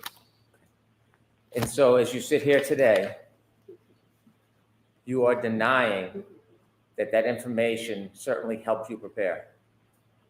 How did it help me prepare? It didn't change the opinions I offered. It didn't change what was in my report or what I'm opining to or testifying to today. It hasn't changed anything I've ever testified to. I'm going to ask you a very specific question. I want you to give me a very specific answer. So just go ahead and ask the question. Are you denying that receiving that information certainly helped you prepare? Honestly, I can't remember. It didn't change my opinion. I don't see how it would help me prepare. I remember there was evidence about trace DNA found that we didn't know before. That didn't change my opinion then. It doesn't change my opinion now. It doesn't have anything to do with my opinion. Details matter, right, sir? Details can matter. Details matter. So let's talk about detail. Sure. Are you denying that receiving that information certainly helped you prepare? Are you denying it? I'm going to allow it. Yeah, I don't think that it did. It's been a year, but certainly it didn't change any of my opinions or what I opined to. It didn't change anything with my testimony. I'm going to ask you one more time. I'll ask you a different question. Receiving that information from your employer, are you denying it helped you understand what was going on during the trial? I'm going to allow that. I don't even think that it did. I don't understand that. I understood what was happening. I understood what the theory was. So saying that there's trace DNA doesn't change anything. Doesn't affect what my understanding of the trial was or what was happening or what allegedly occurred. When you were traveling out to testify last year, you had phone conversations with the defense, didn't you? I think I had like 2 phone conversations, 2 or 3. So that sounds like a yes, you did. Yes, there was one right before my qualification, my voir dire, where I talked to Mr. Jackson, and that was it. Other than that, I think it was just planning and scheduling. Mm-hmm. Was there any discussion on how you could portray yourself as independent? I don't believe there was. So you don't believe? Yeah, there was no need to. That's not the question. Details matter. Was there any attempt? So the objection sustained. I'm going to strike that, folks. Okay. Questions, Mr. Brennan? Was there any attempt in your conversations to portray yourself as independent as far as your arrangements were concerned and coming out here? No, I don't think so, because there was no need to, because it was independent. When you had conversations with the defense, did they offer to give you transportation assistance getting here? They provided a ride to and from the airport, yes. Did you tell the defense that you prefer to take an Uber so that it would appear independent to a jury? No, because I didn't take an Uber. I took their ride. If I wanted to appear independent, then I would have taken an Uber. Did you have a conversation about that you were thinking about taking an Uber? It didn't even cross my mind, sir. And then after you testified, did you stay independent? What do you mean independent? Well, did you have any bias for in you? Any bias? Bias, yes. What do you mean? Did I have any bias? Well, after you testified, where did you go?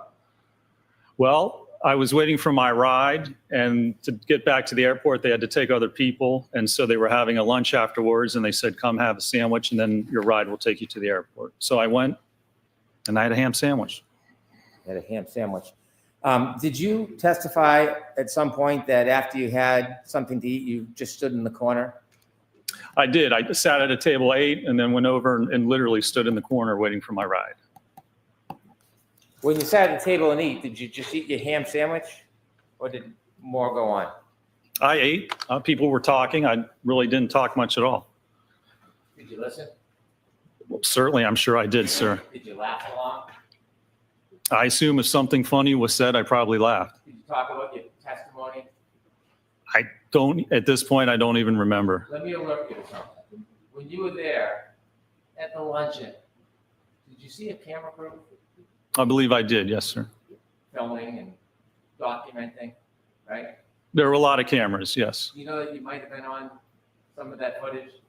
That's fine. I could care less. Okay. So do you think maybe you were talking about the case and their answers and laughing it up a little bit? I have no idea, possibly.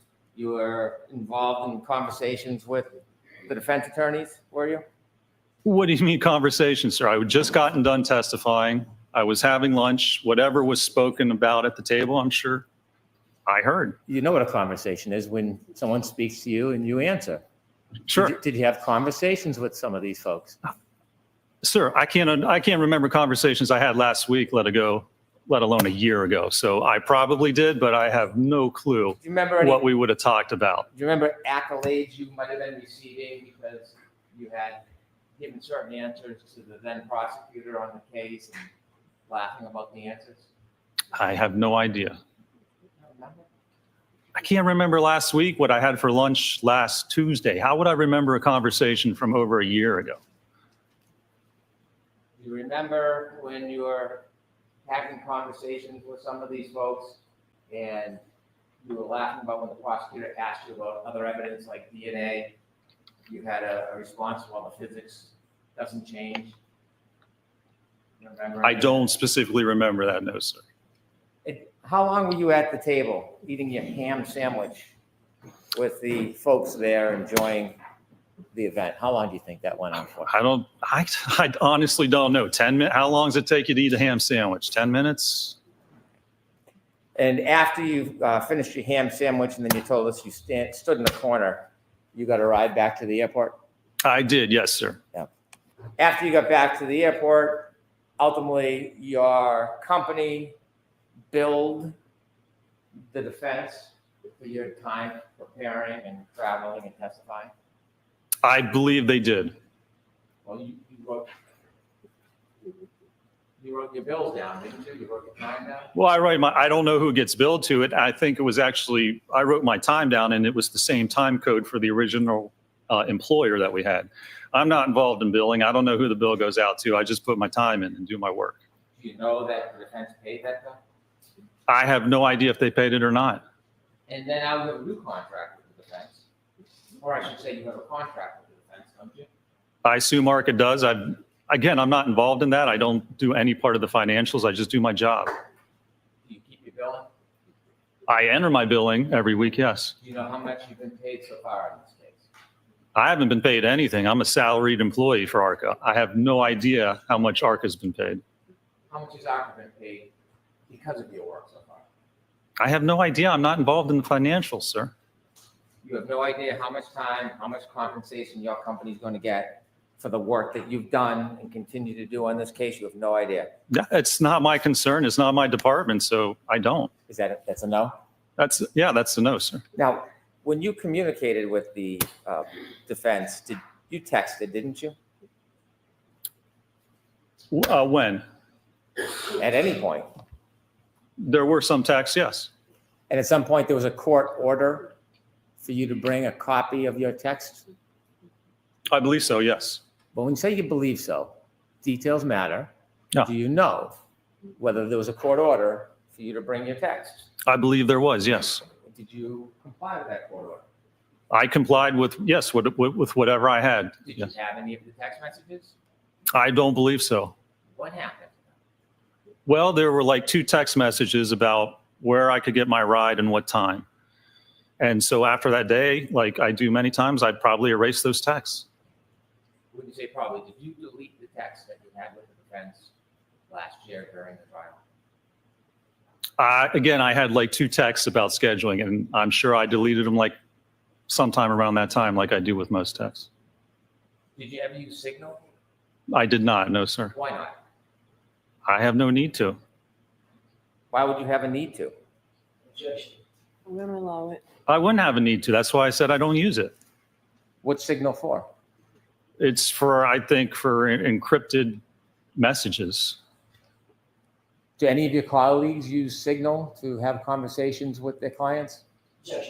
I'm going to allow that you're aware. I have no idea what my fellow employees or cohorts do. One of your fellow employees is a gentleman by the name of Dr. Wolf. Yeah. You worked very closely with him on this case, didn't you? I've worked with him on this case, yes, sir. And working with him on this case, were you aware of his habits, of whether or not he used encrypted apps like Signal? I'm going to allow it. I'm not aware of Dr. Wolf's habits, no, sir.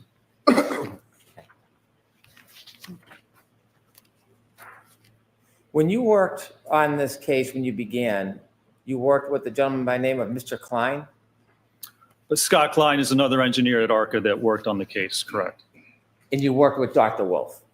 That's correct, yes. You worked as a group? Well, I mean, we all worked on the project together. I'm located in the Pittsburgh office, and Mr. Klein and Dr. Wolf are in the Philadelphia office. So we didn't physically work together, but we worked on the same project, obviously. When you first began your testimony yesterday, you said that you were restrained in what you could do. Do you remember that testimony? I do, yes. And when you said you were restrained, were you attempting like a preemptive strike because of certain things you didn't do to try to ward off any questions about that? Sustain. Let me ask it this way. Were the rules different regarding your initial investigation for you as opposed to Dr. Wolf? I don't know that they were. I don't believe they were. Did Dr. Wolf have free reign to do whatever he wanted? Sustained.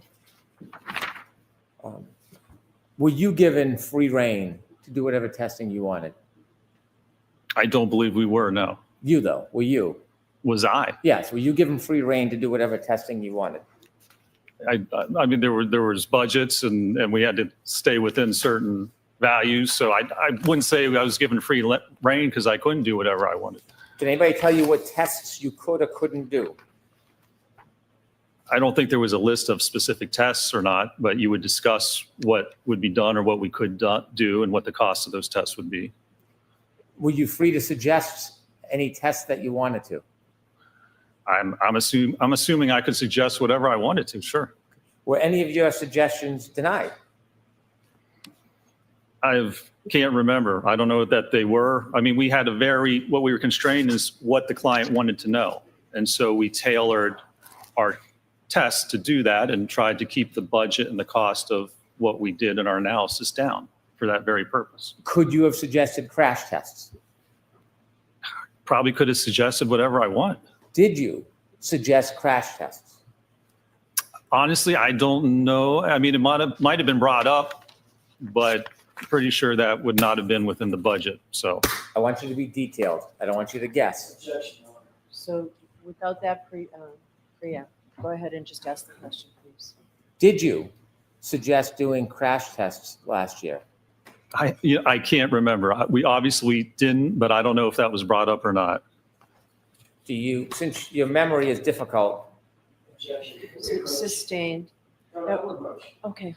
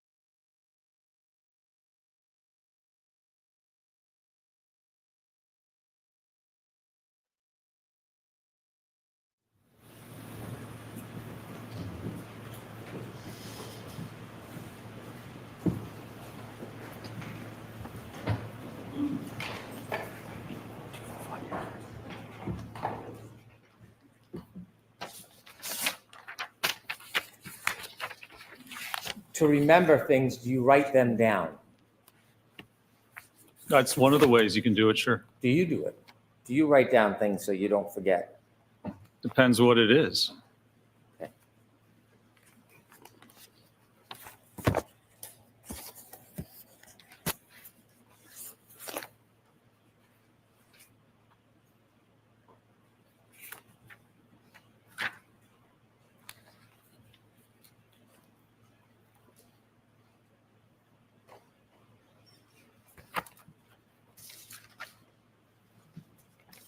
You provided a CV, which is a resume. That's correct, yes. Resume outlines your education, Yes, sir. areas of specialty, Correct. and then it highlights your accomplishments as far as the focus of your specialty or the focus of your profession, what you like or what you do a lot, right? Some of it, yes, sir. So, for example, you have a number of publications that are peer reviewed. Correct. And peer review publications mean that you've written something that's been evaluated and considered by other experts in the industry and have been adopted or recognized, correct? Well, that it's been published, yes, sir. You have a long list of peer-reviewed articles dating back to 2003. Is that correct? Yeah, as I said yesterday, most of my peer-reviewed articles are all written when I was in graduate school. Correct. Have you had any peer review articles since 2003? Probably not. No. And your peer review articles, 2003, deal with the evaluation of selected electric-powered wheelchairs. That was one of them. Yes, sir. The next one, intelligent walkers for the elderly. Correct. Comparison of fatigue life for 3 types of manual wheelchairs? Yes, sir. Evaluation of a pushroom activated power assisted wheelchair? Correct. Displacement between the seating surface and hybrid testing dummy during transitions with the variable configuration wheelchair? The hybrid 3, yes, sir. Assessment of manual wheelchair ride? Correct. I was looking at forces and accelerations on the body. Yeah. Fatigue life of 2 manual wheelchair cross brace designs? Yes, sir. Evaluation of selected ultralight manual wheelchairs? Yes, sir. Augmentation of 100 key ISO wheelchair test dummy to accommodate higher mass? Yes, sir. And so you would agree that all of your peer review articles deal with wheelchairs? Well, wheelchairs and the kinematics and kinetics forces associated with propelling wheelchairs and injuries associated with that. Yes, sir. Do any of them deal with pedestrian collisions? No, they don't. You've written a book chapter? Yes, sir. Smart technology for aging? Yes, sir. And again, nothing on pedestrian accidents? That's correct. Expanded abstracts, you've written a few? I have, yes, sir. Suffice to say, dealing with wheelchairs? And assistive technology, that's correct, yes, sir. Any have to do with pedestrian collisions? I don't believe so, no. Looking at your CV, you can note any area of specialty you'd like, correct? You can put down whatever you like, I suppose, sure. Sure. Have you listed any specialty as pedestrian collisions? Well, not specifically. That actually falls under impact biomechanics, biomechanical injury causation. So I didn't list it specifically, but it certainly falls under the actual expertise that I perform.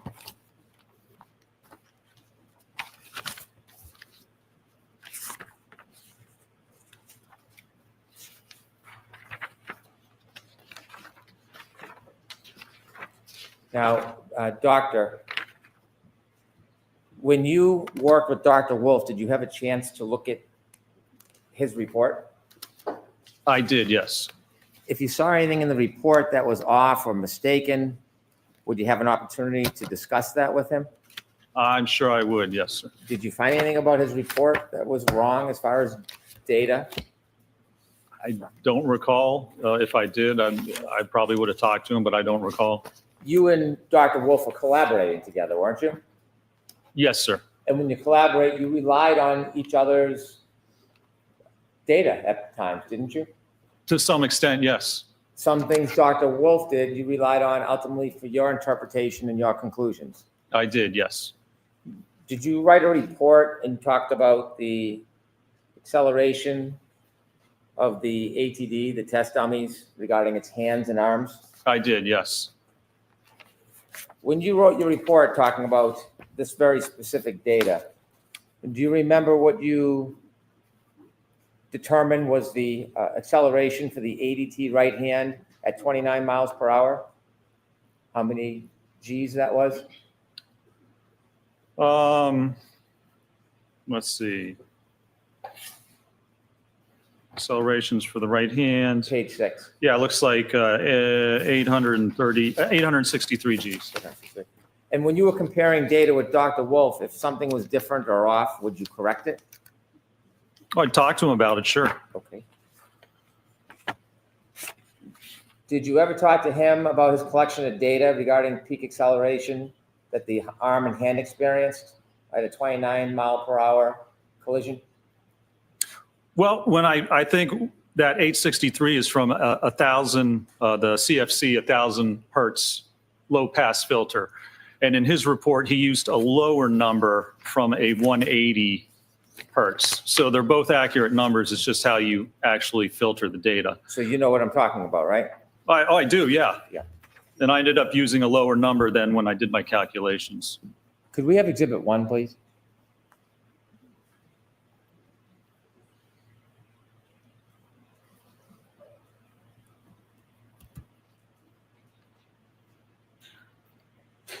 You've talked a lot about this photograph. Do you see it?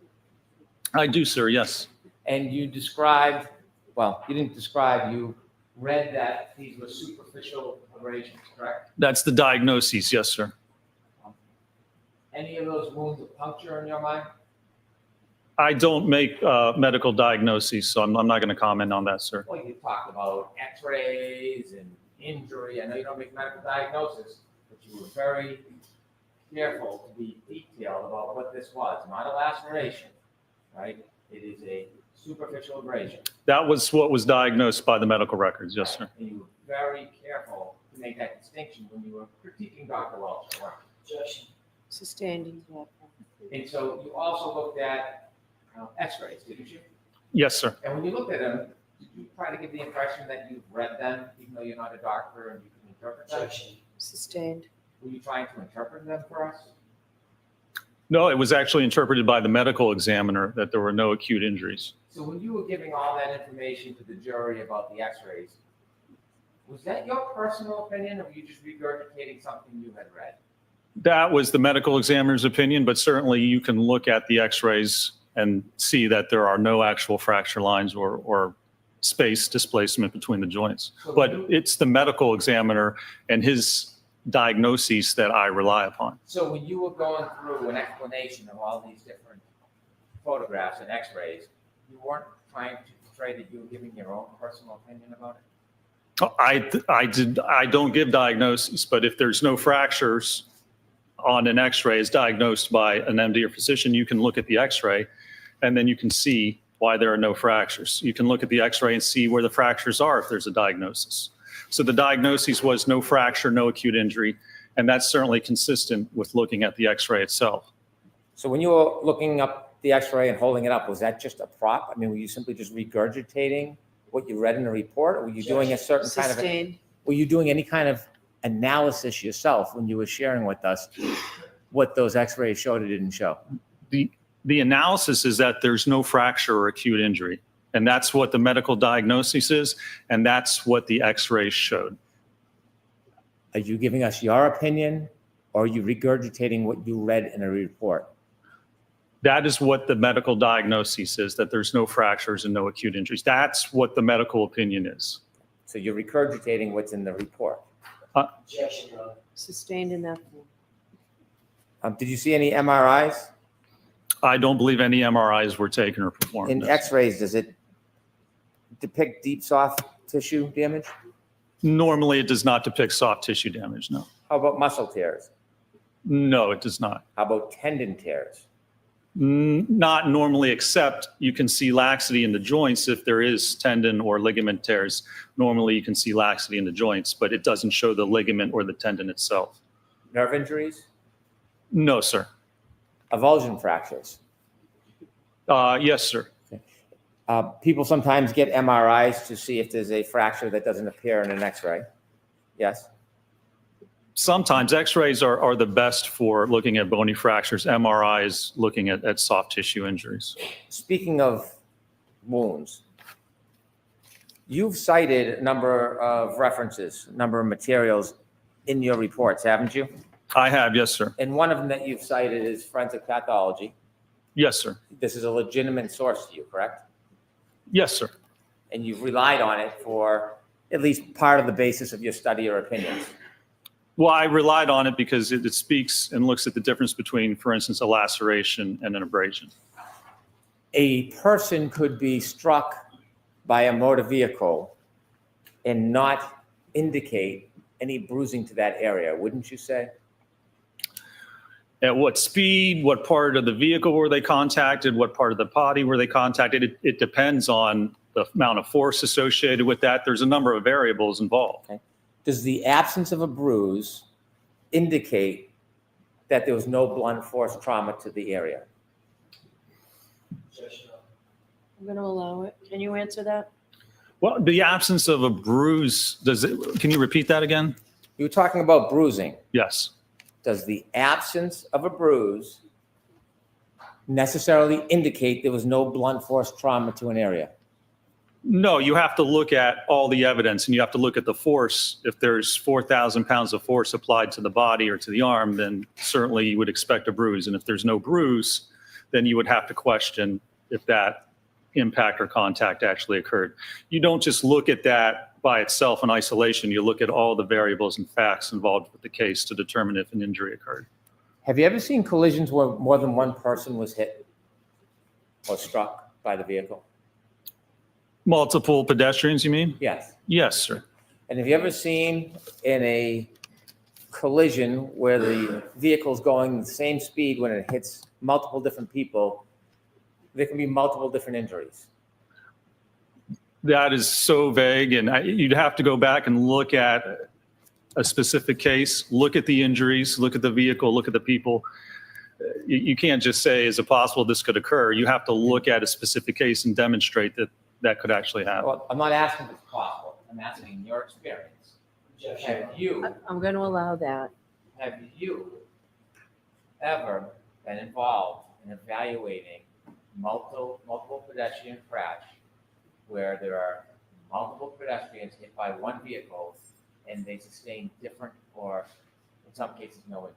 Has that ever happened in your study? Sure, because it depends where they're hit, what part of the body they're hit on, what the force is for that hit. The people aren't going to be hit the same multiply by one vehicle.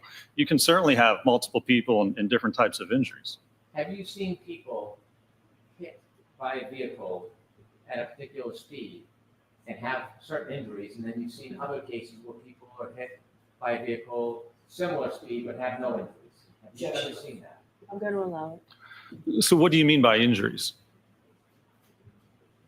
Have you ever seen in any of your cases a pedestrian hit at a certain speed and have injuries, in another case where you look at where there is a similar type collision with different injuries? So again, do you mean abrasions, cut, laceration, fracture? Do you mean same cars? It's not something that you look for and compare between cases. You'd have to go back and actually study the cases and look at the details. Having experience in pedestrian collisions, you can't think of a similarity between cases as far as vehicles and speeds and totally different injuries occurring. I'm going to allow that. Can you? Do you mean hit the same way with the same type of car at the same speed with the same force? I'm going to allow it. Can you answer it? I don't believe I've ever seen a case where two people were hit with the same car at the same speed with the same force with different injuries. I don't even know if you can correlate that. Looking at Exhibit 1, have you done any study about the directionality of glass or broken plastic? What do you mean by directionality? About when something shatters, how it shatters. Does it shatter the same every time, or when plastic shatters, does it shatter differently? It certainly depends on the impact. Do you have any studies where plastic shatters exactly the same way on different impacts? I doubt that it shatters exactly the same way. It has a lot of different variables, doesn't it? It could. Depends on a number of different equations, doesn't it? Well, it depends on the testing you do. If you want to see how it shatters, and if you're claiming that it shattered in a certain way to cause a certain injury, if you don't have any peer-reviewed evidence, if you don't have any research, then you have to do the testing, because you can't just say, well, it's possible it could shatter this way and cause that injury. That's not conclusive. You can't use that to come to an opinion about what happened. Oh, that wasn't what I was asking you. I was asking you if you have seen in cases that when plastic breaks, it breaks differently. Yeah. Well, sure. The testing we've done here, the taillights covers fractured differently, and we didn't get any contact. So I have personal experience just with this case alone. Well, we'll get to the contact. When you looked at all the tests you did, the plastic broke differently in each and every case, every experiment, didn't it? Sure, it's broken like that, and I've never seen a case where you get these types of abrasions. Well, I didn't ask you that. Is that funny? It's not funny. Okay. So I'm going to strike the comment. Next question. Next question, Mr. Brennan. No more comments. When you did your experiments, the sizes of plastic that broke were different in each experiment, weren't they? They were, yes. The number of breaks in each experiment were different, weren't they? They were, yes. The angles of the break changed from piece to piece, experiment to experiment, didn't they? I'm sure they did. Did you watch the videos and watch the damage and take a look and count how many pieces broke in each experiment? I didn't specifically count, no. We looked at contact to the sleeve and to the dummy itself. You never counted the broken pieces in each experiment? I did not. There was no need to. Not a matter if there's a need, did you? I did not, no, sir. Okay. You had talked quite a bit about Dr. Welcher's test with the paint, so I want to ask you some questions about that. Were you ever under the impression that Mr. Welcher, you can take that down, please. Were you ever under the impression that Dr. Welcher was trying to reenact the actual collision when he did that blue test? I'm going to allow it. Well, that was the only test he performed, and he referenced that test for his opinion that the position and orientation of the lacerations are consistent with the taillight cover. So if that test was not intended to signify or demonstrate the position of the arm, he has no evidence to say the position and orientation of the arm in the lacerations, which are abrasions, are consistent with the taillight cover. That's the only test he did. So if it doesn't represent that, it's really meaningless in his analysis and conclusions. Now that you've shared your opinions, can I get back to my question? Sustained. So, Mr. Jackson, Mr. Brent, I'm going to see counsel at sidebar.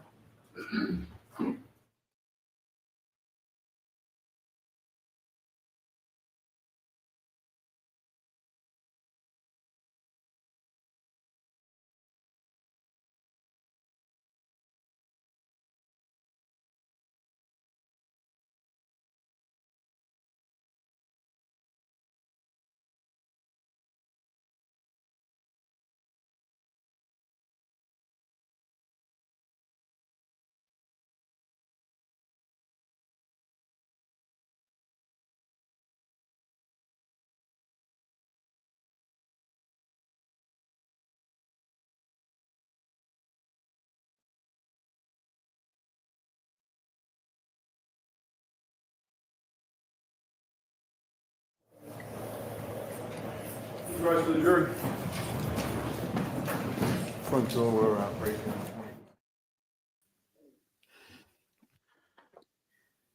I think any Wow. other lawyer but Jackson needed to make that statement. If Yannetti had made that statement, I'd be a lot less pissed off.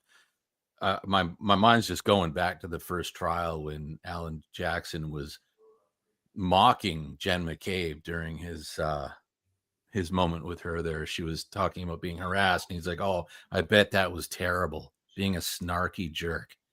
I've seen enough of him and his bullshit. He's the last guy I want to hear with his opinion about comments. Whether it's fair or not to call out the comments, I just don't want to hear it from him.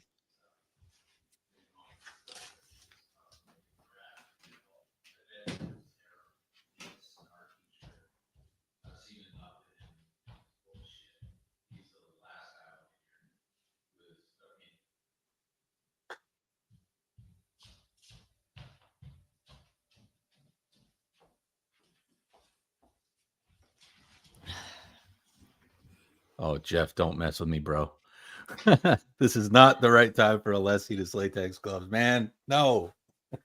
I don't know. I guess they're just taking their lunch now. Or no, it's a sidebar. Yeah. I mean, he's got him. He really rattled him right out of the gate. And it's interesting. He asked him about the question about taking the Uber because that was very specific. So how do you guys think the cross is going? Brutal. Brutal. It is brutal. Yeah.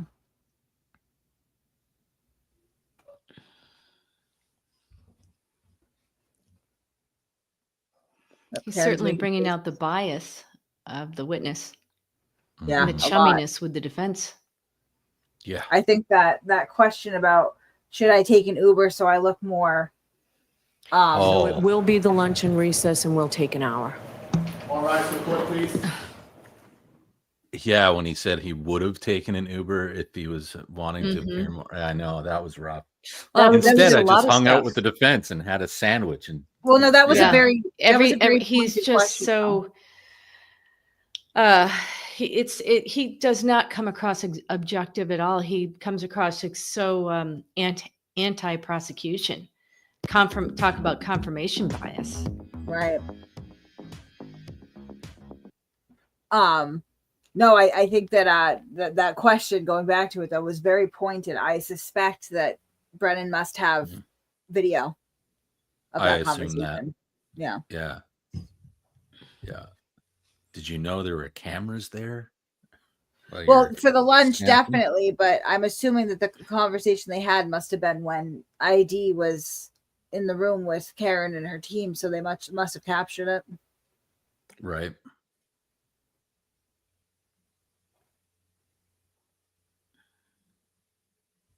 And he deleted his text messages too, hey? So it's not just Wolf. Yeah.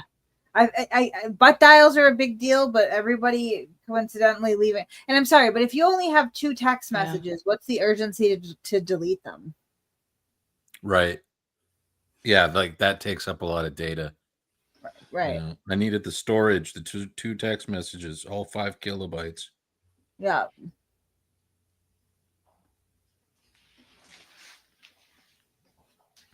Yeah, but 3 messages, someone says 3 messages, not 100. Well, I mean, Wolf did delete 100 messages. Rentschler Right. is saying he deleted 3. I'm going to take him at his word, and I'm going to say that arguably deleting 3 text messages is stranger than 100 even. Because 100, I guess you can kind of hide behind the plausible deniability of, well, I was freeing up storage. Not that I believe that, but it's a lot more plausible than why, coincidentally, your coworker who is working on the same thing with you has to delete their communications with the defense team as well, and they only have 3. Everybody deleted them. Everybody deleted them. The defense deleted them. The Arca, both employees from Arca deleted them. Everybody deleted them. Yep.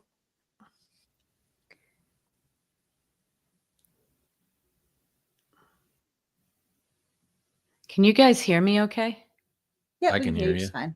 Okay, Yep. I'm not hearing Kate, I guess. Oh.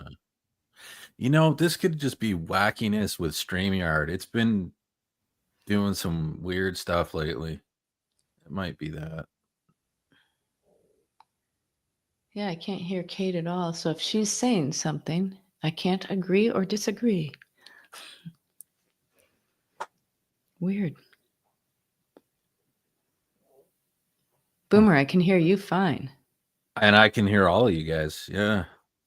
It's strange. That's weird.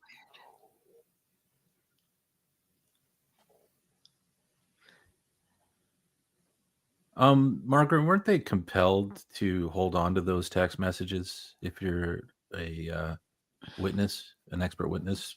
That was mentioned to me. I don't know if that's true or not. I was told that you're sort of compelled to hold them for like a minimum of a year, just for moments like this.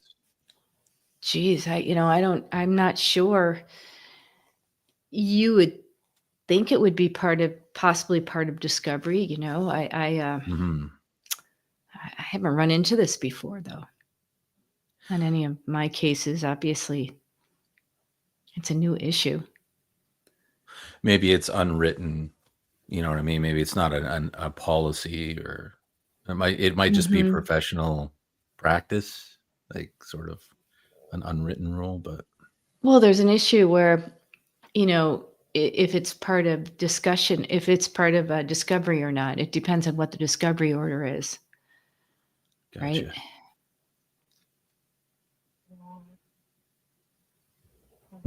Are you still with us here, Kate? Yeah, I'm still here. Do you hear Kate?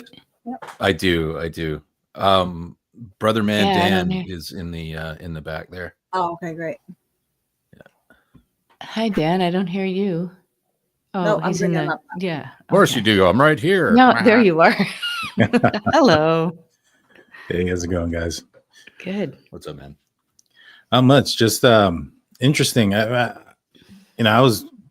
think Hank is just a superb attorney, and I think he's showing off at this point.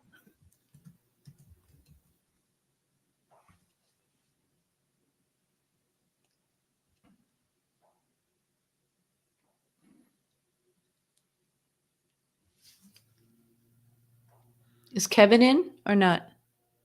No, I'm not I seeing can't him. tell who's in and who's not. No, I don't appear so. What do So y'all it- think I- about the whole X-ray thing now that Hank kind of talked about it? I think it's pretty harmless. Well, Yeah. I just can't believe still that I thought they might have been fake or the X-rays of the wrong guy, because it's crazy that this is the first time I'm hearing about it. But I do like the fact that he took it to another level and said, no, there's no MRIs showing soft tissue damage and all of that. But still, the X-rays are bizarre. I mean, They were interesting X-rays. I mean, the hand was in a weird position. It Mhm. appeared that, I mean, I don't know how many X-rays they had, but it didn't appear that they had multiple X-rays of the same body position or the body part. For instance, I had X-rays on my arm, and when they did my X-rays, they moved my arm in like 4 or 5 different positions to get the appropriate photos to determine if there was any damage to the to the bones and whatnot. And it didn't appear that they had that. It appeared that they just had one of the hand, and that was it. yeah. I mean, how often do they actually X-ray like that in the hit and run case? I don't know. That's true. Yeah, I had multiple views. I broke my wrist actually a year ago, this past week, and multiple views. But of course, that's because they want to fix it. Whereas if you're already gone, they're not going to do that. No. Yeah. They're not fixing it.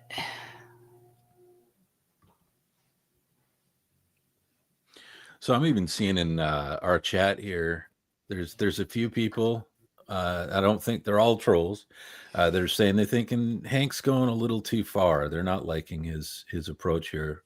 I personally am. I kind of like to see him, serve it up to that ham sandwich dork. But that's me. I'm biased. Is all hell. But what do you guys think? You think Hank's going a little too far, a little too aggressive? No, No. because the Well, witness yeah. came across as confrontational from the get-go. Right. And he's Yeah. not like this old, frail man or woman. He's, you can go after this guy. Absolutely. Right. And challenge his findings. I think Hank has to do it. Yeah, I agree. I don't think he's being too heavy-handed at all. He's just doing what he's there to do. I mean, he's calling out the obvious. There's questions they don't want to answer, and he's asking them, "Why don't you want to answer them? Do you not like these questions?" Those type of Right. things. But he's only calling out the obvious. He's not adding to. You know what I'm saying? Yeah. What do you guys think about all of Hank's little comments? He did that in the last trial as well, the Whitey trial. What is something funny? Yeah. I love it. I don't mind but him.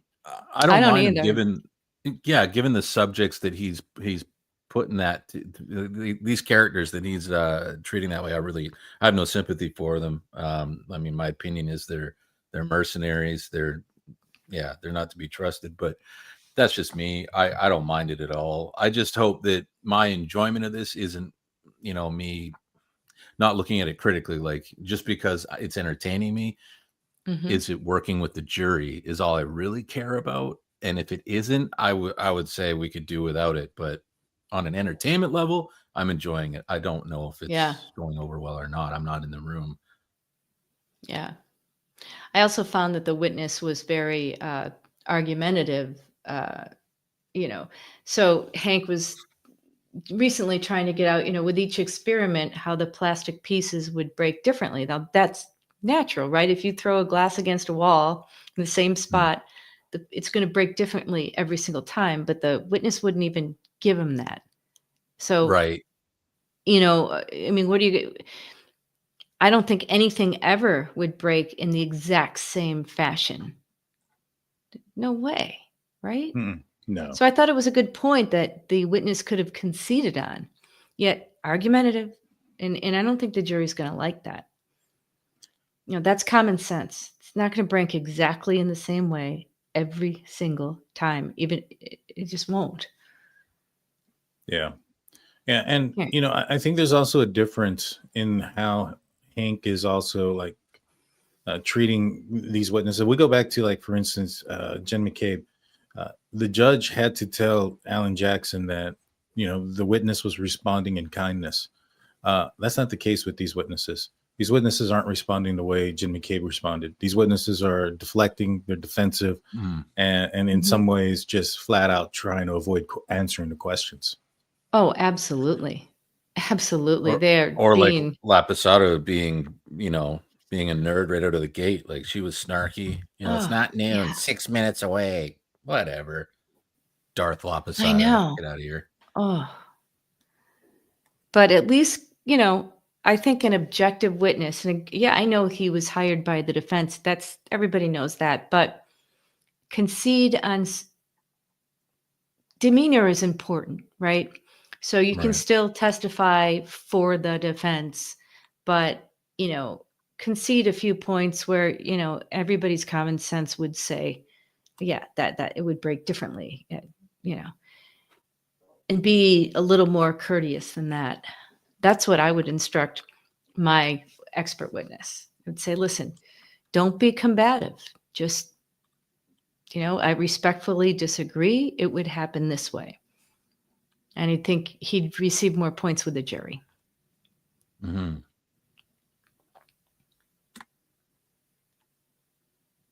But yeah, I think Hank's doing a great job too. I agree with the commentary so far. And I'm seeing, statements like, well, not there's a lot of them, but there's a few. They're assuming that the jury isn't liking what Hank's doing, or maybe less strongly, they're worried that maybe Hank is not impressing some of the jury. But honestly, I mean, that when it's all said and done, as somebody else pointed out, unless he screamed about his hands, I mean, I don't think anything Hank does is going to be topped by the madness that we saw with the defense, and especially with Alessi. There's no way they're going to remember Hank being a little snarky with Sandwich Guy and totally forget about Alessi wigging out. It's not happening, man. Like, I love how you called him Sandwich Guy. It's funny. well, I mean, yeah, whatever. Yeah, that dude, right? Now from now on, I'm going to think of him as Sandwich Guy. Right. But I mean, you're gonna be taken away, like your opinions of the defense and the prosecution, right? You be mulling it over. I can't see anyone going, man, that Hank he's uncontrollable, he's out of line. In contrast to Alessi, like, dude, he's unhinged. Alessi does come across unhinged, yeah. Oh yeah. Very passionate. Smitty Lee asks me if, okay, Ham will I be covering sandwich, trials in everybody true else. crime? Will I be Everybody else is covering calling trials him in true crime on my new channel? Honestly, I don't know. I'm trying to figure out what my new channel is going to be. Honestly, I wasn't even going to do one until you guys said, hey, you know what? I'm sick of not seeing one. So I threw one up. I'm not even sure what I'm going to do yet. I have videos that I'm making. Good. I'll put some of them up, but we'll see. I keep trying to put out content, and it's so hard to watch the trial all day, be on the live stream, and then, do court TV or something. Yeah. I'm not complaining, but, prepare for that. So you sound halfway smart, and then go and put out a video. Like, I've got a video almost ready to go, but I don't want to put out something that's, not quite ready yet. Oh, I know. know. I've got this weird Canadian content. Sure. I mean, honestly, anything I do is going to be a little odd. I'm definitely a different character here than I am in other environments. Like I've said before, out of full respect for Kevin and what he's got going here, I'm working a lot cleaner. So I'm assuming some of the people that subbed from here might be like, no, I'm not cool with this. But I am working on a video I've re-edited a few times. Good. With sort of you guys in mind. yeah, I'm taking out some more objectionable parts. Like maybe I'll have to do 2 versions. I'm not. Yeah, maybe you do 2 channels. Honestly, yeah, I think that's That's not a probably bad what's gonna idea end up happening. because people really like you on this channel. So, Right, and it's a different vibe here, so I might, yeah, I don't know. that's not a I'll bad just put idea. out And then you can polls. still have, yeah, Yeah, yeah, you can still have you can have a naughty channel and a nice channel. right, exactly. I'm gonna have to. I think I'm gonna have to. Mm-hmm. Thank you, Dr. Russell's Lemon. Meow. Because like most of the things I've done, especially like with Kate and Masshole, I mean, it's been bizarre, sort of trolly, prankish, bit weird stuff, and yeah, it gets a little dark. It gets a little weird. So we'll see. Yeah, rated G. I mean, I think I'm like PG to 13 here a little bit once in a while. No Cyrax re-uploads. That's all. Yeah. No, I'm not gonna. I'm not gonna be What? doing none of that though, for real. Yeah, but it's a little in-house. But Kate, I got a short video of the professor. He's an unhinged streamer as a character, another Canadian. And I'm doing a version I think that I will put up on the Boomer channel maybe by the end of today. Oh, good. I'll look for it. Yeah. What's the topic of Yes, the Kate, video? that did work. Sorry. Yes, I heard. Did you hear Kate just now, Margaret? No, Oh, bummer. I did It's not. gotta be on Did she her ask me a end. question? It's got to be on Okay, her my- end then. Yeah. I'm Kate not. I'm thinks it hearing might be on everybody your but end. Kate. It's weird. That is weird. I hate to leave the studio because I'm streaming to my audience on It's a Crime Media. So I don't want to. That won't you know disrupt what? it. It won't disrupt Yeah. it. Oh, Kate's saying that won't disrupt it. And also, I would try that last case, but go into your settings. If you look in the bottom in the backstage, Yeah, settings. go Yeah. and then click over to audio. Yeah. And where it says speaker, maybe turn it to something that you're not, like if you're using speakers, like change it. If you have 2 All right. options, change it to the one you're not using and then back to the one you are using. Sometimes that I'm going to try that. If she has to. Oh, Sorry, I can hear Kate now. Oh, good. There you go. On my Bam! MacBook. There you Now let me go. put it. Now I'm going to do my. Boomer solving AirPods. problems every day. Yo, I'm gonna do Geek Squad stuff on my channel, guys. We figured it out.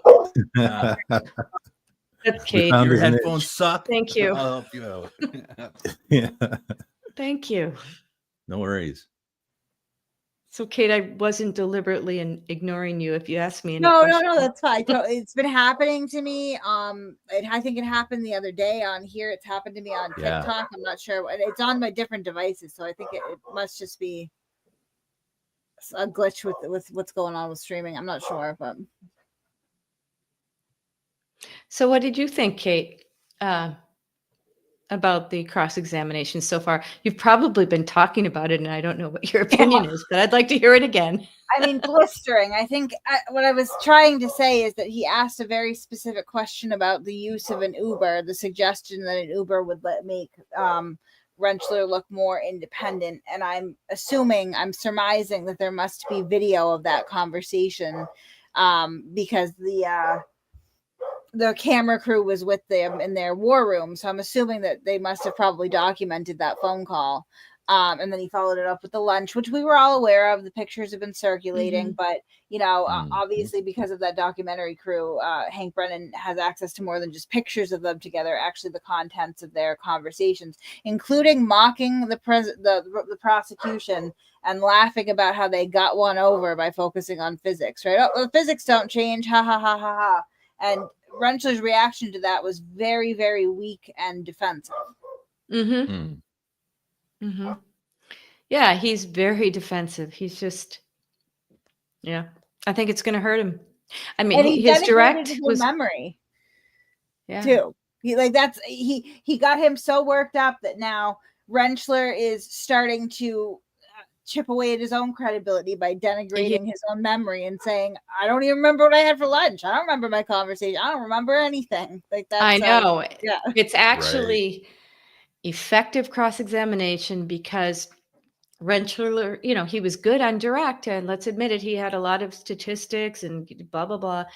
But this is hurting him tremendously. It's what the jurors may remember, I think. We shall see. Yeah, until Hank starts pounding his fist and screaming to the ceiling, I don't think he's gonna really tip any of the jurors negatively towards him. I don't see it. He doesn't behave like a maniac. I mean,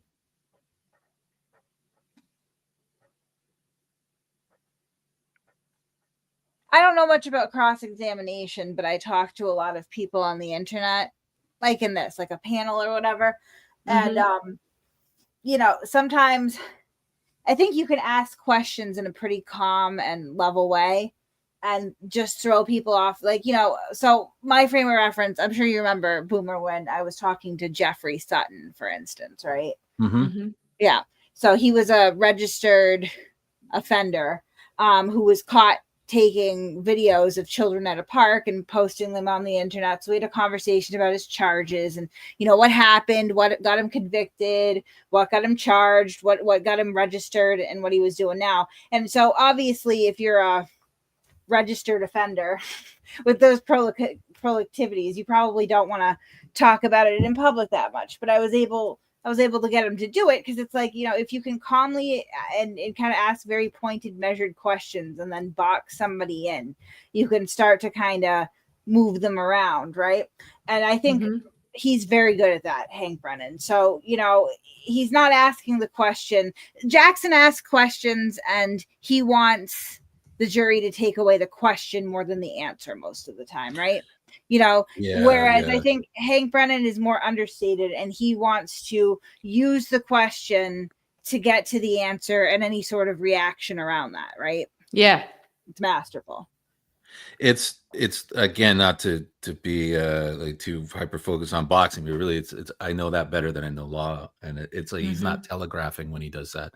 Like you say, Kate, if he's asking an explorative question to get further down the road to get where he eventually wants to be, the subject being asked that question, they're not seeing it telegraphed. They're not following it like they would Jackson, who, like you said, it's like as if his question is what he wants to be resonant. It's interesting.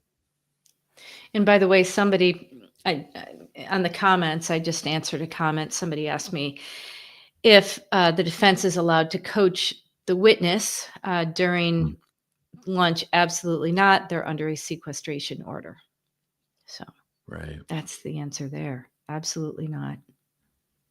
They're not supposed to, but are they doing it? Well, kind of looks like it, doesn't it? Yeah. I know. Who knows? They're probably in a conference room behind closed doors. Although no, then somebody could see them. So they have to be very careful because there are a lot of eyes in that courtroom area, you know, in the hallways. They all go into the same places for lunch. So they have to be very careful. Yeah. I just want to say thank you to all the awesome comments in the comment section Yeah. about me. I appreciate you guys. Somebody had asked me, what do I think about the prosecution in Boise for the Brian Koberger case? I don't know. I've never seen any of these guys in trial or anything like that as far as the Idaho goes. I probably don't think it'll be to this level of what Hank is, just because I think Hank is, well, he was a defense attorney for some pretty prominent people. And, you know, you don't become that way without being very good at your job. I'm not saying that these guys aren't, just saying that, you know, my expectation wouldn't be as high as Hank's, but the difference there is I think Hitler's a much better judge than what we're seeing here. Just my opinion. Although I do think that I think that like the sidebar stuff is very distracting. Like I think Kevin mentioned it earlier. She has no control of the courtroom, and in certain times it does seem like that way. You know, I had on Anjanette Levy from Law and Crime Network on my channel last night. We were talking about the Idaho case, but we first started off with Karen Reed, and I was surprised that, to me at least, she seems to based on what she said, it sounds like she thinks that it's pretty obvious what happened, and that Karen Reed may have hit John O'Keefe. I thought it was interesting from somebody from a Yeah. network that large. Oh, that's interesting. Yeah, she said the evidence seems a lot more clear than what people are trying to make it seem. Is exactly what she had said, and I was like, yeah, I couldn't agree with you more. So Dan, can you put in the comments or somewhere the name of your channel for people that might not know you? Yeah. It's well, if I put it in the comments, for some Because- reason it only shows up on my. Yeah, I know. Well, or yeah. But it's the DT show, or you can search up Drunk Turkey Show. Oh yes, okay. Yep. I'm gonna add this to my name, DT Show. Drunk Turkey Show. Yeah, that's what I do. Yeah, it's a crime media. Yeah, that'd be nice because I would love to watch that live. That was it live stream that you did? It was live stream last night. Yes, ma'am. Okay, I'm gonna go watch it. I bet it was good. It was good. It was good. It was a great conversation. She's very informative, well versed on the topic, and so it was an awesome conversation. And yeah, we started off with Karen Reed, and then we kind of talked a little bit about the supporters for Karen Reed and the supporters for Brian Koberger. And then we went into Brian Koberger, but I was I didn't know what her stance was, when I brought up Karen Reed, and I was pleasantly surprised. Wow. Yeah. I'm surprised too. I can't wait to watch your channel now. People are saying, "Oh, he's so good." Can't wait. Well, He really is. Yeah. I've had some pretty interesting guests, especially as of recent. I've interviewed Steve Gonsalves, the father of Kaylee Gonsalves, one of the murder victims. Wow. I've also interviewed Howard Bloom a number of times. He's the author of When the Night Comes Falling. And most recently, I interviewed him right after the Dateline special, where he had a prominent role in. And so we got to the bottom of a lot of the stuff that came out there. And today I just found a survey that was sent to me that correlates with Brian Koberger's email address that we're going to break down tonight. And so I'm looking forward to that one. Yeah. I'll have to catch up on that case. Karen Reed just takes all of my time and energy. No, I hear you. I understand.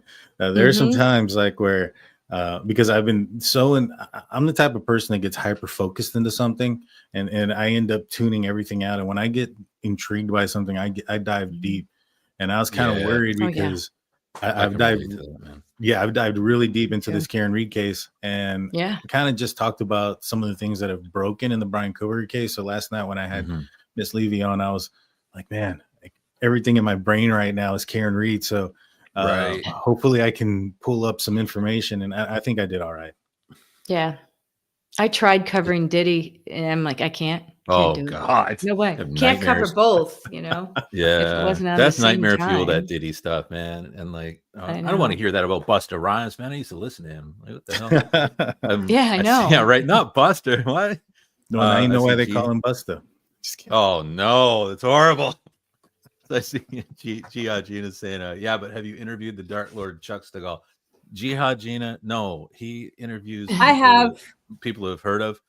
That's more, and yes, definitely. I have all the best guests. I have would be- every weirdo on the internet you can imagine. That's I would great. be lucky to Released get my Chuck channel, Stegall. possibly Yeah. flash their genitals at some point in a fit of Oh my anger. God. It may have happened. Yeah, Once or twice. Yeah. Yeah, more than The one internet's a strange place. That's really my interest with the Karen Reed case, like the Diddy case. I'm not a true crime person usually because I find it to be, and like this is not any disrespect because I know most people here are true crime people, but for my taste, especially when they're like open and ongoing cases, it feels a little too voyeuristic for me most of the time. You know what I mean? Like I don't love the idea of like people involved in like a criminal proceeding becoming like daytime TV that much to me. Like I just think that like the caveat, and I definitely am horrified about what happens on social media with it. Most of the time, God. like my intersection with the true crime community has been heavy criticism about a prominent member, such as like Bullhorn Betty or Benny Keys or Doug Hutton. And so I don't really have any other intersection with the true crime community than like identifying, or Jim Terry was another one that I went pretty hard at, like these people that I consider to be kind of like nefarious bad actors because I just like I think it might be a Massachusetts thing too, like a Northeast thing, like that stoicism. Like I really, really, really think that people need to start respecting other people's and their own privacy more in today's digital age, you know? I agree. I know somebody asked me about the name Drunk Turkey Show, where did it come Yeah. from? I was not, when I created the podcast, true crime was not anywhere near on my radar. I created the podcast to talk about things like conspiracies and aliens and 9/11, the things that Kevin was Nice. referencing earlier. Yeah. Yeah, dude, I went hard into that stuff for years, man. Yeah. I like that kind of stuff. Yeah, that was, in fact, on July 2nd, I have Mark from Wandering Wolf Productions on. He's done a lot of the ancient civilization type of ventures. Nice. He's gone out to Egypt and to Göbekli Tepe and those type of things. He's actually worked a lot with Graham Hancock and Jimmy Corsetti, and I'm going to have him on my channel. We're going to talk about what was found underneath the pyramids of Giza. Oh, God, I'd love That's that. awesome. Yeah, that's so, cool. Yeah, we're going to go really into that. Cool. Yeah, Wow. that was my bread and butter. I had Jon Stewart, not the comedian, but he spells his name the same way. But he was a politician that ran for governor in Chicago. He actually ran for president as an independent at one point, but yeah, it was more of a publicity thing. He believes in aliens and things of that nature, and he had some information about it and stuff. So we had him on the channel. But what ended up happening was Richard Allen ended up getting arrested. And I told the guys, because I was kind of interested in that case a little bit when it first happened, the Delphi case. I told the guys, like, hey, let's cover it. You know, I used to be in law enforcement. My one of my best friends, Jaime, he was like super fascinated with like serial killers and things of that nature. And then my buddy Blue, who was also on the channel, he was in the medical field. And so when we started covering it, it just was kind of second nature almost, and everybody kind of liked it. And they're like, hey, cover true crime. And then Brian Koberger, the murder there in Moscow, Idaho happened, and we started talking more about it, and that became our niche, so to speak. But yeah, no, the name came from, so when I decided to create the podcast name, it was around Thanksgiving time, and I was watching the movie Rocky. And there was a scene where Rocky's told that if he takes another punch, he's going to be punch drunk.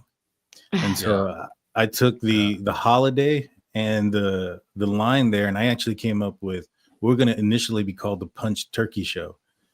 I looked it up to see if anybody had anything like that, and there was a channel called Slapped Ham, and I was like, man, that's too close. So I took the other word, drunk, instead of punched, and I put that. In fact, my first logo that I had created for the channel, it was a turkey with a black eye to kind of pay homage to being punched. And so, yeah, that was initially what it was going to be, but we ended up going with drunk turkey. I don't even drink very much. Like maybe once every 2 months, I have a couple beers, and that's really pushing it. But yeah, you know, I've kind of, since we've talked more true crime, I've adjusted the name to just the DT Show. But that's the story behind it. Okay, I love that story. Thank you. I got Rocky stuck in my head. I'm not punchy. And he's getting all upset about it. Yeah, man. Yeah. That's a rad movie. I'm into those movies. It was. Too. Do you guys remember? This is way off topic, but the evil David Letterman. Do you remember that character? I think he was on Howard Stern. His voice sounded just like David Letterman, and he would come on and say the most foul stuff because it sounds just like David Letterman, right? I'm so tempted to do that to you, Dan. Do the evil Dan. Oh my God. Don't do it. Oh, Don't do it. Yeah, right. Evil Dan. Evil Dan. Yeah. Delirium tremors. What? Yeah, that's what the DTs are if you're quitting alcohol. Oh, that's right. That's if you're It real is. bad off, though. You got to be really bad. Yeah, that is what to get DT means. God, you never know. Yeah. Well, if I'm delirium, then what does it make everybody else?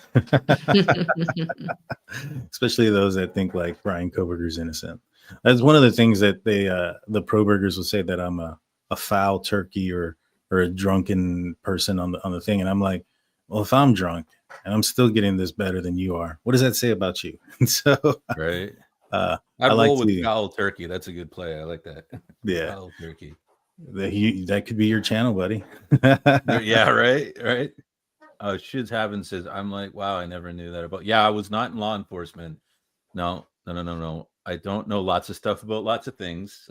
I play the guitar and I make fart jokes. That's me. I play the guitar too. What kind of guitar do you get? Well, I used to. I'm not sure how much I can play now with my hand, but what kind of guitars do I got? Oh man, I'm telling you, dude. I got RR1 Jackson US made. I got a Soloist SL2. You know it. I got some of the good stuff. Yeah, man. Nice. Yeah, I got a my baby is a 68 Les Paul Gibson Black Beauty custom. Full body. Nice. Yeah, that's the one's old Gibsons. Yeah, that just one's for my those baby. who don't know their guitars, Gibson used to be an insanely well-built product. I don't know about now, but they took a slide for like at least a decade. The old ones, though, if you get them in the 60s into the 70s, my God, they were built different.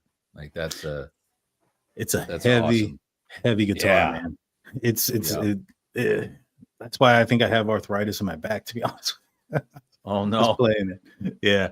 I have that one. I have a Ibanez bass, a couple of Ibanez other guitars. I have an Epiphone Gibson that's from like the 70s or 80s. Right.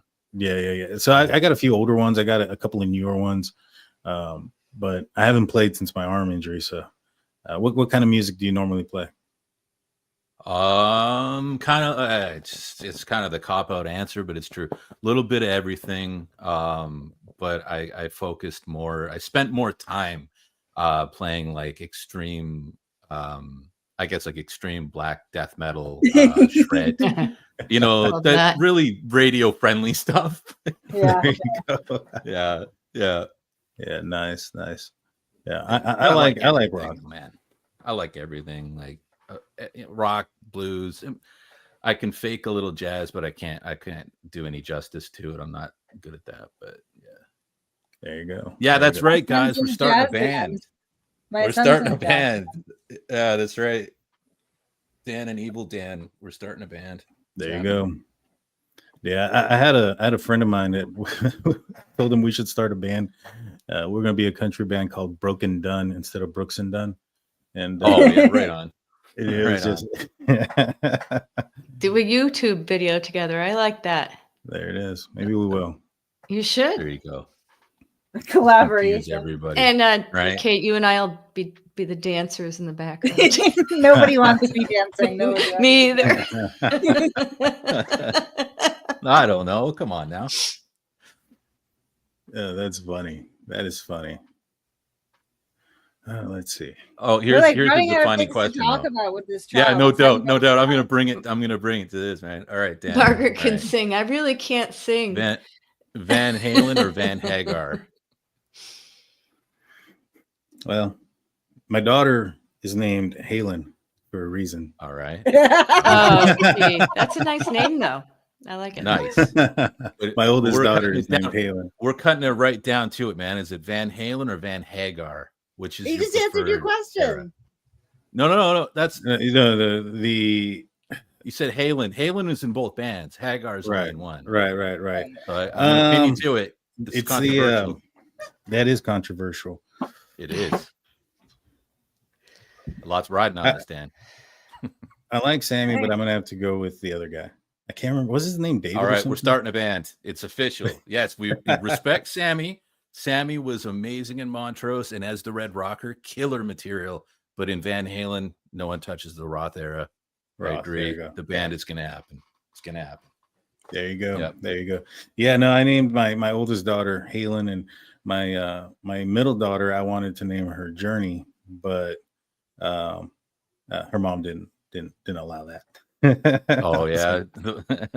What was put down? It was put down. There was that or Iris. I from the song Google Dolls. I like the name Iris, and so there was a couple of names that I wanted. I took out of some music, but no, I love music, man. Most of my stuff that I listen to is like, well, I mean, now I guess it's mainly kind of like rockish country, not the pop country stuff that's out there, but like rockish stuff. some Whiskey Myers. I don't know if you're familiar with who they are. No, I'll check it out. I am, yeah. You like Yeah. Hank 3? I like Hank 3. I like his dad and his grandpa too.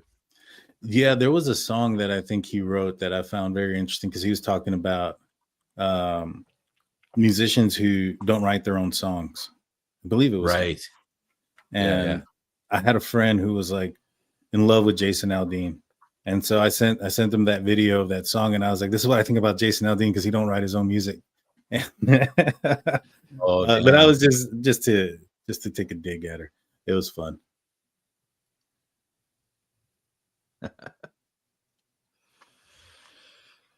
Well, the case is almost over.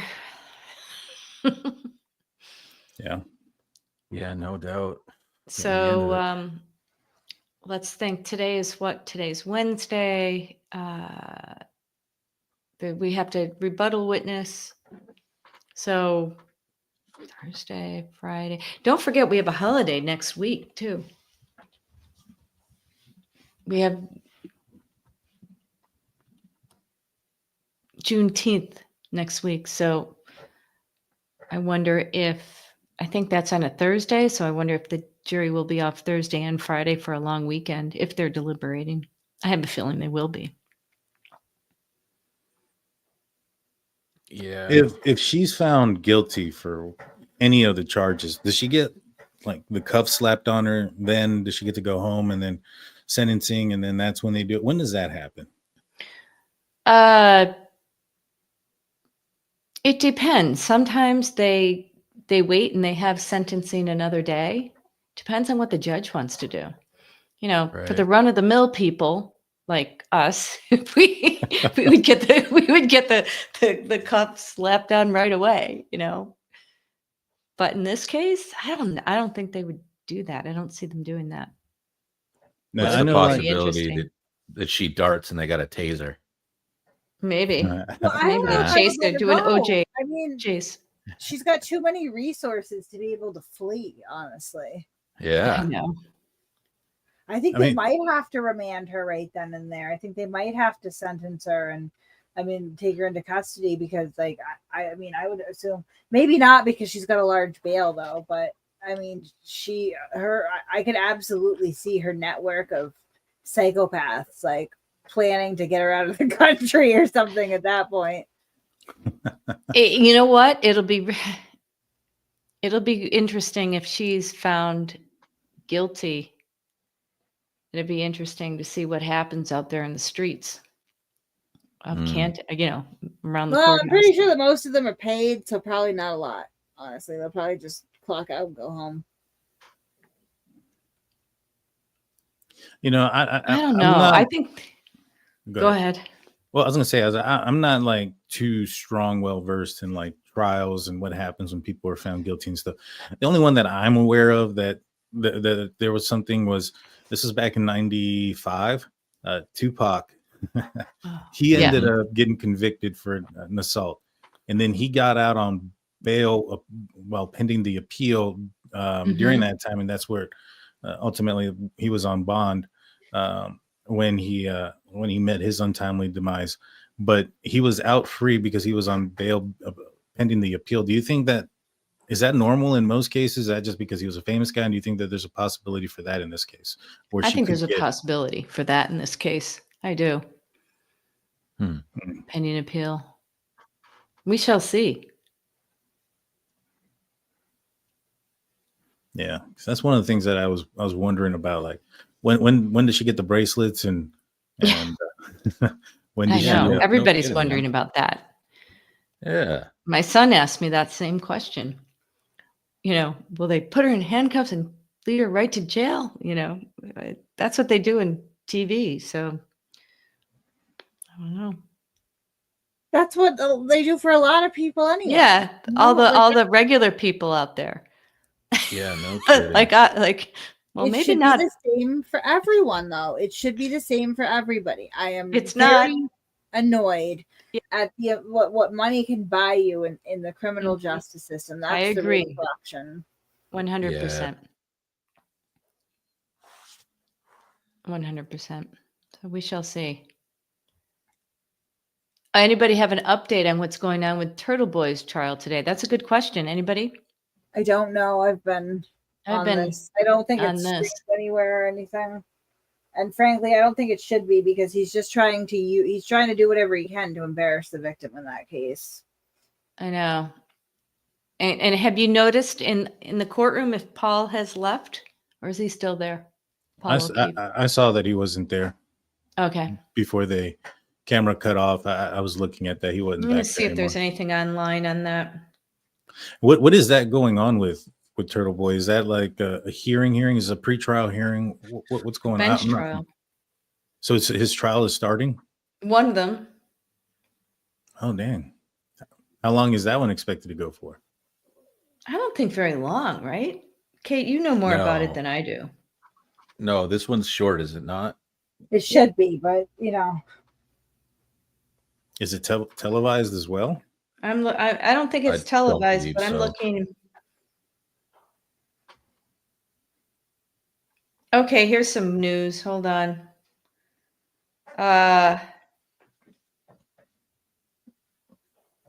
Never mind. Yeah, misdemeanor restraining order violation. yeah, nobody cares about Turtle Boy as part of the thing there. Like, this is not related to Karen Reed. He really has to either connect himself to Karen Reed or just live in obscurity. There is no middle ground there. Like, his stuff is boring. Let's see if there's anything on Facebook. I see some people saying that it was on Zoom and that they're on a break till 2 to 4. They'll be back between 2 and 4. So we can watch that on Zoom? I'm not sure. I don't think Dedham District has Zoom. Brittany, no, Turtle Boy is running the risk of literally 0 jail time on a misdemeanor first offense if convicted. What district court is it in? Dedham. All right, let's try it.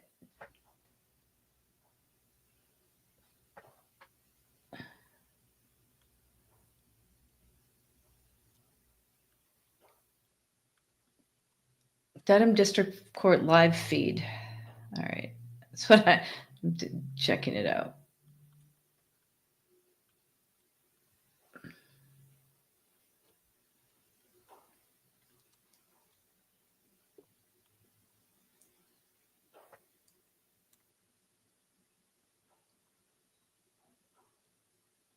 When is the second trial? The one that he could face some prison time. When is that scheduled to start? Not yet. It hasn't been scheduled at all? No, nothing. They're playing games with phones and yeah. Yeah, I don't see anything. I don't think they have a live feed at the district court. It'd be interesting if they did. To the Claire of the Young Jerks. I think that was supposed to say Grant is listening to. They shouldn't be broadcasting that. They should not be broadcasting that. You're not No. supposed to broadcast the Zoom, especially the audio part of it. And like that's a case that involves a restraining order. It's sensitive. It's just true. It is sensitive. You're right. Yeah. You're right. So we won't be able to know until we have a live Turtle Boy show later or something. Yeah, see, I just think that's shitty and probably like not what I don't know. Because it's a very simple technical case. He was in the exclusion zone. He had probably about 20 minutes to leave once he was asked to leave, and he neglected to do so, and then followed this woman to her car and then posted the pictures on his blog. Like, I mean, I don't know how much clearer you can get. It's a bench trial. I don't think it's going to work out for him. Can't imagine that it would. But who cares? Like, respectfully, it's just all he's going to do is use that as a platform to try to dredge up as much embarrassing stuff on this woman as he can and frame her in the worst light possible. And whether he is convicted or acquitted, that's his win. Mm-hmm. Yeah. Publicity.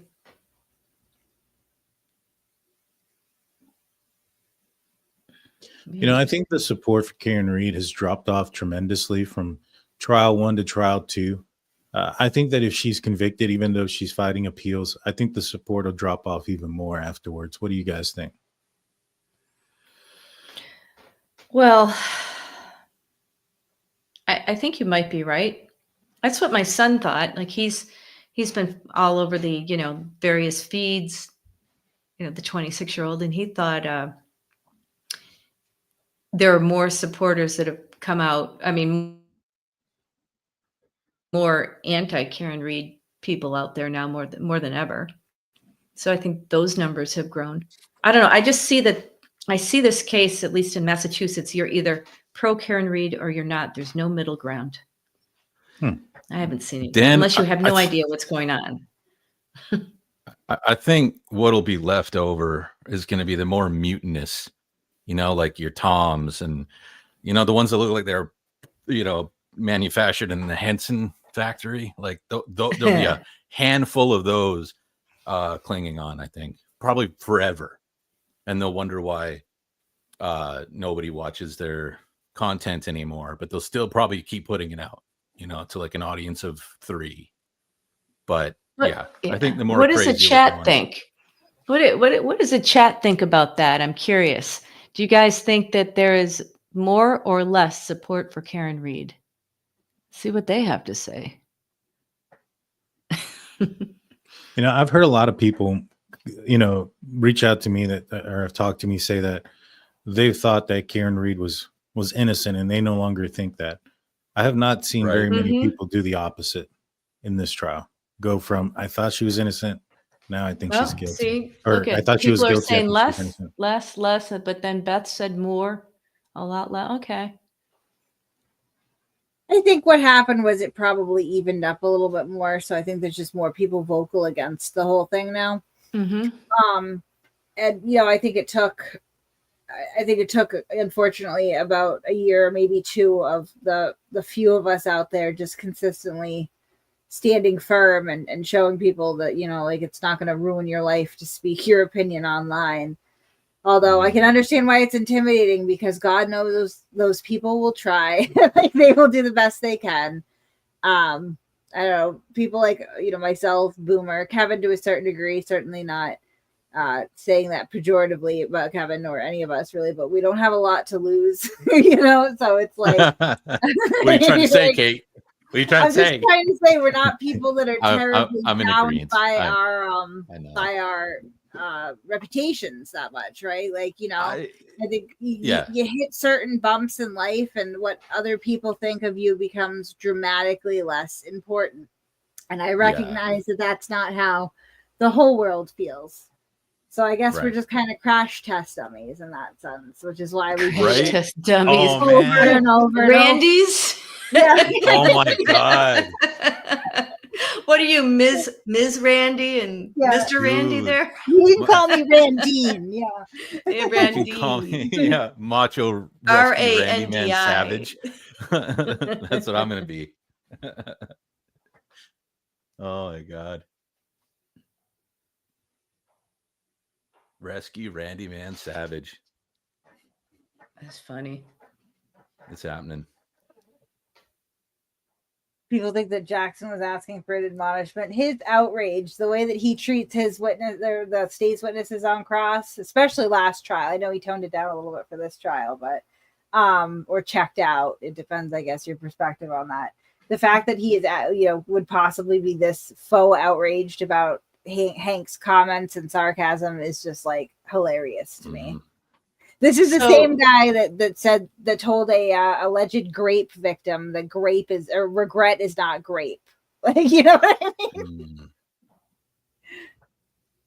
There's somebody in the chat asked what we thought about the ham sandwich remark as far as was Hank being too snarky with that.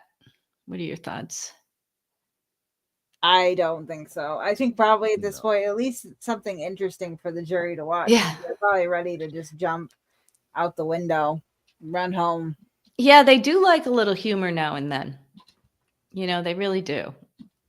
Well, I mean, I feel like they were probably pretty disengaged the last couple days at minimum. you know? Oh God. And How after could a they not while, be? you just Yeah. listening to all the angles of how the body, and all that stuff and the dummy and stuff from Rentschler. It's after a while, it gets, you have to really focus. I have to focus to listen to it all.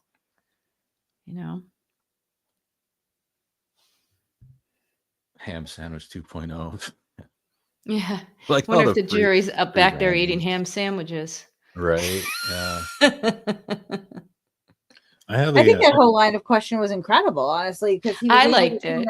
it starts Rentschler starts out by saying, I just had a sandwich and sat in the corner the rest of the time, sort of like, oh, I was just eating out of convenience. And which again, Right. like, none of that is necessary nor normal. Usually these experts, like I guarantee Dr. Welcher probably eats his lunch alone that he buys himself, may or may not be on a stipend, the daily whatever they give per diem, but he's actually physically purchasing it himself. He probably goes to somewhere alone and sits and eats it, and then he gets his Uber or gets in his rental car that he arranged and drives back to the hotel that he or his company arranged, and that's that. Like, I guarantee he's not hanging out with Hank Brennan, eating lunch, chumming it up. Right. Like, I think Hank Brennan's eating lunch in the courtroom in a conference room. Probably looking at papers. Yeah. Yeah. Yeah, because they have their own little, I did go to court and they have their own little conference rooms that delegated to each party, the defense and the prosecution. So I guarantee Hank is with his little team there behind closed doors eating his lunch. He probably is hardly even eating it, He's not, once he gets in the zone of a case, he's 100% in that zone. You can tell. You can tell. Yeah. But my point being is, no matter whether it's Hank Brennan or you, Margaret, or any attorney, but especially a prosecutor, I mean, it's just like you're not socializing with your expert witnesses. No. Right. It's just not normal. Like, You're not social. Wait a minute. You're not socializing with your clients. Most of the defense, every defense attorney I've spoken with, okay, which is a lot about this case, they can't believe how much the defense team is socializing with each other. They're seen out in the seaport. They're seen out buying what were they buying? Grey Goose or whatever it was. I mean, my God, it's such a bad look. You're not grocery shopping with your clients? God, no. It's not the norm. No, but I mean, it's just at some point, and I think that really speaks to the objectivity. And Dr. Marie Russell sat and ate lunch with them too. What Hank Brennan is showing is these supposed expert witnesses that are supposed to maintain a certain level of objectivity, right? Yeah. Are encompassed in her legal team. Mm-hmm. They're not just independent experts that were asked to perform a task that fly in or drive in or whatever and testify to that and then go home. That's not what is happening here. They are actively involved in Karen Reed's defense team. And if you're on the defense team, then you have an objective. You have a bias. You're serving a purpose within that team. Yep. It's just optics. Like, that's what why open yourself up to even one question on a cross-examination about eating lunch with your expert witness? Like, separate it so you don't have to, that takes that question right off the table and that apparent bias. But I'm going to disagree with even that and say that that's what Rentschler was trying to deflect off to. He was trying to essentially minimize it and go, optics might not be great, but it was just a meal, right? When in reality, we know that there's video footage that suggested he was an active member of that team, discussing testimony, reflecting on it, laughing about it, eating lunch, taking a ride from them, staying in a hotel probably that they arranged. And the same for Marie Russell. We know that because we see in A Body in the Snow that they're discussing Lucky Loughran, which has nothing to do with her testimony at all, but they're discussing Lucky Loughran and how he's not going to have to buy a drink in this town for 6 months. And Dr. Marie Russell is seen laughing and agreeing with it. I know. That's not just and that's in the middle of trial. In the middle of trial. They're not just discussing their own testimony, they're discussing other people's testimony. That's That's being not part right. of a team. That's being I part of know. a team. That's not just whoops, oops, the optics are bad. That's like you are actively engaged in this woman's defense. You're not objective. You're Right. not independent. Right. No, it's not good.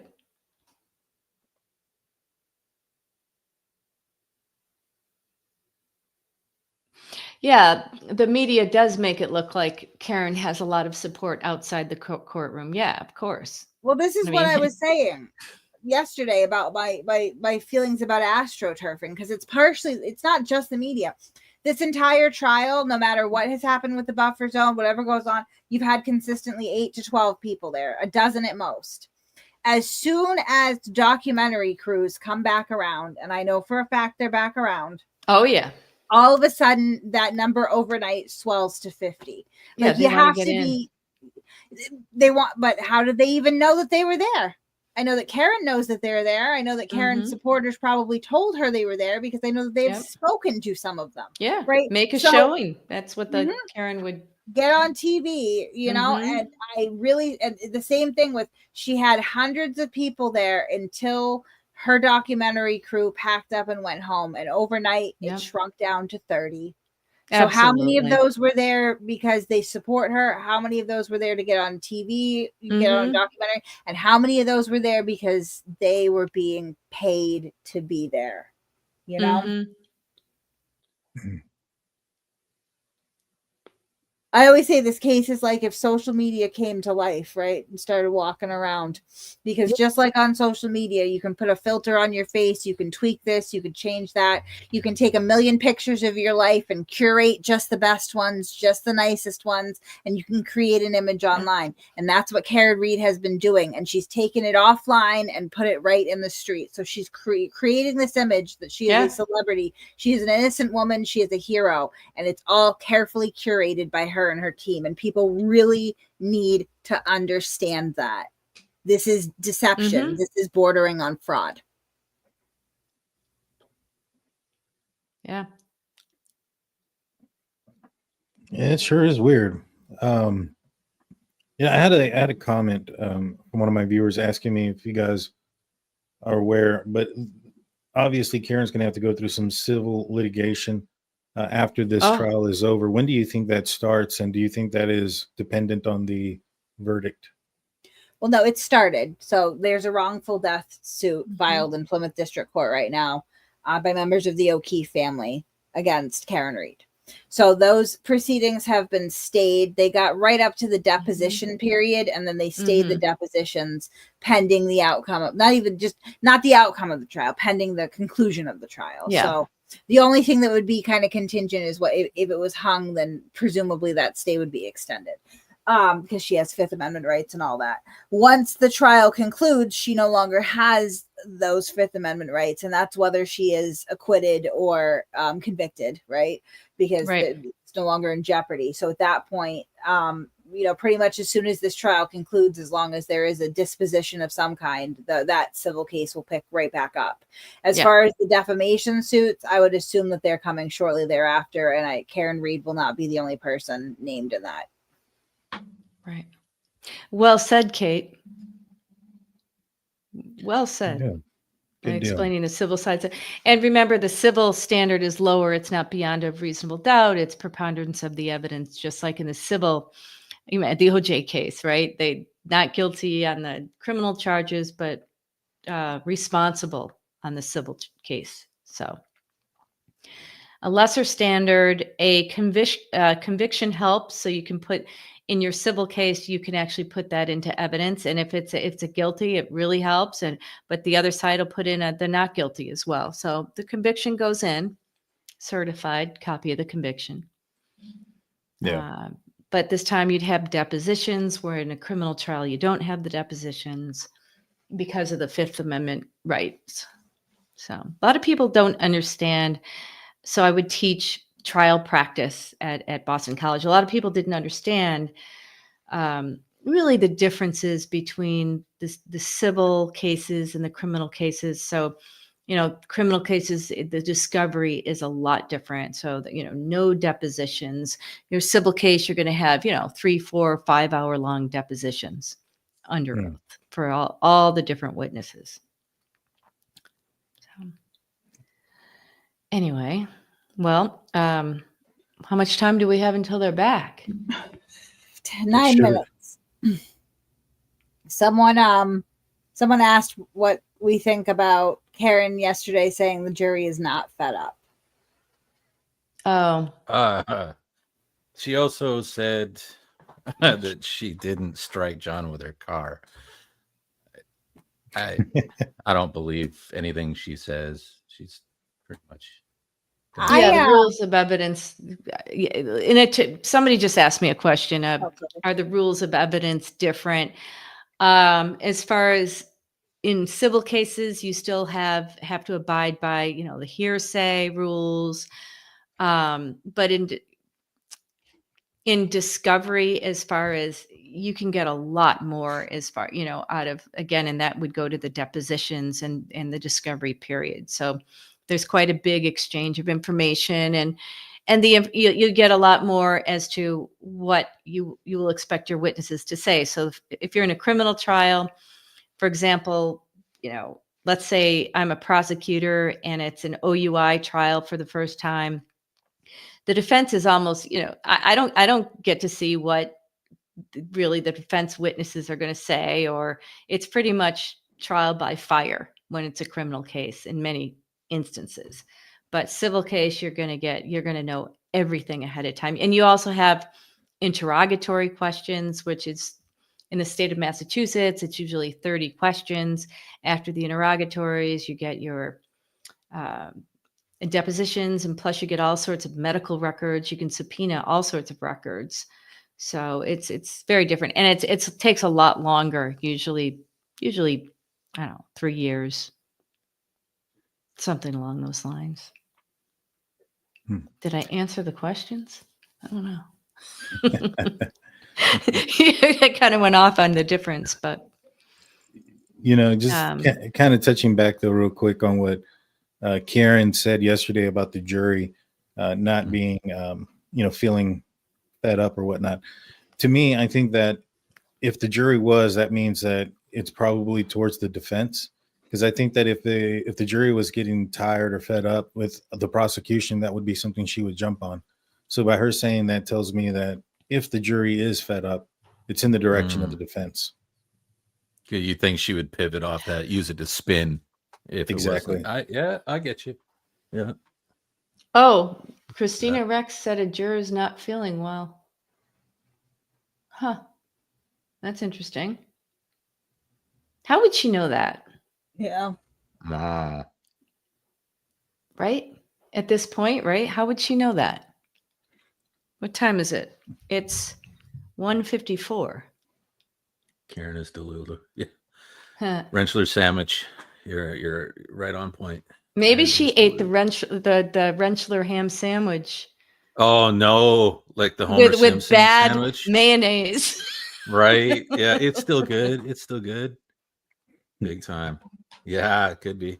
Hit the like button, guys. Absolutely. Hit the like button for Yellow Cottage Tales. My God, yeah. I was just thinking of a stupid sandwich now. I know. We're just burning down the last few minutes, right? Yeah. I'm starving. I haven't eaten. So now I would I kill know, for a I ham know. sandwich right Yeah. now. Oh, here we go. Now open, maybe seated. All right, while the jury is on their way in, I need to see counsel outside. Okay. Oh, I wonder if that's the issue. Sidebar. OMG. Sidebar. All right. Hold on. I'll be right back. I have to use the ladies' room. Oh no, raisins with potato salad? No, don't put raisins in there. That's white people shit. It's not though. It I'm is, white. though. I'm It's white. not. That's the stereotype. I glow in the dark. I'm so white, it's unreal. I don't put raisins in my no. That's just weird people stuff. That's what that is. That's weird people. Yeah, no raisins. Why'd you do that? I don't know, man. I'm from the South. I've never heard of that before, but maybe I swear to God, that's the stereotype. Right that in her hood, that's what it's like. But Us Dans, we know, man. We don't do that stuff. That's weird. That's weird behavior. Never heard of raisins and potato salad. Yeah, that one's interesting. It's weird.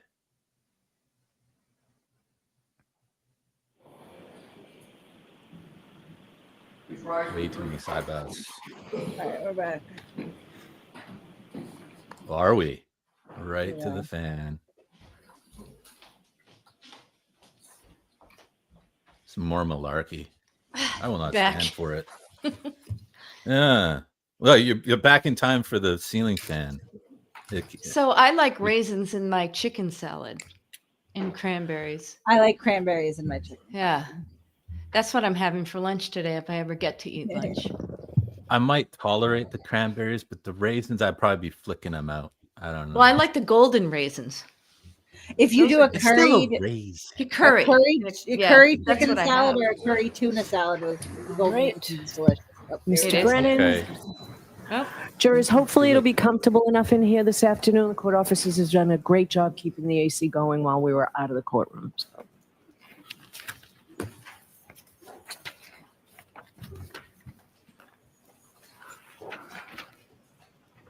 Dr. Rentschler, you wrote a report back in February 2024, That's correct, yes, sir.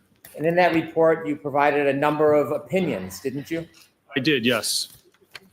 Do you remember if you opined or had the opinion that the injuries on Mr. O'Keefe's arm would not result from impact with a non-damaged tail lamp cover?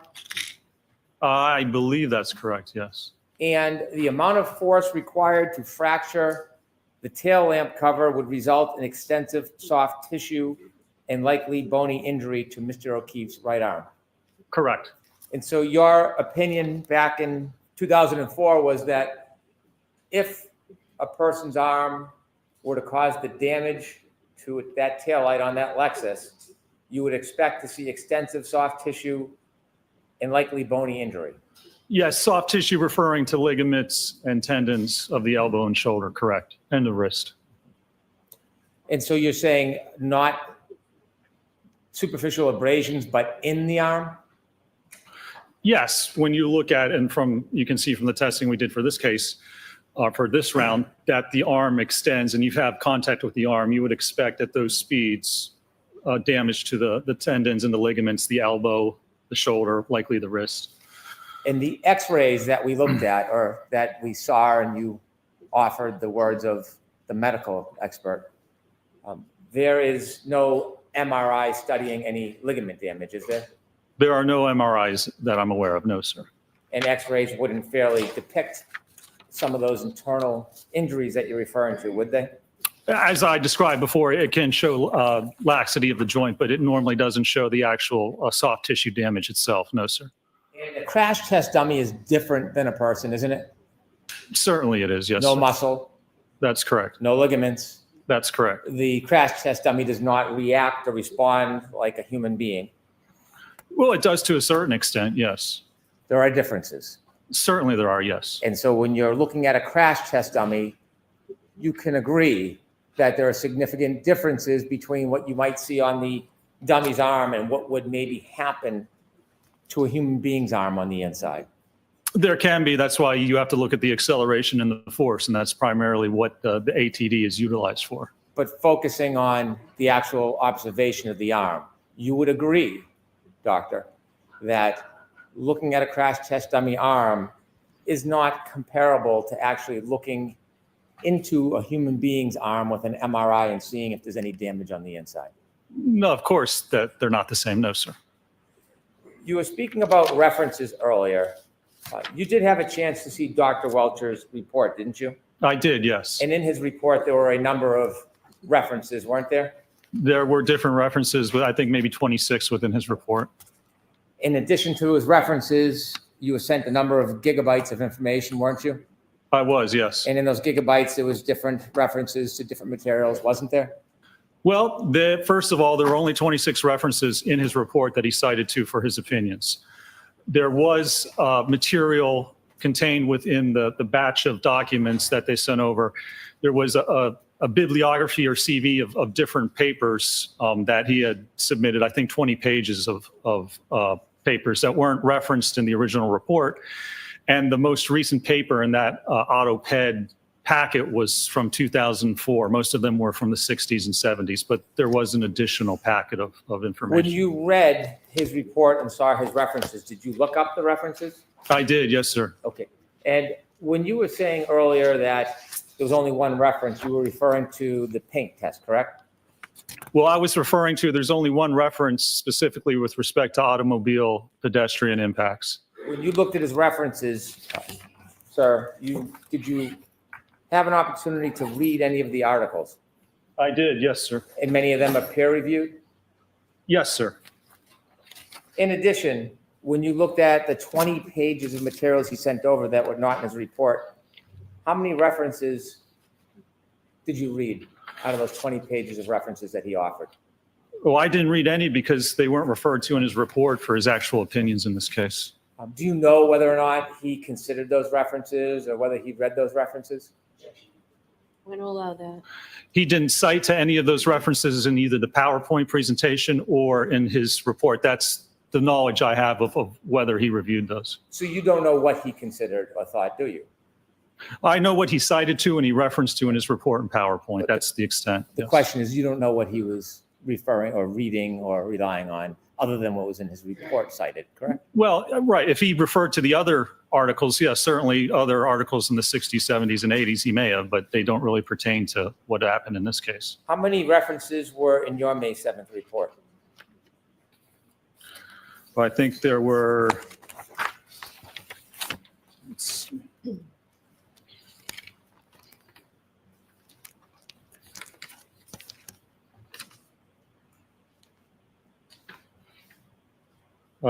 26, I think. Those 26 references, are they offered in your report to suggest some type of support for the proposition that you're promoting in the report? Well, they support the opinions or the methodology or both with respect to what I've offered in this The matter. reason why you put a cite in is suggesting that it supports whatever proposition you're footnoting on that. To some extent, or the methodology or some information pertinent to that opinion, yes, sir. Regarding crash test dummies and prediction in soft tissue injury, you provided 3 sites, didn't you? And soft tissue injuries? Yes. Can you show me where it says that, sir? Footnote 11 of your report, Mr. O'Keefe's right arm kinematics during impact with the Lexus are inconsistent with producing the documented cuts damage to his right sleeve, as well as the abrasions to his right arm. Did you write that? Yes, and which one was that again? I just want to make sure. What was the number? You cited footnotes 24, 25, and 26. Yes.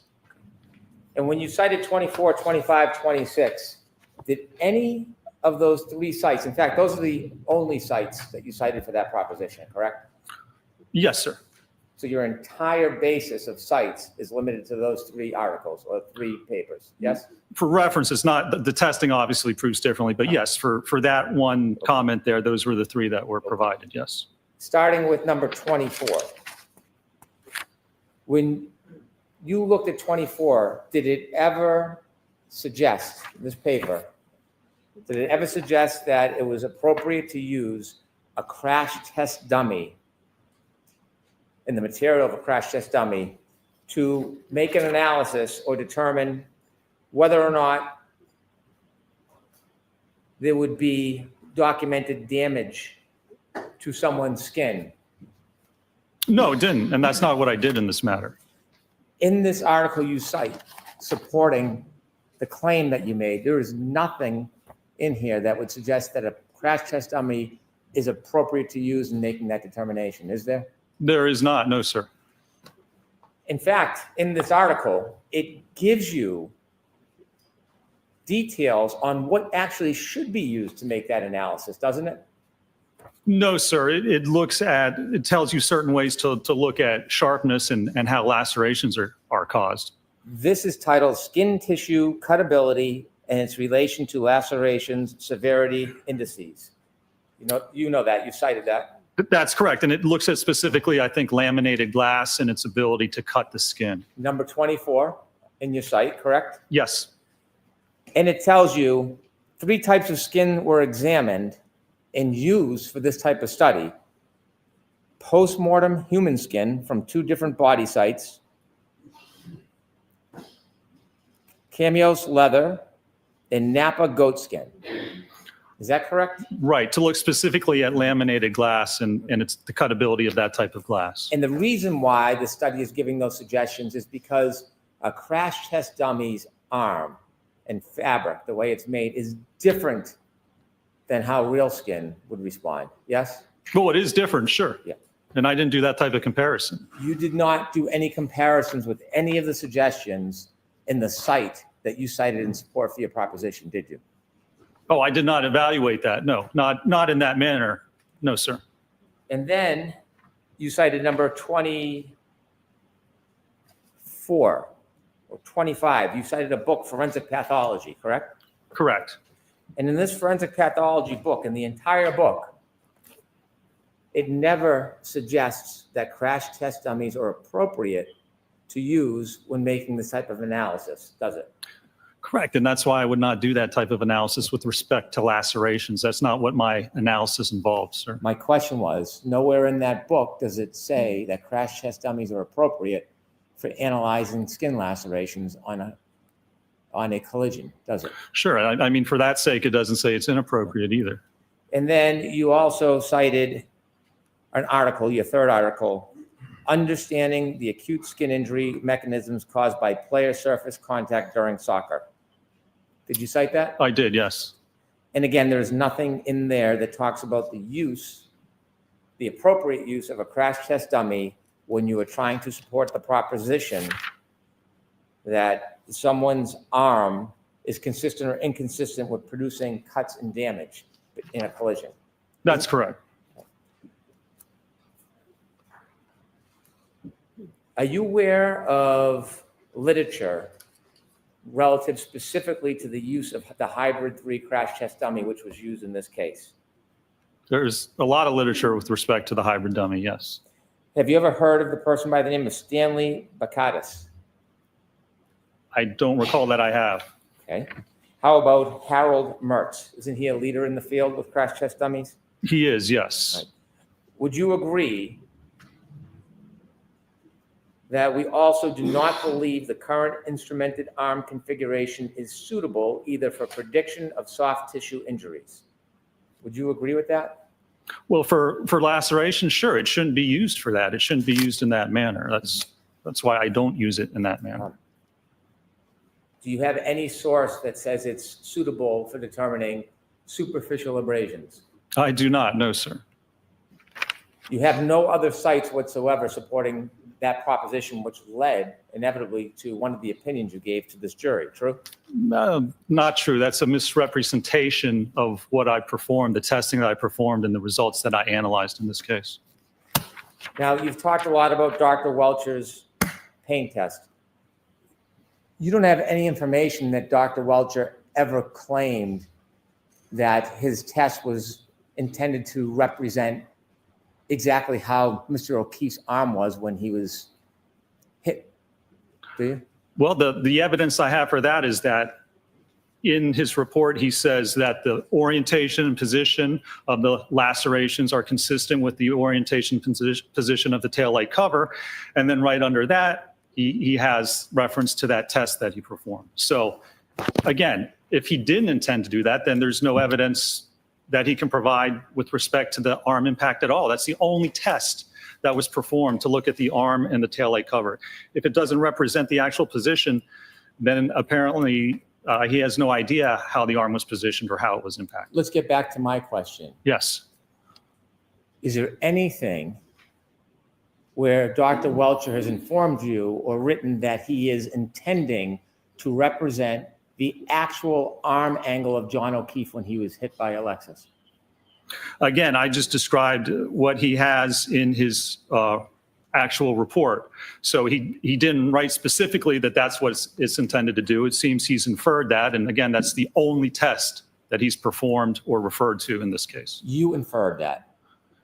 Inferred that that's how he believes that the arm was positioned? I think we understand your perspective is that the only test he performed, but what I really want to get at is your conclusion, your assumption that Dr. Welcher was suggesting that there was a specific arm angle that occurred in this case that he was identifying. You don't see that anywhere in his report. Well, it would be pretty odd if the one test he ran didn't actually represent what he thought happened. I don't understand what the value of that would actually be. Did Dr. Welch ever represent that he was trying to describe the actual body position of John O'Keefe when he was hit? Actually, he doesn't state that. He states very little in his report or in his PowerPoint. He demonstrates through the video of his arm like that and contacting it, and then he holds his arm up to a picture of Mr. O'Keefe's right arm to compare and apparently demonstrate that it's in the same area. But again, he doesn't actually state that opinion. He doesn't state any opinions that the contact actually occurred, except in one point, and has no evidence or foundation for that. Would the answer to my question be no? You would have to ask Dr. Welcher, I suppose, but if it's not, again, then I'm not sure what that test actually accomplished or represented. You've made assumptions and then have given opinions to this jury based on your assumptions, haven't you?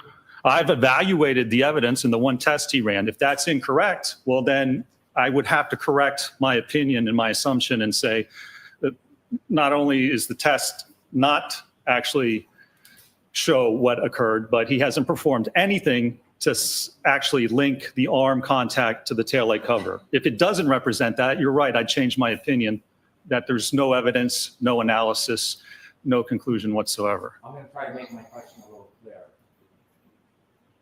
Is there anything in the report where Dr. Welcher has stated that the arm angle in the demonstration was in any way attempt to replicate exactly how John O'Keefe's arm was when he was struck by a Lexus?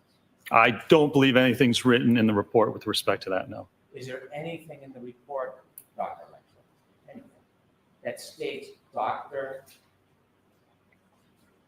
Welcher was stating or claiming that he knew the body position of John O'Keefe when he was struck? I'm going to allow that. So no, I guess there is no opinion or conclusion that he knows how Mr. O'Keefe was actually positioned at the time of this alleged incident. You're correct. Do you know whether Dr. Welcher has been clear that he does not know? Let me say this a different way. You would agree, Dr. Welcher has never stated in his report that he can identify the speed at which Mr. O'Keefe was struck in a collision. He does not state what he thinks the speed is. That's correct. He never states how far, if at all, Mr. O'Keefe was thrown after being in a collision. That's right. He does not. When you don't know the speed, you don't know the body position, and you don't know the angle of the body at the time of collision, you cannot replicate a collision with crash test dummies to a reasonable degree of scientific certainty. Well, you're right. You can't prove that that actually occurred. That's the basis. Yeah. So if you don't have the information, you can't replicate what happened. You can't determine, you can't state to any conclusion of accuracy what actually occurred if you don't have the evidence. So if you were to do a crash reenactment, but couldn't state to a reasonable degree of scientific certainty this replicated the actual collision, that wouldn't be scientifically reliable to a reasonable degree of scientific certainty, would it? Well, if you perform a test and you state this is what I tested and this is the angle, then you can certainly say these are my conclusions. But if you don't know the throw distance, if you don't know the position, then you're correct. You can't actually come to a conclusion that it didn't occur. If you don't know how something occurred, how can you conclude that it actually occurred? It scientifically makes no sense.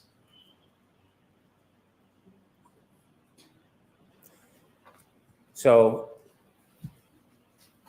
if an expert does a crash test and they can't determined to a reasonable degree of scientific certainty that it replicates the actual collision, you would agree that would not be a reliable test to present to a jury, don't you? I'm gonna,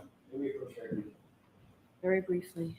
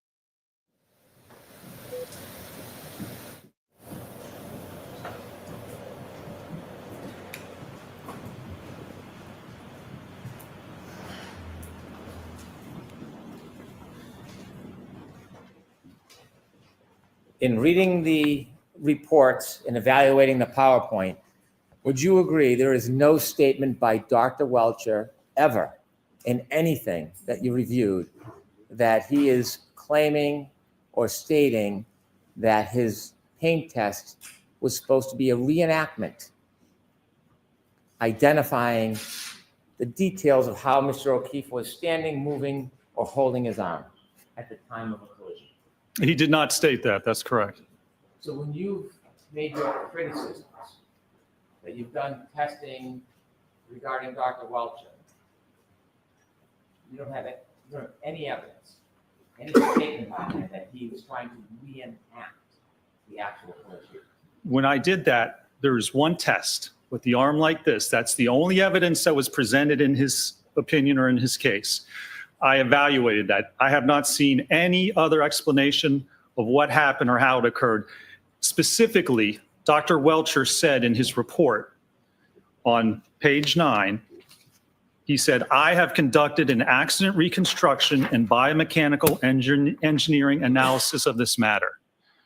If he did not recreate how he was positioned, if he did not determine the speed of impact, if he did not determine how Mr. O'Keefe's body moved, if he did not determine where he ended up, then he did not conduct either an accident reconstruction analysis or a biomechanical causation analysis. He did nothing of the sort. Other than your opinion, let's get back to my question if I could. I believe I answered at the beginning of that, sir. I'm going to ask you again. My detailed question is, there is nothing in Dr. Welcher's report or any of his presentation that states he is trying to represent the exact posture, movement, and stance of Mr. O'Keefe when there was a collision.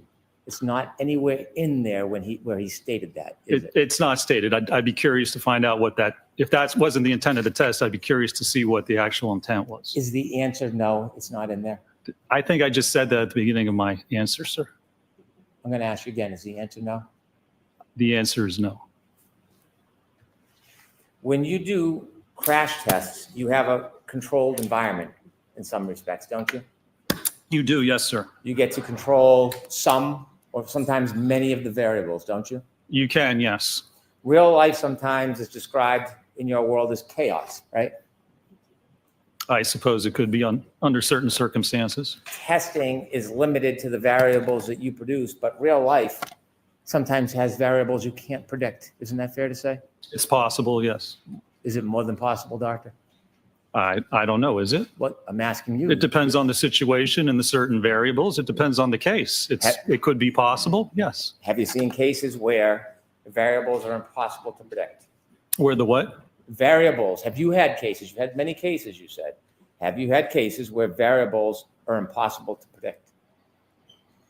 It depends. I mean, it depends on what you're looking at. And if you want to conclude that something happened and this is how it occurred, you have to look at those variables. If you can't control for those variables, then it's possible you can't prove that it actually happened.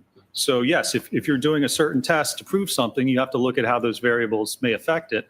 But there's basic information you have to know to perform that type of an analysis. So my question again is, are there scenarios where variables are impossible to predict? There could be, yes. Have you had cases yourself where there are variables that were impossible to predict? I suppose I probably have. I mean, it depends. If you don't know what happened, sure, then you don't know those variables necessarily.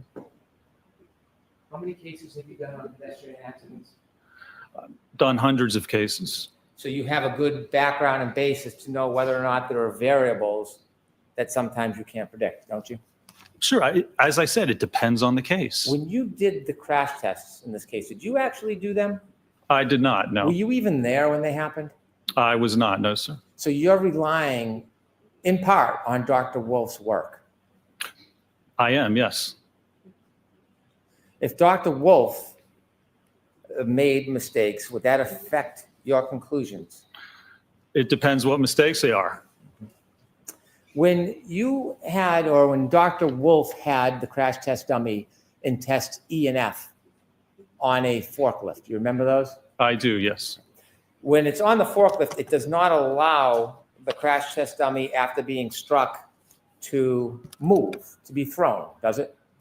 Actually, if it's a force acting on it, it will move. It will like a pendulum. So if there's a force acting on it, you'll see which direction it moves. If there's a forward force, it will move. It'll swing forward or sideways or backwards. It can move. Well, my question isn't direction. It's can it show the throw? Can it throw or move the crash test dummy in its natural course after the collision to a resting spot? No. In those tests, though, there wouldn't be any throw. If a crash test dummy is restrained by a forklift,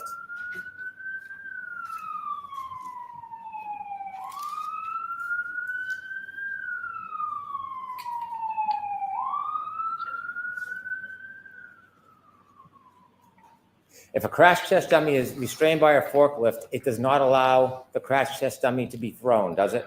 Assuming there is throw, that's correct. It doesn't. It doesn't allow an observation of the crash test dummy to turn or fall, does it? No, it does not. Well, no, actually it turns, sure. I mean, it can spin. How about fall? No. And a crash test dummy would just fall down anyway. Have you seen crash test dummies where it is held in place electromagnetically, and when the collision happens, then the dummy can move? Have you seen that? I have, yes. Have you seen, excuse me, have you seen crash tests with crash test dummy where there is a light? I'm sorry. Have you seen crash tests with crash test dummies where there is a light string and somebody cuts the string moments before the impact or a second before I the have, impact? yes. That wasn't done in this case, was it? What? It wasn't necessary. Was that done in this case? It wasn't. I'll speak slower and a little clearer. Maybe if you answer my question. I just did answer it. I said it wasn't.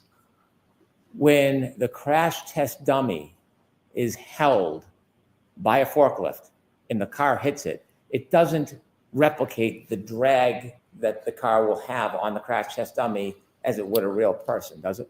You can see if there's any drag because it's on like a pendulum. So if there's any drag pushing it forward, it's going to sway that way. It's going to move the dummy. It's not going to move at the distance that it actually would. If there was any distance, it would move it.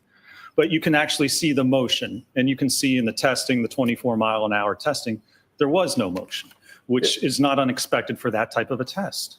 There is a difference between a crash on center of mass and a fender vault, isn't there? There is, yes. A fender vault is a different type of collision than a center of mass collision. Isn't that true? That's correct. It is impossible to replicate all of the different scenarios with a crash test dummy on a fender vault collision, isn't it? I mean, it depends on what you're trying to replicate, and it depends looking at the injuries or how someone was positioned. So if you know how they were positioned, you can try and replicate that, yes. Could I have 59 of Dr. Rentral's PowerPoint, please?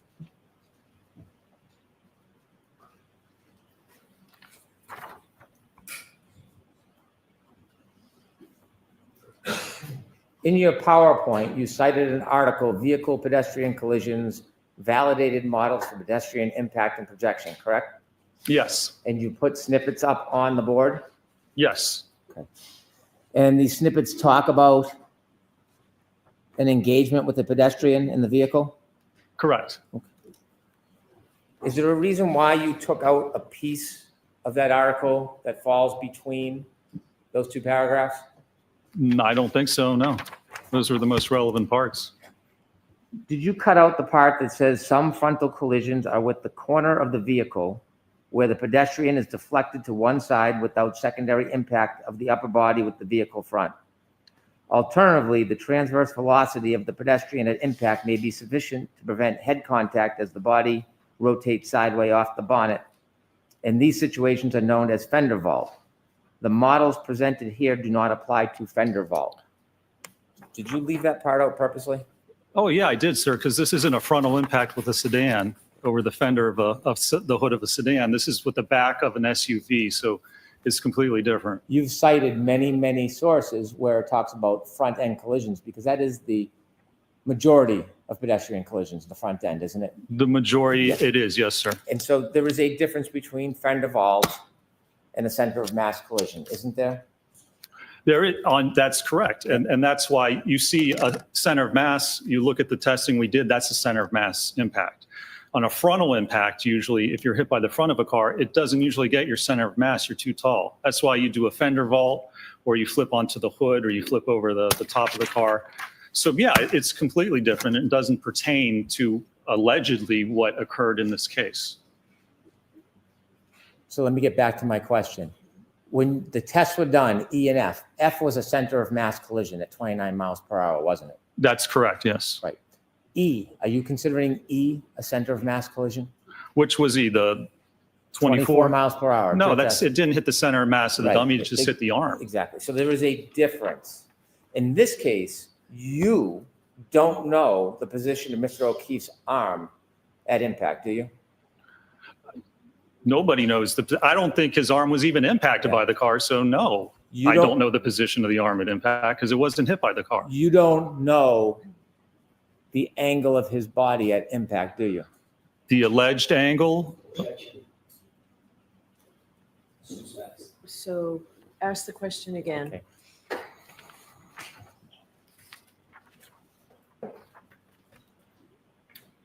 You have no information about the angle of Mr. O'Keefe's body at the time the defendant's Lexus was traveling backwards on January 29, 2022, do you? We have no information that he was even hit by the Lexus. So there wouldn't be any information on the angle if his body wasn't hit.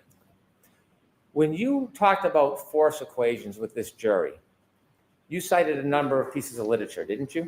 I did, yes. When you cited the literature, you cited all literature regarding concentrated forces, didn't you?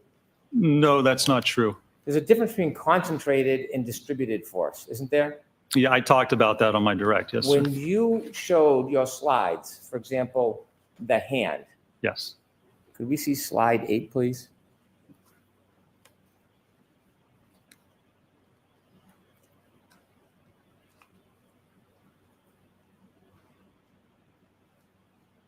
Okay. Let's try slide 56.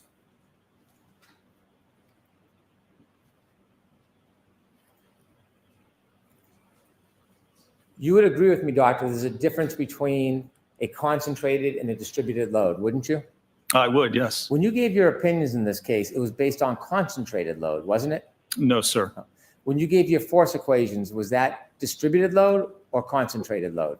That was the load at the center of mass. And so you can evaluate that on a distributed load. You look at acceleration and you look at bending moment. So you can do both. When you gave your charts and numbers, was that based on concentrated or distributed load? No, that was based on the distributed load with respect to the center of mass of that arm and where the accelerometer was. But this was not a center of mass impact. We're assuming a center of mass is the most dispersed impact. So if we want concentrated, then we look at a focal point, and you can do that with the hand. So But center of mass, acceleration, and distributed across the entire arm, that's where it's the least amount of pressure, if we're talking about force over area. And that's what I evaluated in this case. When you gave your demonstration about the hand with the different hexagons on it, do you remember that? I do, yes, sir. Okay. There's a difference between taking a small object and putting pressure on the body as opposed to a larger, wider object, isn't there? Well, it depends on what it's contacting. And certainly not a difference when you look at the size of that impactor and the size of the knuckles and the metacarpal bones. So for example, if somebody took a book and hit somebody off the forehead, it may or may not leave a mark. But if they use the same force and they took a high heel, the heel of a high heel, and hit somebody, there would likely be more damage with the high heel than there would with the book. Isn't that fair to say? Well, soft tissue, but if the force is the same, you would expect the fracture to occur. You have to look at the distribution, you have to look at the strength of the bone, and you have to look at the overall force that's being applied. Now, you said in your differential diagnosis, you considered all evidence. Did you say that on direct examination? I don't believe I did. I believe I considered evidence for a biomechanical and accident reconstruction analysis in this case. So you didn't consider phone data? Has nothing to do with biomechanics or accident reconstruction. Did you consider text stream data? I'm going to allow that. I'll strike it. Did you consider Apple Healthcare data? No, sir. I'm going to allow it. Did you consider phone temperature, battery temperature data? I'm going to allow it. Has nothing to do with biomechanics, sir. I'll ask again, did you consider it? I did not, no. You said it would be improper to ignore evidence. Are those your words? For a biomechanical analysis, yes, sir. Have you been to the scene of an accident before or a collision? I have, yes. Do you know what a debris field is? Yes, sir. And you've seen in your videos, E and F, there's debris fields after the collision and the taillight brakes, isn't there? So first of all, there's debris in the yard. What that's from, is there a collision? Was there a collision? Where did that come from? Where it was positioned? That's all conjecture and supposition. Those aren't actual facts, sir. Can you hear my question about debris field? I'm asking. Yeah, and I think it's in a...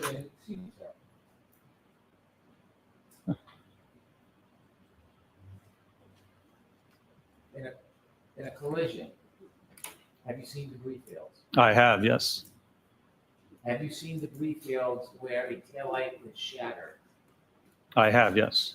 In fact, in your videos, yes or no, after the collisions, in video E and F, there are debris fields, aren't there? There are at a certain point, yes, sir, absolutely.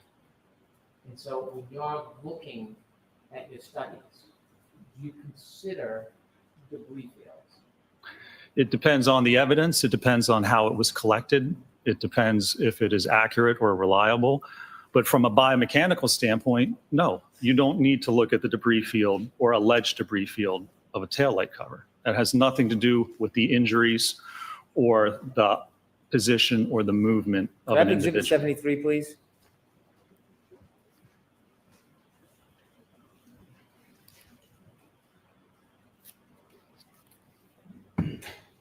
Do you see that, sir?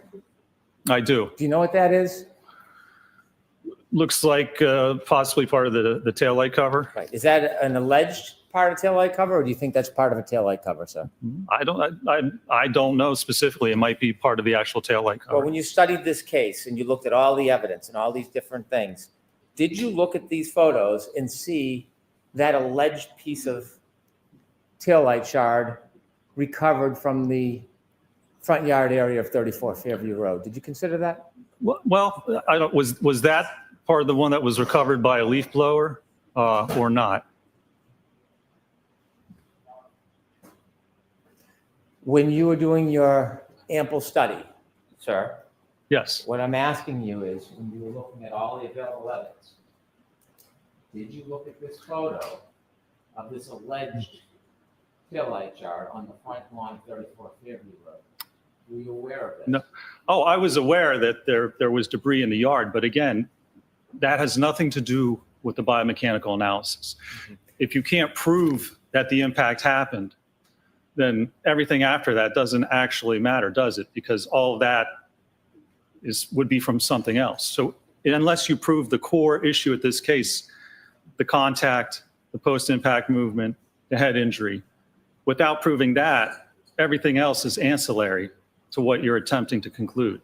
Do you have any evidence in your biomechanical studies how this alleged piece of taillight shard ended up on the front lawn of 34 Fairview? I don't know, sir. I didn't evaluate or investigate that. Could I have Exhibit 76A, please?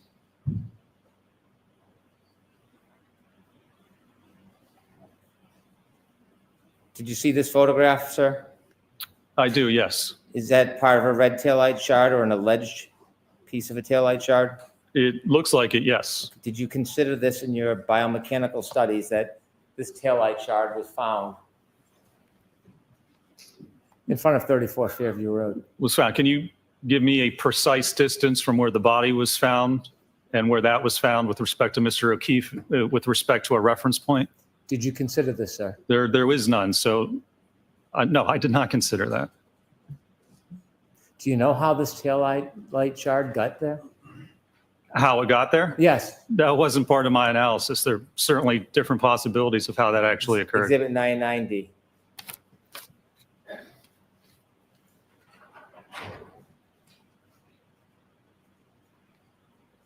Do you know what that is, sir? It looks like part of the light assembly. Mr. O'Keefe's hat? Oh, Did you that's look at his this hat. photograph? I see now, yes. Did you know he was wearing a hat that night? I did, yes.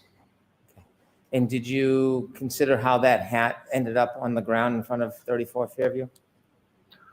No, sir, that was not part of my biomechanical analysis. There's a number of ways a hat can end up in a yard. Is one of those ways being in a collision with a Lexus? I suppose that's a possibility, or someone could put it there. I mean, there's a number of different possibilities as to when or how a hat may appear in a yard. Who do you think put it there? Well, I have no idea. I haven't seen any evidence of how it got there, and frankly, it's immaterial to a biomechanical analysis. Do you have a theory you want to share with us about planting evidence? Is that where we're getting at, sir?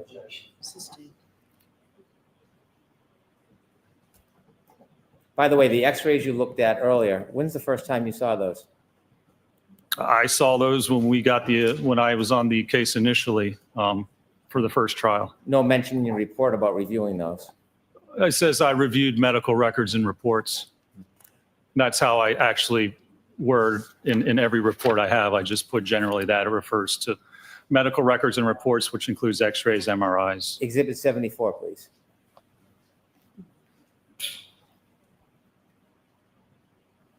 Have you seen this photograph? I have, yes. Okay. In your studies or your testing, did you determine how Mr. O'Keefe's shoe ended up near the curb?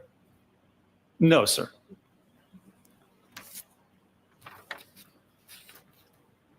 Exhibit 201A, please.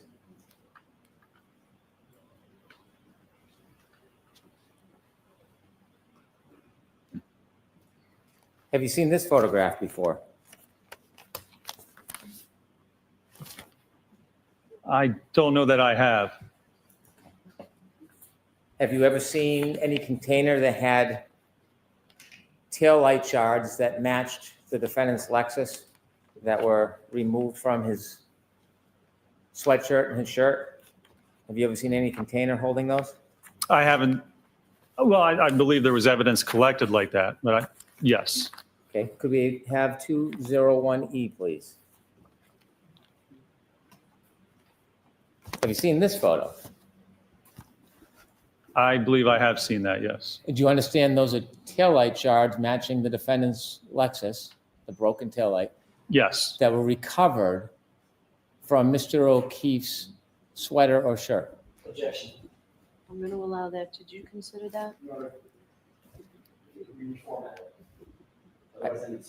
I'll try. I'd rather try to reformat it than come sidebar. Did you know that taillight shards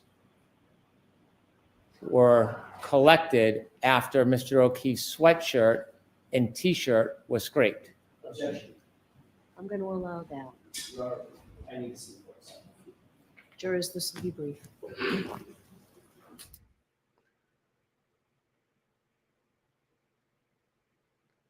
Sorry, guys, I fell asleep for a bit there, so for a long bit.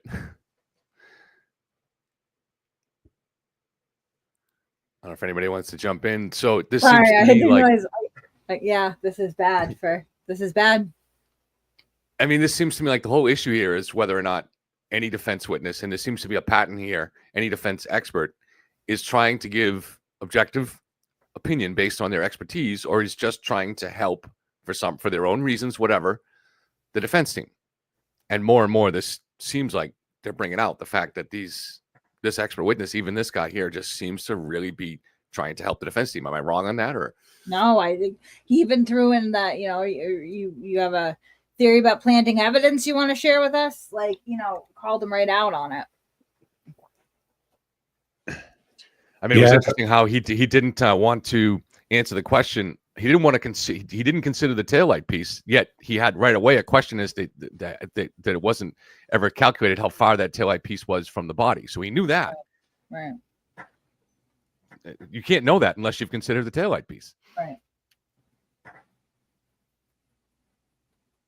Was it Dan? Were you about to talk? Or sorry if I Yeah. I was gonna say, man, I thought the other ARCA witness was a bag of something. This guy is worse, man. Deflecting, trying to throw in other things like when he made the statement, like, how it was collected, throwing in the leaf blower, those type of things. It's really odd, why he's not just sticking to his expertise. 0 taillight pieces were found with a leaf blower, by the way. That only turned up the cocktail glass and some blood. In your extensive study of the detail of this case, did you know that these pieces of plastic were removed or scraped from Mr. O'Keefe's clothes, specifically his sweatshirt and his t-shirt? Did you know that? I was aware that samples were recovered, yes. Were you aware that these samples were consistent with the broken taillight of Miss Leeds' Lexus? Did you know that? Yes. Did you do any analysis how these broken taillight shards got into Mr. O'Keefe's clothes? No, I did not. The first step involved with that would be to actually perform a biomechanical analysis to look at the movement of the body, how the body was positioned, where it ended up. So without that knowledge, you can't determine exactly how or if those types of shards were deposited there as the result of an actual impact.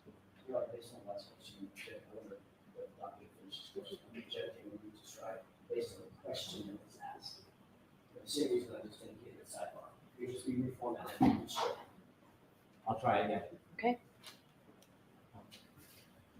When you looked at these taillight shards that were objection, Go ahead, Mr. Brennan. When we looked at these taillight charts that were consistent with the break in Ms. Reed's Lexus, did you consider how they got into Mr. O'Keefe's clothes? Objection. Same objection. I understand the objection. Word it differently. Start with the different. Yes, Your Honor. You see these pieces of broken plastic, don't you? I do. And you understand that these were found in scrapings of Mr. O'Keefe's clothes. I do. And you understand that these broken pieces of plastic are consistent with the taillight of Ms. Reed's Lexus. I do, yes. In your studies and reenactments, did you make any determination how these pieces of broken plastic got into Mr. O'Keefe's clothing? No, when you look at those studies, first you have to know how the incident occurred. Then you can look at that and determine, if you want to, how that may have occurred. Because otherwise, there's, again, different ways, different manners in which that may have been deposited on the sweatshirt. Without knowing how this happened, you can't just then look at other evidence and try and predict how it happened. You need the actual evidence to look at the event. This all goes to the event. You need contact with the arm, I guess apparently, to actually cause this incident to occur. And without that evidence of any of that happening, knowing how the body moved, knowing how it was hit, knowing where it ended up, any conclusions drawn off of information like this is just supposition, because you don't know the movement of the body or the vehicle. It's putting the cart before the horse.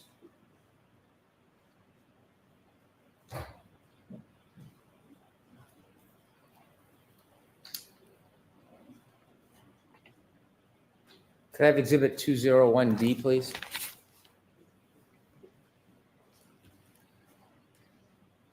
Do you understand this is broken pieces of plastic consistent with the broken taillight of the defendant's car? Do you understand that? I believe so, yes. And do you understand this is a photograph of these broken pieces of plastic under a microscope? Okay.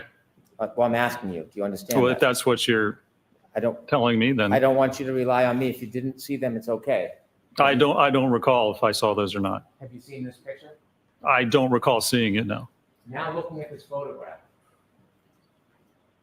and seeing these broken pieces of plastic under a microscope with fibers near the plastic, is that something you would want to have considered in your analysis, forming your opinion whether or not there was a collision between Ms. Reed's car and Mr. O'Keefe?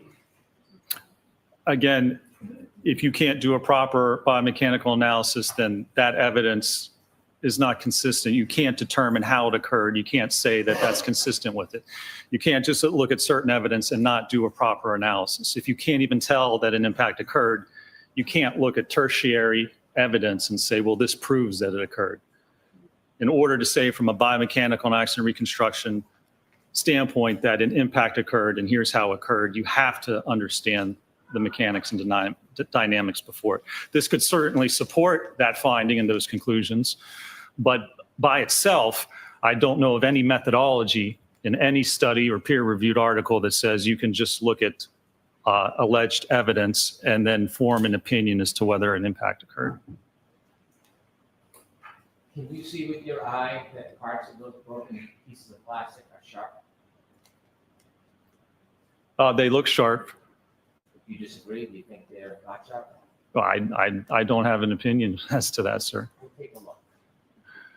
Objection. Sustain. If you look at that for me kindly, you tell me whether you think those pieces of broken plastic are sharp. Objection. I would allow that. I guess they look sharp. I have no idea if they are or not. It's under a microscope. When you actually put things under a microscope, it looks much different, and it is much different than Could let's go back to looking at the normal eye. Perhaps that can help. Not under a microscope. If you pay particular attention to the larger one in the middle, that looks like a shark's tooth. Do you see Yes. that one? Yes. Do you think, doctor, that some of those appear sharp? Some of those appear sharp, could possibly cause a laceration, sure, as opposed to an abrasion. Do you think that any of those could cause an abrasion? I don't think that you could get a consistent level of superficial abrasions along the entire arm of minimal depth of less than 0.5 millimeter through impact with the glass. To have that minimal force on every part of the arm to only cause superficial abrasions would be highly unlikely.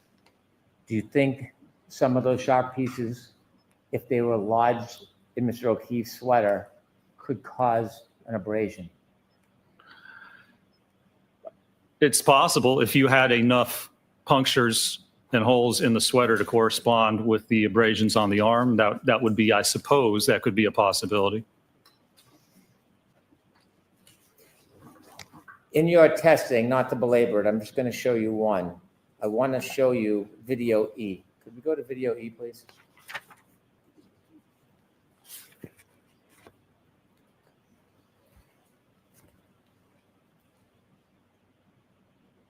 Stop. In video E, the arm that is sticking straight out, who determined that angle, Dr. Wolf? Yes, well, we positioned it so it would impact in the general area of what was shown in Dr. Welcher's paint test study, which apparently is irrelevant and doesn't show the alleged position of how the arm was at impact. But yes, we positioned it in that manner. When you say we, did you have input on the positioning of that, or did Dr. Wolf do it? Well, I had input into how we were going to position it. It would probably be both of us, I would say. So you and Dr. Wolf chose to position the arm straight out, correct? In that test, we did, yes. Is there a glass in Randy's hand? There is not, no. A drinking glass, no? No. In any of your studies, did you have a drinking glass in Randy's hand? We did not have a drinking glass in the dummy's hand, no. And you see when the taillight is shattering, those red things falling down. What are those? Those are part of the taillight. Continue a little bit, please. Stop. Did you count how many taillight pieces broke? We didn't count the taillight pieces. We counted how many punctures or holes there were in the sweatshirt, which was 0. If you had done this test and changed the arm angle, do you expect the damage would look different as far as the breaks in that taillight? Well, we conducted a number of tests. It may look somewhat different, sure. If you conducted this test and moved the arm angle, not another test, this test, but you moved the arm angle, do you expect that the break would look different? That the break would look different? Yes. It could look a little different. I mean, certainly the breaks looked a little different in the test, but they were comparable to each other. You do not know how John O'Keefe was standing that night, do you? Well, Objection. No, I'm going to allow that. You do not How know he was how John standing that- O'Keefe was standing that night, do you? if he was standing, if the impact occurred, then no, nobody knows how he would have been standing. You would not know what his arm angle was, would you? No. You would not know the exact speed of any vehicle that hit him that night, would you? Objection. Sustained. The debris, the broken taillight, is that traveling in a consistent or a different direction?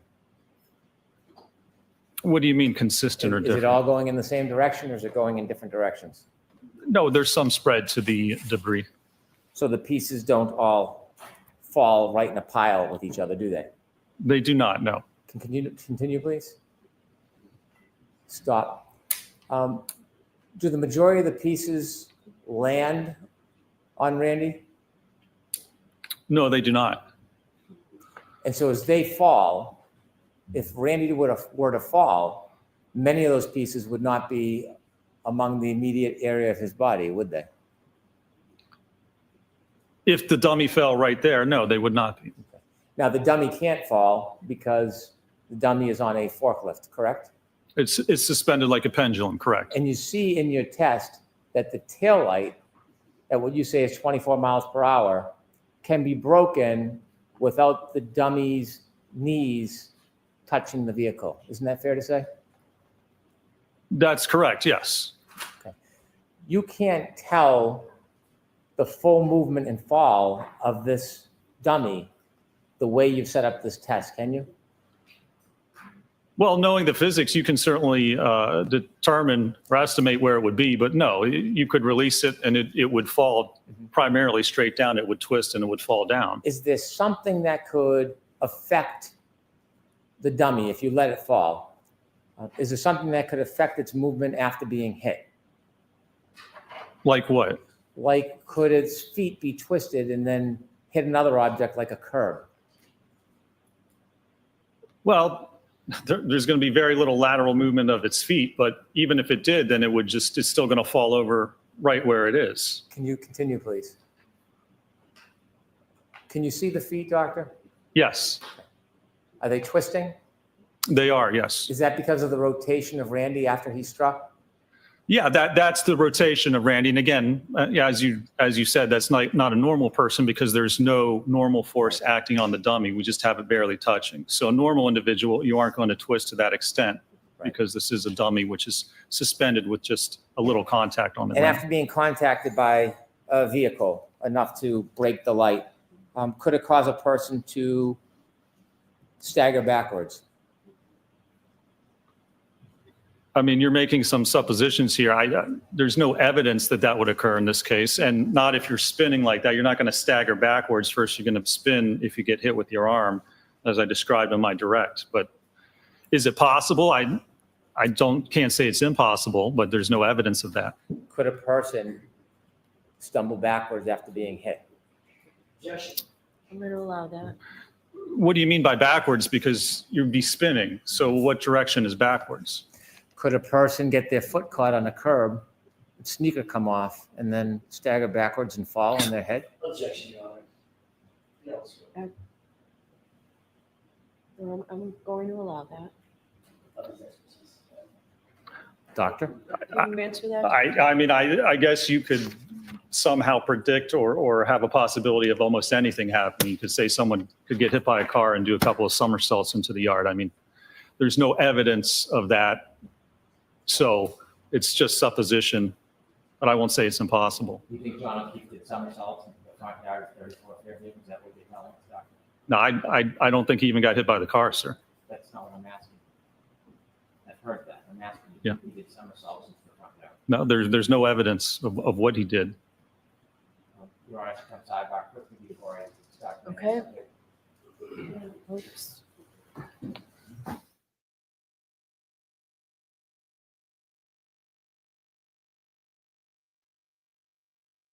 This guy's bias is Oof.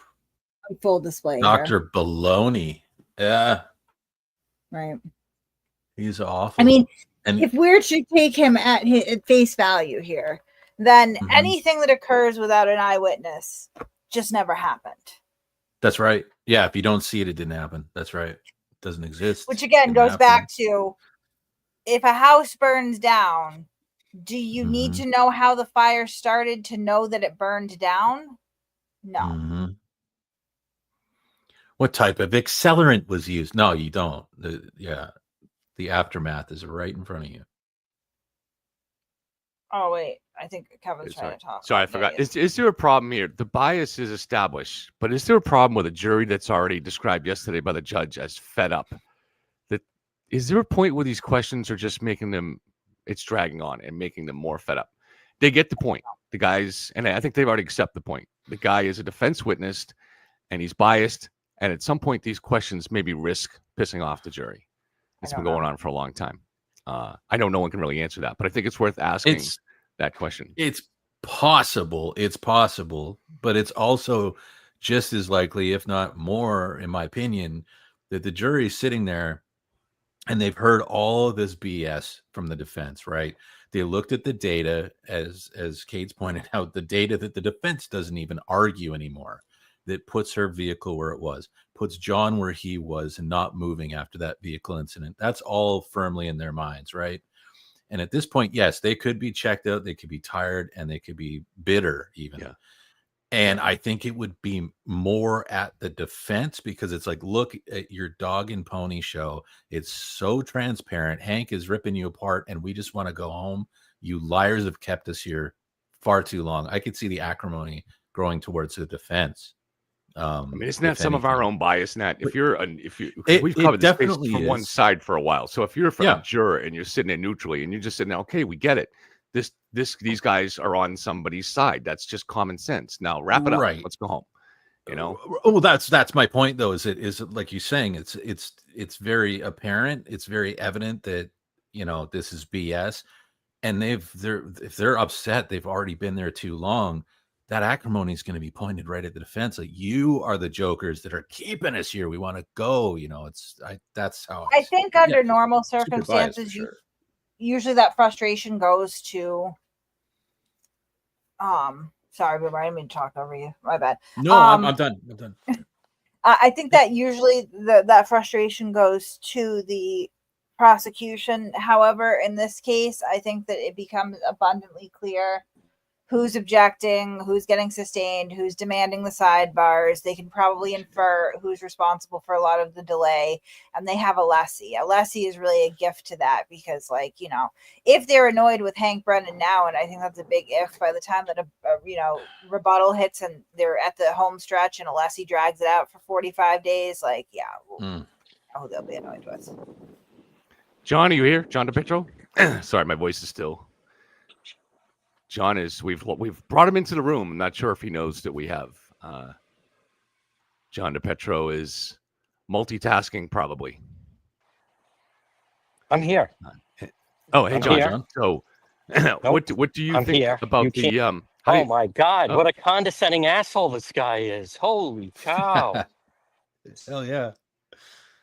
No. He's maybe it seems long, Hank, but what? Don't swear like that. But he clearly has a deal with Jackson. He's just such a snake, condescending, smug, and it just keeps saying, he wasn't hit by a car. So I think Hank would like to wrap this up. But how can you this isn't an elderly lady with labored breathing. He is. Right. All right. Well, they're coming back. I mean, maybe at some Slide point he's exhibit not going to give you any 166, more than he please. has. So, Right. True. Fair enough. I think he's got a bit Did you more. see this photograph, sir? I did, yes. And do you see the cut on Mr. O'Keefe's nose, the left side of his nostril? I do. In your analysis of whether there was a collision with the defendant's Lexus, did you consider or know that there was evidence that a piece of glass or a piece of broken plastic was pulled from Mr. O'Keefe's nose? Objection. I'm going to allow that. I'm going to allow that. So hold on. Let's get an answer, Dr. Mitchell. Your objection's noted, Mr. Jackson. I was aware there was some piece of material allegedly pulled from the nose, yes. Allegedly pulled from the nose? Yes. Okay. And that alleged piece of material, were you aware that it was perhaps a piece of glass or broken plastic? Objection. Are you aware of that? That's not the evidence. That is not the evidence. So Glass. hold on, Mr. Jackson. Mr. Brennan. I do can you have a reword quick- it. Okay. You're welcome. Are you aware of that object that was pulled from Mr. O'Keefe's nose? What material that was? I believe it was glass. Did you want to know in your assessment about collision where that came from? Well, I did evaluate that, and it's actually entirely inconsistent with coming from an impact with the vehicle. Can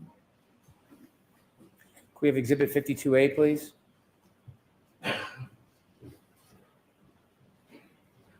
Do you know what that is, Doctor? It's hard for me to see from here.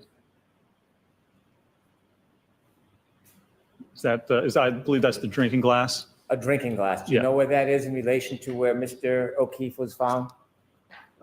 I believe it was found in the vicinity of where he was found.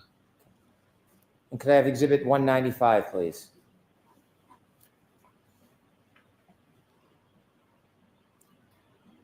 You recognize that? That is another photograph of the drinking glass. Yes, sir. 197A, please.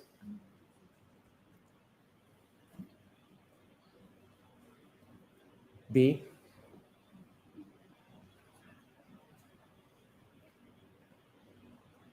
C. D. And in your assessment, did you know that a piece of glass that fit the broken drinking glass was found in the street area in front of 34 Fairview Road? Yes, sir. Okay. 98, please.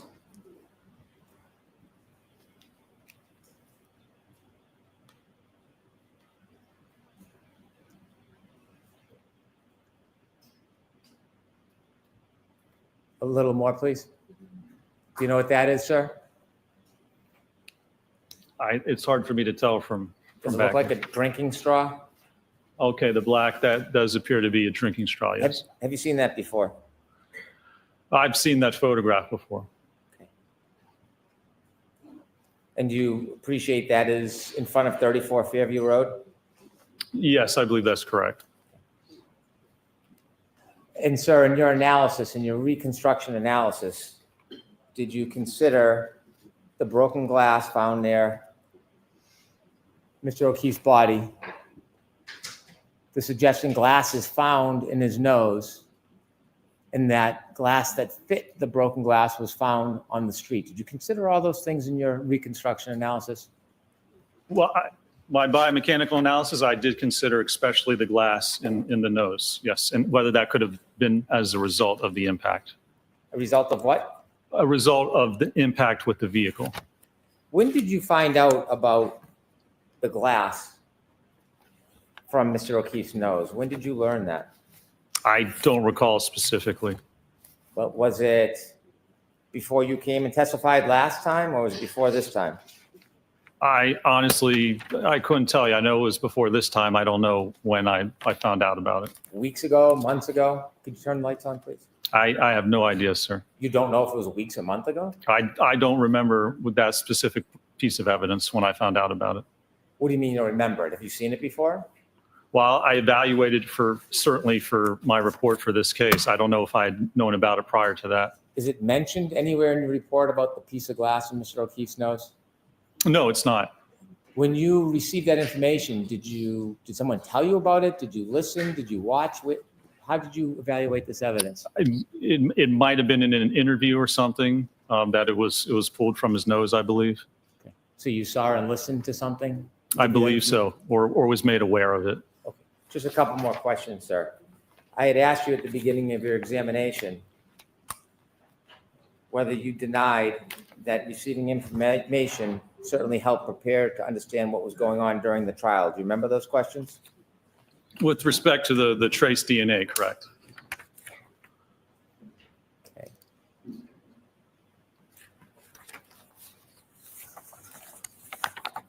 May I approach? Yes.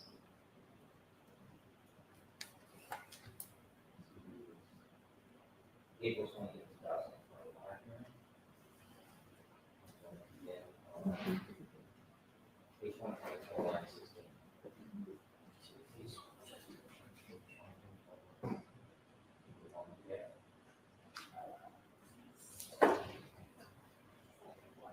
Yes, 124, line 16. May I approach? Yes. You've testified a few times under oath in this case, haven't you? I have, yes, sir. And you've testified recently for a short bit in April, didn't you? I did, yes.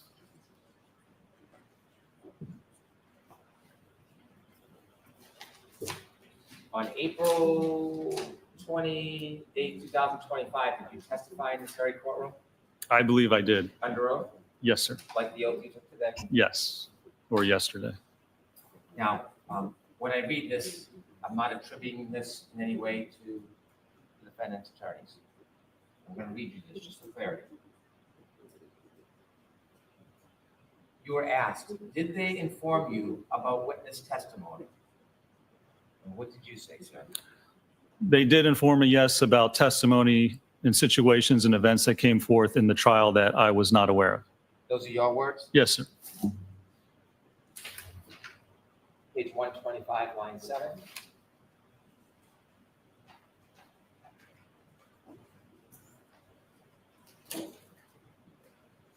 I'm going to ask you if this is your sworn testimony, sir.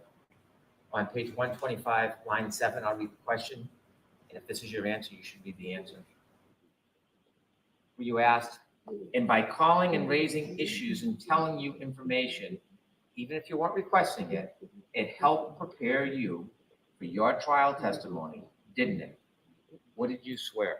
I said it certainly helped prepare me to understand what was going on during the trial, yes.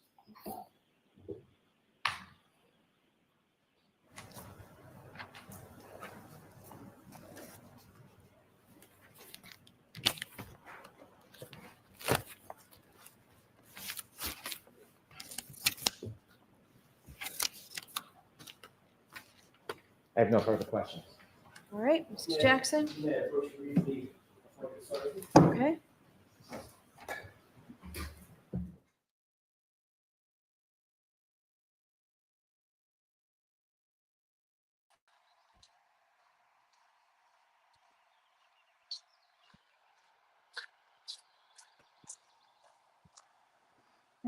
Hey, I think you guys are here. Was just waiting on Margaret. Yeah. I think John DePetro is here. John, are you here? I am. Yes. Hey, Kevin. Again, sorry about my voice. It comes and goes.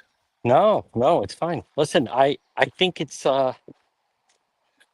listen, Hank would like to wrap this up, but this is their final witness. If you don't rein this guy in, he could be damaging because he's on a mission. I think he had to do this, and I think he's done a good job showing that certainly, as you had talked about, that last spring they certainly were not. I mean, it's almost laughable now that they were allowed to testify and they were just independent and not biased. I also want to point out, and this is something that an attorney mentioned to me, but notice that Hank is using this opportunity to once again remind the jury, there's the mannequin, there's the tail light, there's the sneaker found, there's the straw, there's the drinking glass. By this guy being so difficult, it does give Hank a chance once again to go over with the jury all of the evidence. And I think it comes off preposterous of, him continuing to just insist there was no collision. Yeah, when Dr. Rentschler keeps, I was just going to ask that, when Dr. Rentschler keeps finding Yes. opportunities to insist there was no, is Dr. there a point where that actually Rentschler, starts to damage You were just asked a Rentschler's couple of testimony? questions about I mean, his credibility? I think so. they Because he's like, he's looking for provided reasons. information about the prior trial, correct? Correct. They is no one associated with the defense team, correct? That's correct. No one associated with you, and they provided information. And again, it let me know what was going on, but it didn't affect my preparation or my opinions. It in no way changed any of my opinions or what I testified to. Thank you for that. To get through this, I'm going to let you just you. answer the question. Sorry, And- Ron. And with regard to, and I appreciate that, Mr. Brennan asked you a couple of questions about they being your employer. Do you remember those questions at the beginning of his cross-examination? I do, yes. Who is your employer, actually? The actual employer that you work for? ARCA. Okay. Wasn't them. No, It's a client, correct? it was a client. A That's completely correct. separate entity that hired you for that work, correct? That's correct, yes. Thank you. You were asked about a fender vault collision, and you said, well, this wasn't a fender vault, right? Correct. What is a fender vault? A fender vault is when you're hit by the front of a car and you're moving across the car. So you're moving across the center towards the driver's side of the car, and the car hits you. You go up over the car and you fly over the fender to the driver's side of the car. So you vault over top of the fender. Dr. Richler, where is my, as I stand here, where is my center of mass? Right about your belly button. Right there. Yes. So what would happen if I was hit by a vehicle, front collision, and the vehicle struck me below my center of mass? It's going to flip you. Your center of mass will go, you'd go right up. If it was coming right at you and it hit you at your legs, you'd flip right into the hood or over top of the top of the car. Is that what's described in the industry as a fender vault? That is part of a fender vault, yes, but it's at an angle. So instead of going direct back, it's because if the person's walking across and you get hit, you fly kind of back and over the top of the fender. Did that set of circumstances, physics, have anything to do with your analysis in this case? No, none whatsoever. The profile of the car is completely different, the back of the SUV. You were asked several questions about the debris field in the test F as in Foxtrot. Well, actually, you were asked about both test E and test F. Test E being the 24-mile-an-hour impact to the right arm of Randy, correct? Correct. And test F, the full rear impact, center of mass impact, correct? Correct. You were shown several photographs, exhibits of very tiny, tiny shards. Do you remember that? I do, yes.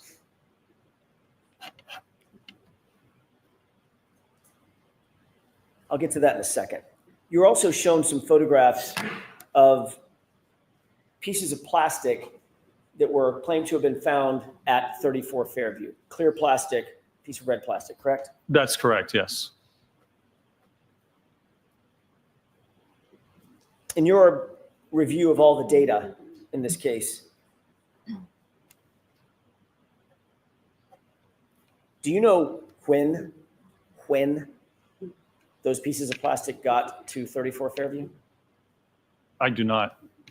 No. Do you know how those pieces of plastic got to 34 Fairview? I do not know. Do you know who put those pieces of plastic at 34 Fairview? I do not. Were you aware in your review of the police reports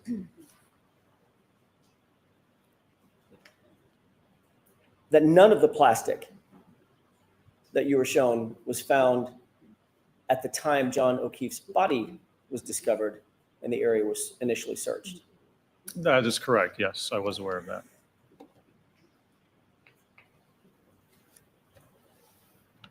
You indicated that the cut on Mr. O'Keefe's nose, the right side of his nose, was inconsistent with coming from a vehicle, correct? Correct. Can you describe why you came to that conclusion? Well, if you're standing at the back corner of the vehicle and it strikes the arm, and let's be clear, if nobody wants to say where the arm was or how it was positioned, if they're claiming the abrasions are a result of the fractured taillight, it has to strike the arm. You have to be standing like this. The debris goes forward with the vehicle. So it's with your arm like this, it already passes by the person. And if there would be any contact whatsoever, it would be with the right side of the face. The shard can't come out and then make a right turn and then somehow embed itself on the left side of the nose. That's entirely inconsistent with the fracture and how the glass and the cover would actually move. Dr. Retrial, you were asked a series of questions about a hat. Do you remember that? I do. About some shards of plastic material, correct? Yes. About a drinking glass? Yes. About a drinking straw? Yes. Doctor, if there was no collision, does any of that matter in terms of your biomechanical analysis and your reconstruction in this incident? It does not. Why? Well, because if there wasn't a collision, it wasn't that debris or those items weren't a result of that impact. You can explain how that got there, I believe, easier than if you can't explain how the impact occurred. If the injuries don't match up, if you can't even prove what happened, then you can't use information or evidence if you have no idea how it got there to try and prove what you don't even know what happened. Scientifically, it makes no sense. Scientifically, is the first question that has to be answered is, was there a collision? Sustained, you have to watch the formal question. Of course. In your expert opinion, based on all of your review of all of the data in this case, all of the testing that you've undertaken, do you have an opinion as to whether or not there was a collision with John O'Keefe? I do. Yeah, I'm sustaining that, Your Honor. In your view, was there evidence of a collision with John O'Keefe? Sustained.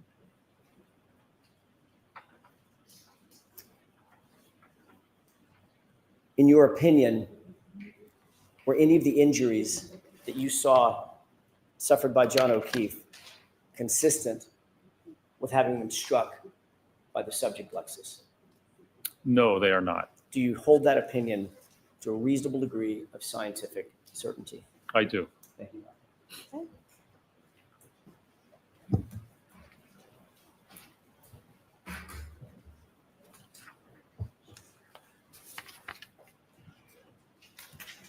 Doctor, you just said that you do not believe that there was a fender vault collision.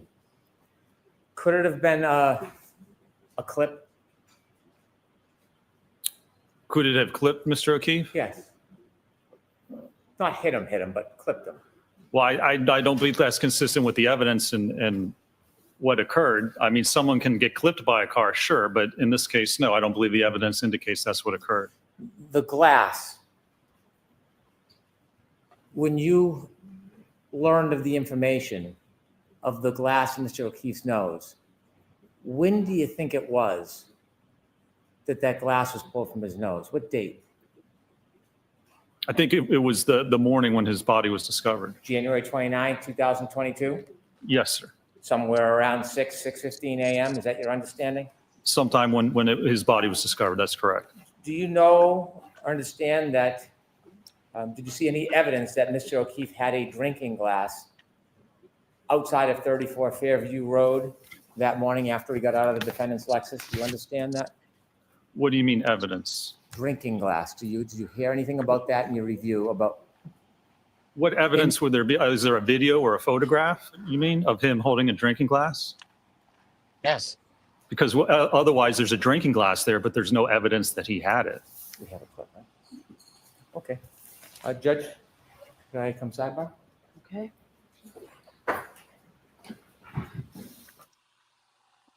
Well, there is evidence that he left the bar with a drinking glass. Yeah. Well, and Kevin, are we about to see? Did he just open the door for the video? I don't know, but of Karen saying John got out of my vehicle with the glass. Didn't he just open the door to that? They have video of him grabbing the glass, and they have Yeah. her statement, and he's already accepted her picking the glass out of his face. Yeah. This is like, I mean, Karen, don't hurt yourself Yes. tonight, girl. Like, Yeah. Oh my God. It's definitely notable how there were certain items that he had no memory or didn't consider worth analyzing, but yet these other more random items he was fully aware of, like strange, like a piece of glass in the nose and several other things. It's striking. Boy, I want to see where they go with this with the video. Kevin, by the way, before I forget, fantastic job last night at Court TV. Nick, how do you feel about them sending you out there? And now that was really good TV. That was classic. Congratulations on that. Put him on the spot. It had to be done, right? Yes. Yeah. I thought he was impressive last night with his ability to dance around those answers. I really did. I think Nick is good at what he does. I do think that, I have to say. Oh. I don't. I think if I sent you some talking points and said, just make sure you got this down for tonight, I'm pretty confident you could do that. I think anyone could do it. I think it's kind of funny. Anyone can do it.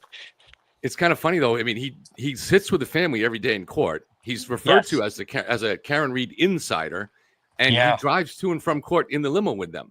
Yes. And not only that, further, we know from just the way this story first broke out with Turtle Boy, all of that was fed to Turtle Boy by Karen and by both Jackson and Yannetti.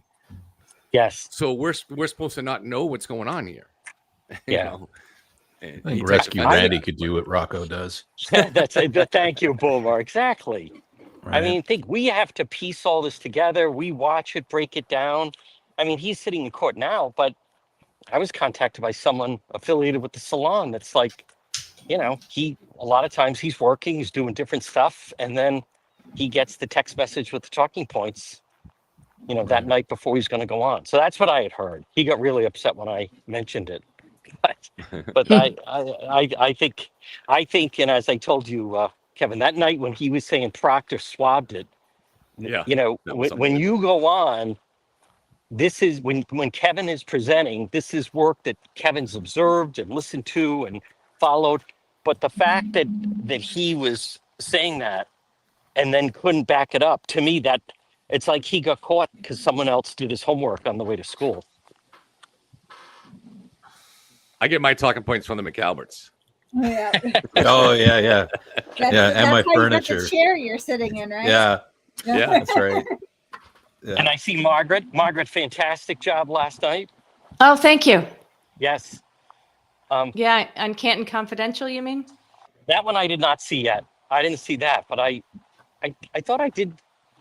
Yeah, she was Oh, on I don't Court know. TV Now at I'm 9 getting with Wayne. confused. Yeah. I was on She was Court you were on TV with at Wayne. 9 Yes. and Canton Okay. Confidential at 7. Okay.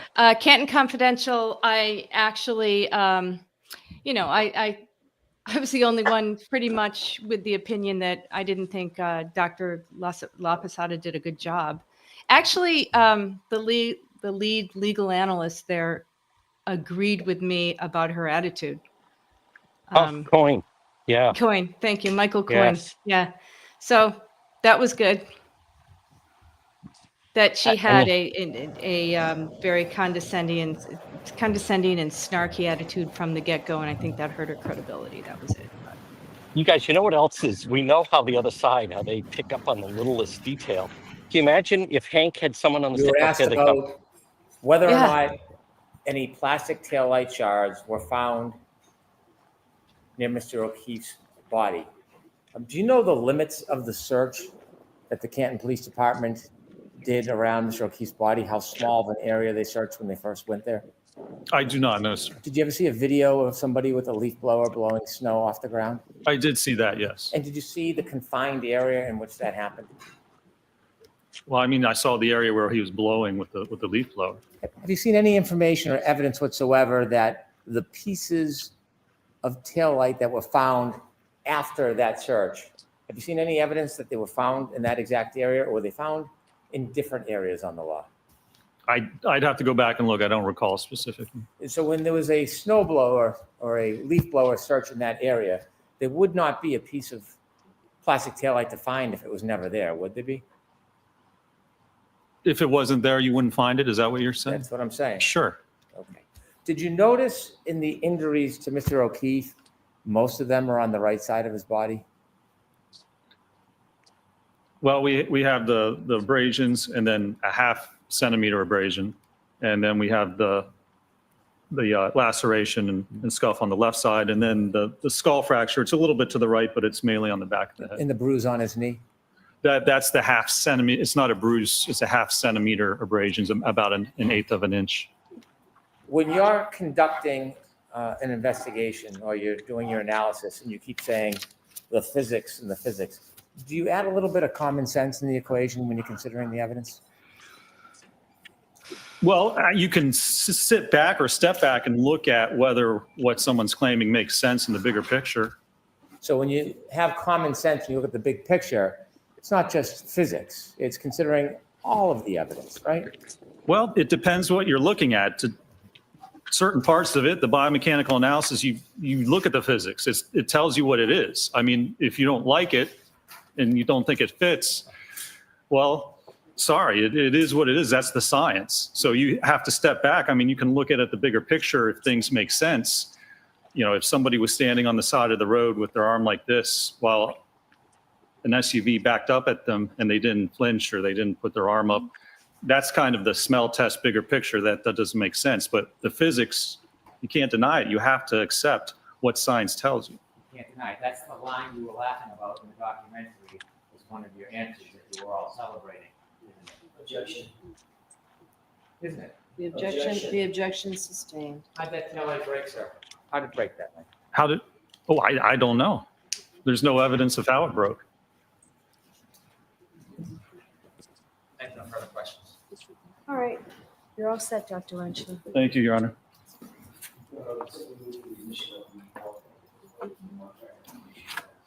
Is there an objection? So, subject to us discussing it. Mr. Jackson? Mr. Jackson? Subject to me taking a look at it and us discussing it. It's not coming in right now. Okay.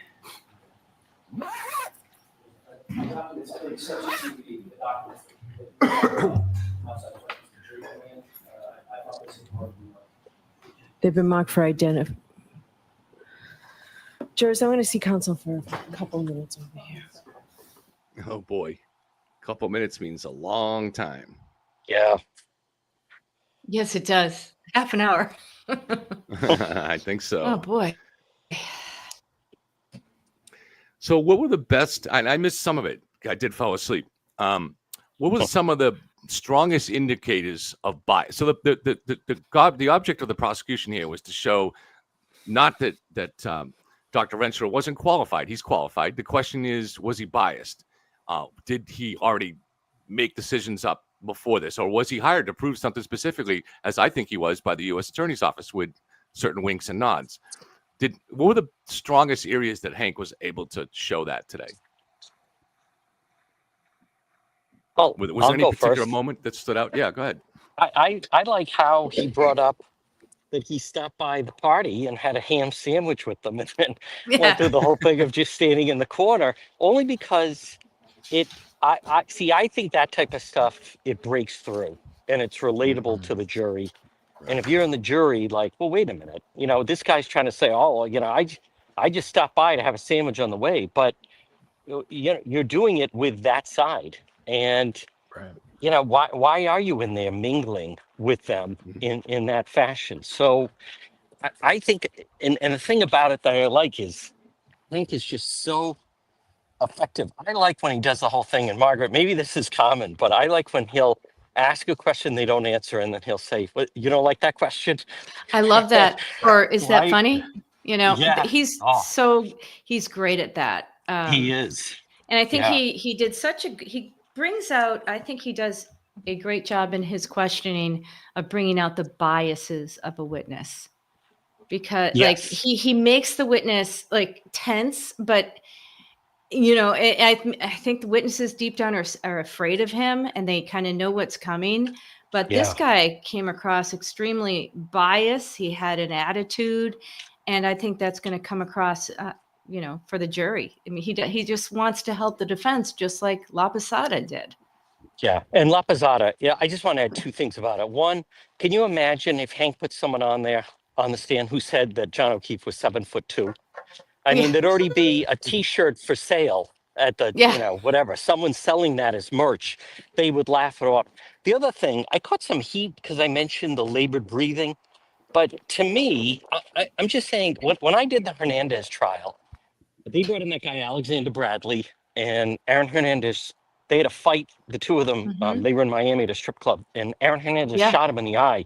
I remember. And when he got up there, and I just found it tough to focus on anything other than he's sitting there with the glass eye, and he seemed a little odd. And then afterwards, I did get a chance to talk to one of the jurors, and they said, I couldn't get past the eye. So when I said that about Marie, she's up there with the labored breathing, and she's saying he's 7'2", and John died within 15 minutes. I'm saying collectively, if you're in the jury, I would look at it as though this lady seemed like she did it haphazardly.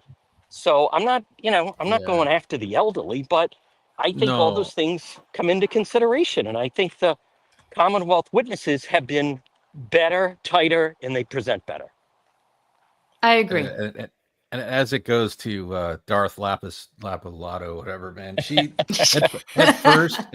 at first I was like, nah, I'm gonna be chill. I'm not gonna call her Darth and all that, right? But then when she apparently, like, I mean, in my opinion, right, she really pumped the brakes with the breathing when she was speaking to the defense, and she seemed to, ramp it up when she was speaking to the prosecution, almost like it was controllable. I mean, Sure. maybe I'm just assuming too much there, but yeah, I lost a lot of respect for her when she became, snarky and all that. Absolutely, right to, off the start. to John's So, Margaret, question about. go ahead. Sorry, I'll Go be ahead, real quick. Omar, I'm sorry. You were saying like, what do you think was evidence of him being sort of showing his bias? I would say his resistance to common sense, parlance, like when he says, "What do you mean by backing up? What do you mean by falling backwards?" It's like, dude, what do you, Bill Clinton? What does the mean? Like he was just too resistant to basic conversational English. I thought that was unreasonable. Yeah.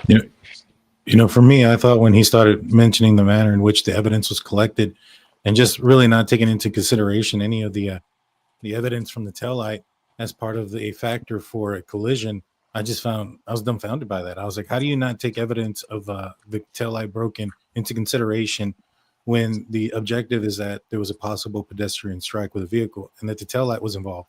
It was wild that he didn't want to take that into consideration.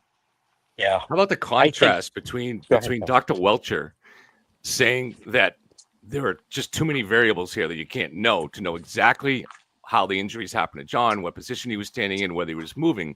Contrast that with Dr. Rentschler, who said those variables don't even matter. Yes. Well, how's the jury going to process that? That's right. Which position is they going to find more credible? Yeah. That's maybe a key thing. Oh, I had a feeling. Done for the day. See you tomorrow morning. Full day. Oh boy. Same cautions, please do not discuss this case with anyone. Don't do any independent research or investigation into this case. If you happen to see, hear, or read anything about this case, please disregard it and let us know. We'll see you tomorrow morning. So who did you guys get the email from Court TV? Kevin and John, are you on tomorrow night? I'm on at 8. I'm on tonight Friday. at 9. Well, I'm on not even sure if I'm on Friday, but No, I'm on Thursday. I'm on tonight I'm at not 9. on Thursday. Yeah. I'm on Okay. tonight at 9. All So right, cool. I think at some point he does he has them in studio. And when Vinny was in town, he said he actually likes that because he Oh, doesn't yeah. like people in the box. But the problem is those attorneys, I just find they don't exactly know the case inside and out. They're talking more just in that's a huge concept. Right, so You Mr. know. Brennan, I'm going to take a recess. You go ahead and look at that PowerPoint. I'll come back out in 10 minutes regarding the PowerPoint. No, you're right, John. That's a huge problem. This has been a problem since I first started watching Court TV a couple of years ago, and finding informed experts is really hard to do on this case. And every once in a while they It get one, is. but then they'll go and get a body language expert and something like that. So it's just I understand it's been hard for them to try to find the good guests and stuff like that, but there really are only a handful of people that know most of the evidence on this case, and it's Right. you're kind of limited on that. Well, those 3 people are based out of Atlanta, where they're based. So, they end up doing different things. And it's little stuff. I get it. No one's perfect. They'll say 223 Google search instead of 227. Right.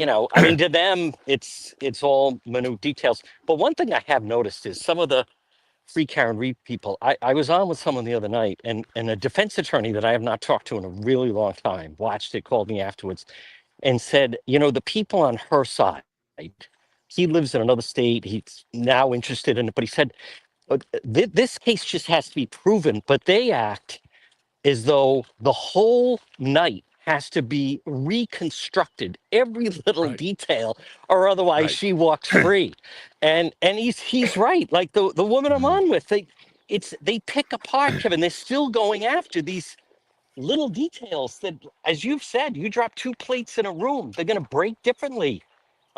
He said, if somebody robs a bank, I don't have to know what they made in their omelet that morning before they did it. These people get caught up like, oh no, if you don't know that and blah, blah, blah, and all this little stuff. I don't think this jury works that way. I don't think any jury works that way. It's unreasonable doubt is what I call it. That's what I called it in the book. Yeah, It's I like unreasonable that. doubt. Agreed. Yeah. And one of the things you'll hear Wayne say a lot, Margaret, is the Yeah. tie goes to the defense.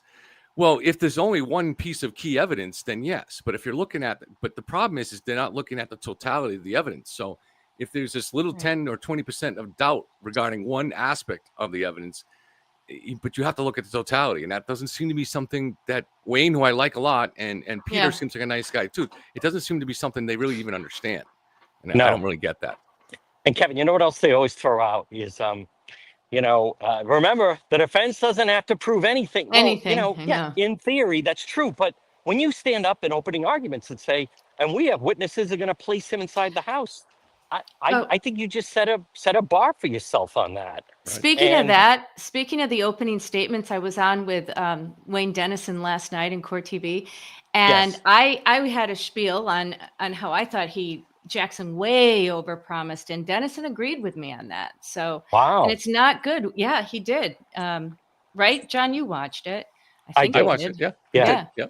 So that was something. I mean, he was the fact that he seems to support the other side, but that's one thing I learned way back when in law school and teaching. Part of my class was trial practice. Like, you just can't overpromise. That's a huge mistake. Yeah. And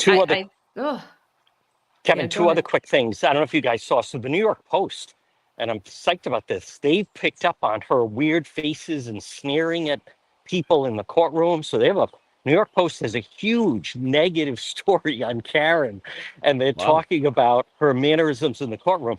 And you guys, I lived in New York City in the 90s, and that's where I really learned media and everything else. And from day one, I've told people I've never been comfortable the way the Boston media, they cater to her, they laugh with her, they chat with her, they try to curry her favor. I'm far more used to the aggressive.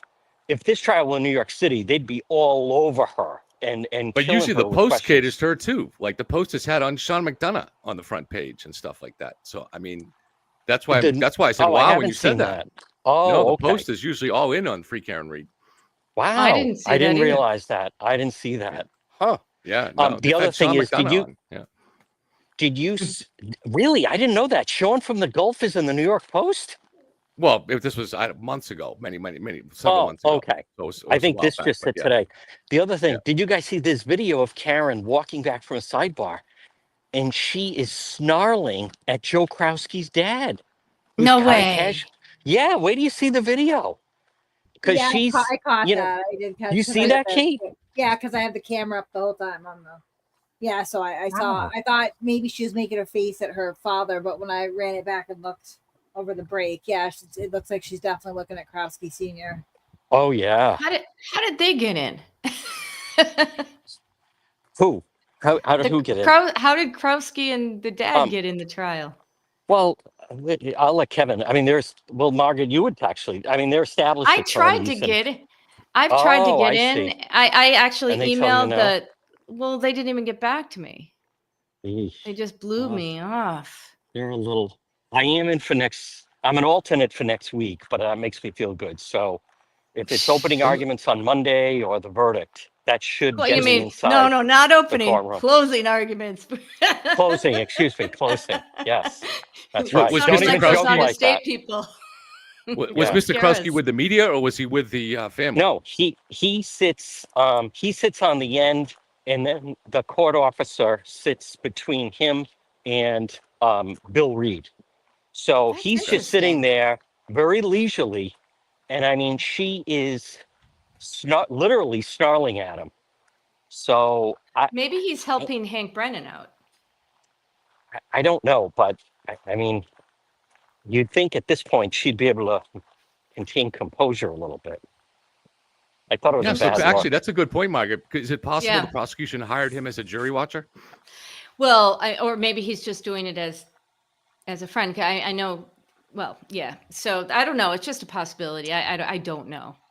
But all I know is I've tried. It's hard to get in there. That's all. So I think he's got to be associated with one or the other. Boston 25 just reported that the defense has officially rested in the Karen Reed trial.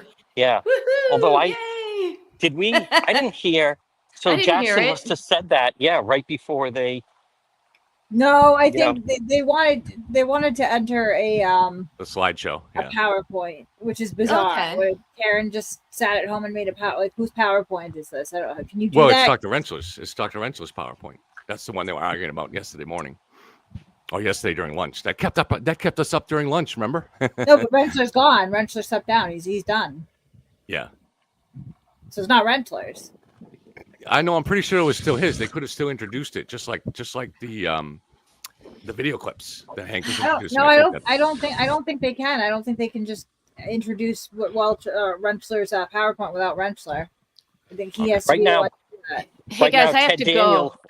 Oh, Ted Sorry, I Daniel have is the an only- appointment at 4:30 No that I'm problem. going to be What? late for. But thank you so much, everyone. Thanks, Yes. chat. Good luck tonight. Thank you very much, Yes. Margaret. Oh, no, I'm not. I'm on tomorrow. It is Wednesday. Oh, But tomorrow thank night. you, and Okay. good luck to you, whoever's on Yes. tonight. And see you all in the morning. Have a good one, Margaret. Thank you. Bye-bye. Thanks, Margaret. Right now, they're the only ones, Kevin. Ted Daniel is the only one reporting that they've rested. So I wonder if they jumped the gun on that. No, I'm seeing a couple other news sources doing it. NBC 10 is reporting it. Yeah, they're all starting to report it now. Oh, yeah. Okay. Yeah, I'm seeing a bunch doing it. WBZ News Radio is reporting it. Oh, my goddamn voice. Yeah, Boston 25. Yeah, there's a bunch reporting it. So okay. So they've Man. rested. So next up will be the rebuttal tomorrow morning, and I think it'll probably be done tomorrow morning, right? Who's coming on rebuttal, Kate? Just Dr. Rentschler? I mean, yeah, Dr. Rent. It might just be just Dr. Rentschler, maybe dog DNA. I mean, not Rentschler. I mean, Yeah. Oh my God, we did the same thing. Oh, that no. Jackson was I'm doing the Yeah, same that thing. was huge, yeah. Now it's the Alan Jackson effect. Kevin, it's Terry Kuhn, the dog DNA, Okay. and Maureen Harnett of the crime lab is also going to test. Right. She's the one that those are swabbed the DNA. She and swabbed it, Walter. not Michael Proctor. Yeah, that's right. I don't know if I would call him. Honestly, I don't know if I would call him if I were him. I know that he said that he intended to, and he may, but I don't think that I would at this point because it's so weak. He's already introduced that there's no dog DNA, so he can use that in closing, and it's already been introduced to the jury anyway. And I don't know if I'd want to open up the jury to the bullshit. You know, they're gonna cross Maureen Hartman on the holes in the sweatshirt a bunch, and it just seems redundant for something that it doesn't make any sense. And they've heard more experts than not refer to them as superficial abrasions, including Rentschler over and over again just now. So I think that, yeah, I don't know. I don't know that I would do it. We'll see what he does. Well, I think Hank has a way of doing things very efficiently, so I think it'll be a Yeah. relatively quick examination just to get it on Right. the record. Because you've had now a couple witnesses implying, or at least both one testifying and one sneaking in testimony that these were from an animal. So I think it's important to get that up there with the DNA stuff. And also, during defense, we haven't seen, he hasn't been able to play the Karen clips. So if there's some way that by playing one of her own clips could rebut something that came in with the defense, then to me, you look for any opportunity to play her. Oh, yeah. Because The clips right. rule. Yeah. Mhm. And, you guys also, I think there's a false, and we can all tell, there's a false sense with the supporters that because, the defense is up, that they're like, here we go, and they're turning the tide. But I think it's a false sense of strength that they're feeling right now. Because we know Hank's going to get rebuttal, and then his closing is going to be strong. So I think he's in a really good position.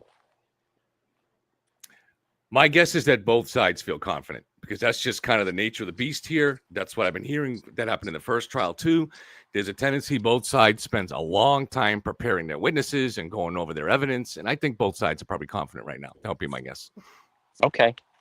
I think they feel that Rentschler did a good job. I think they feel like Lapalato, whatever the hell name is, did a good job yesterday. So, so I think both sides are probably fairly confident and are willing to let a jury make the decision on it.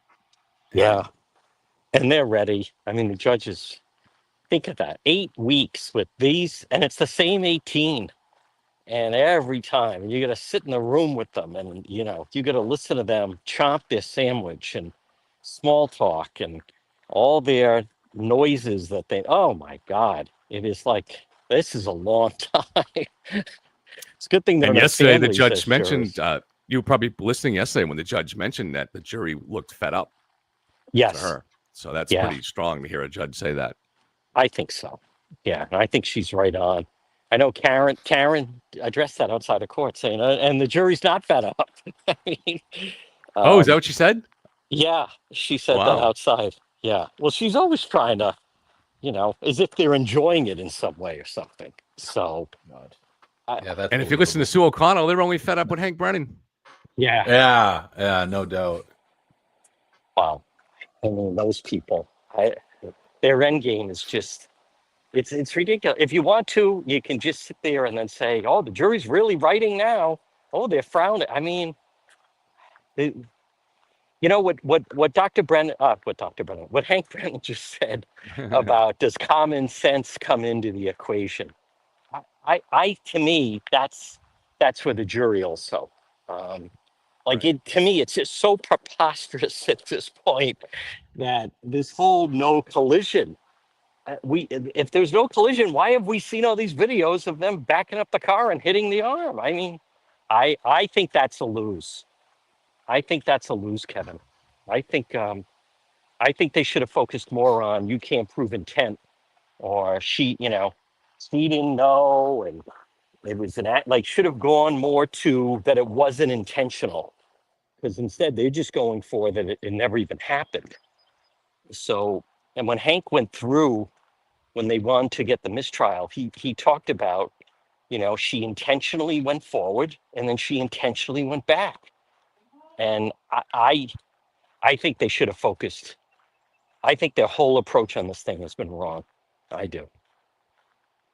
I really think, like as I said before, a fulcrum of this case is going to come down to whether or not the jury, was the contrast between Dr. Welcher, who said there were too many variables. Now, you can look at that and say, maybe this guy isn't as competent, or you can also look at it and say, maybe this guy is just more honest because there are a lot more variables here. And contrast that with Dr. Rensler and Arca, who seem very certain of things, who were very certain of things, despite only considering a very small number of possibilities. Yes. And doing a very limited number of tests that really don't necessarily tell you all that much. So how the jury settles on the contrast between those two, if they believe, to the extent that they believe Dr. Welcher and that he makes sense when he talks about the number of variables, to the extent they believe that, then that makes them determine that Dr. Rensler and the ARCA guys were just biased here. And they weren't trying to get to the truth. They were just trying to help the defendant. Or if they believe that Dr. Rensler has a more scientific explanation, then that leads to reasonable doubt. I don't know how that's going to come down, but yeah. And a lot's going to come down with what Dr. Welcher says tomorrow, I guess, right? Yes. Yeah. I think it's also just going on too long.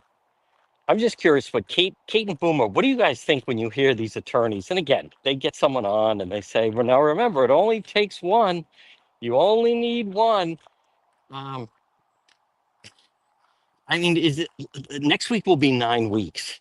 Are these people really going to be stuck in a room and there's one person saying, I know 11 of you feel it's guilty, but not me. I don't see I don't think that's people operate that way. Yeah. That's desperation talking, right? It's well-wishing. I mean, I get it, like as a scenario that would be a problem, and it could possibly lead to another sort of hung jury. But after this case, the way things have played out, I just don't see that. I think it's just desperation peeking through. Kevin, I view it as I was asked doing some segment today, and Kevin, I view it. I mean, we both know that in the last spring, they were 9-3. Lally got them to 9-3 on the manslaughter, and as we now look at, that case was a mess, and it was a circus. So to me, if Lally got 9-3, I mean, I could be wrong, but I view the manslaughter as a lock.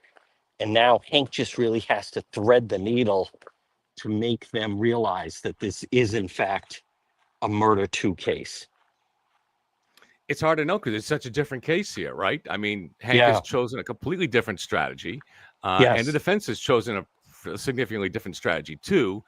And the state has brought in new evidence that was pretty powerful, such as the pocket state of the battery and the battery temperature and things like that.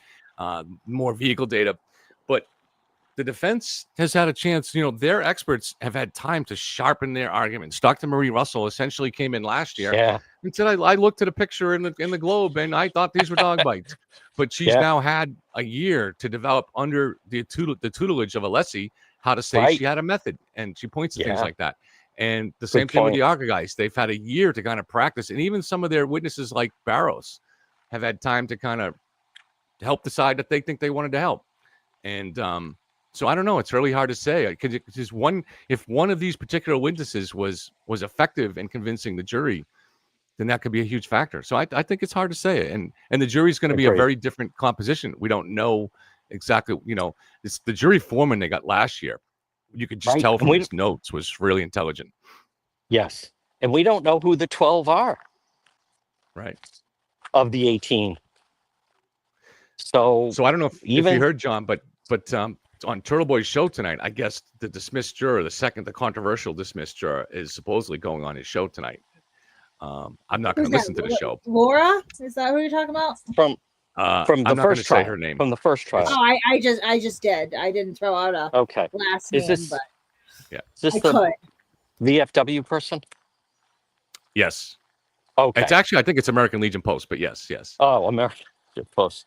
Same difference, right? But yeah. I mean, she is a fan, right, of his and supporter and so forth. So, but she's going to go on and spin lies tonight, and I know the whole story. And I've avoided saying it because I do, even though she doesn't necessarily deserve it, I do believe in trying to protect the jurors. Yes, but I know the whole story in detail from more than one source, and it's a truly sordid tale. Yeah, she's not even a juror. That's right, Kate. She's not a juror. I respect you.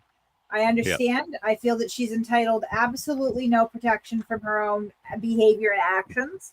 I believe that if she thinks she can get up and lie with impunity, that the only remedy would be the truth. And I have absolutely no sympathy for what she's about to bring upon herself in getting involved in this and contributing to this circus. She's not a juror. She's not a deliberating juror. She was kicked off because of her conduct. That's fine. If that was the only thing, whatever. But if she wants to go in public and she wants to tell a story, then it is not, how do I put this?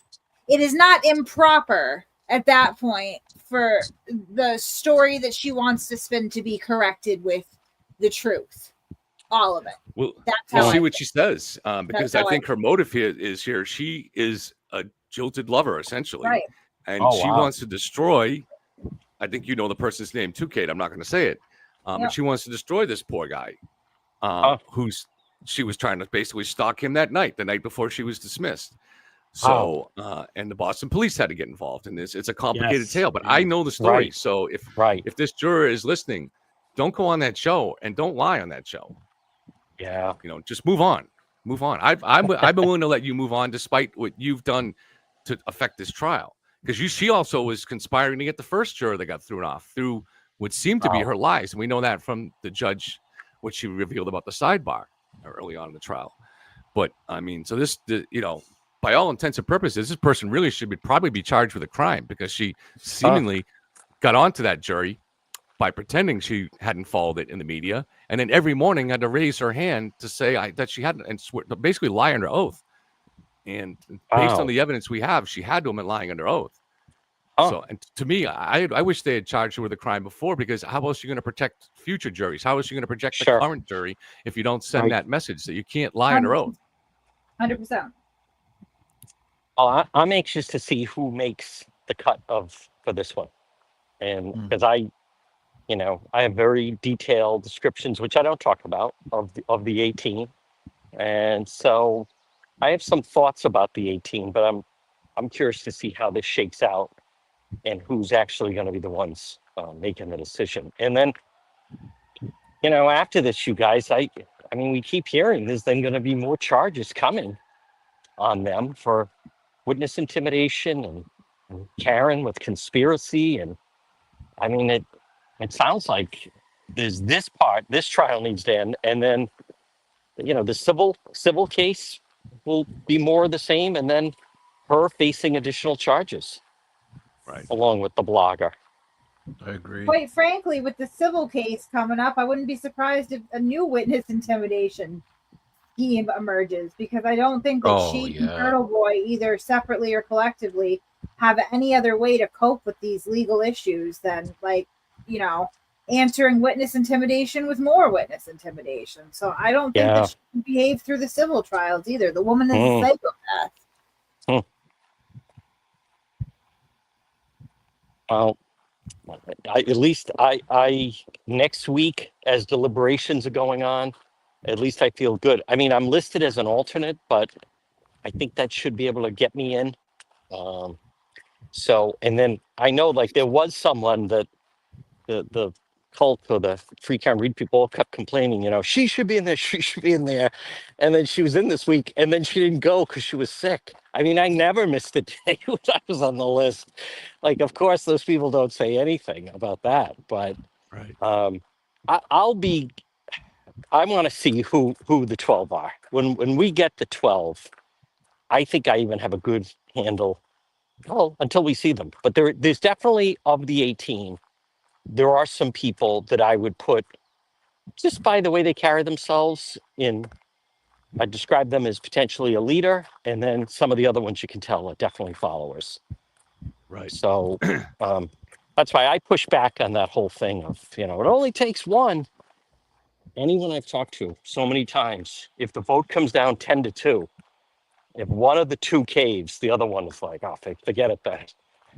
I mean, who wants to stand up against the mob? Not a lot. Unless there's a ringer.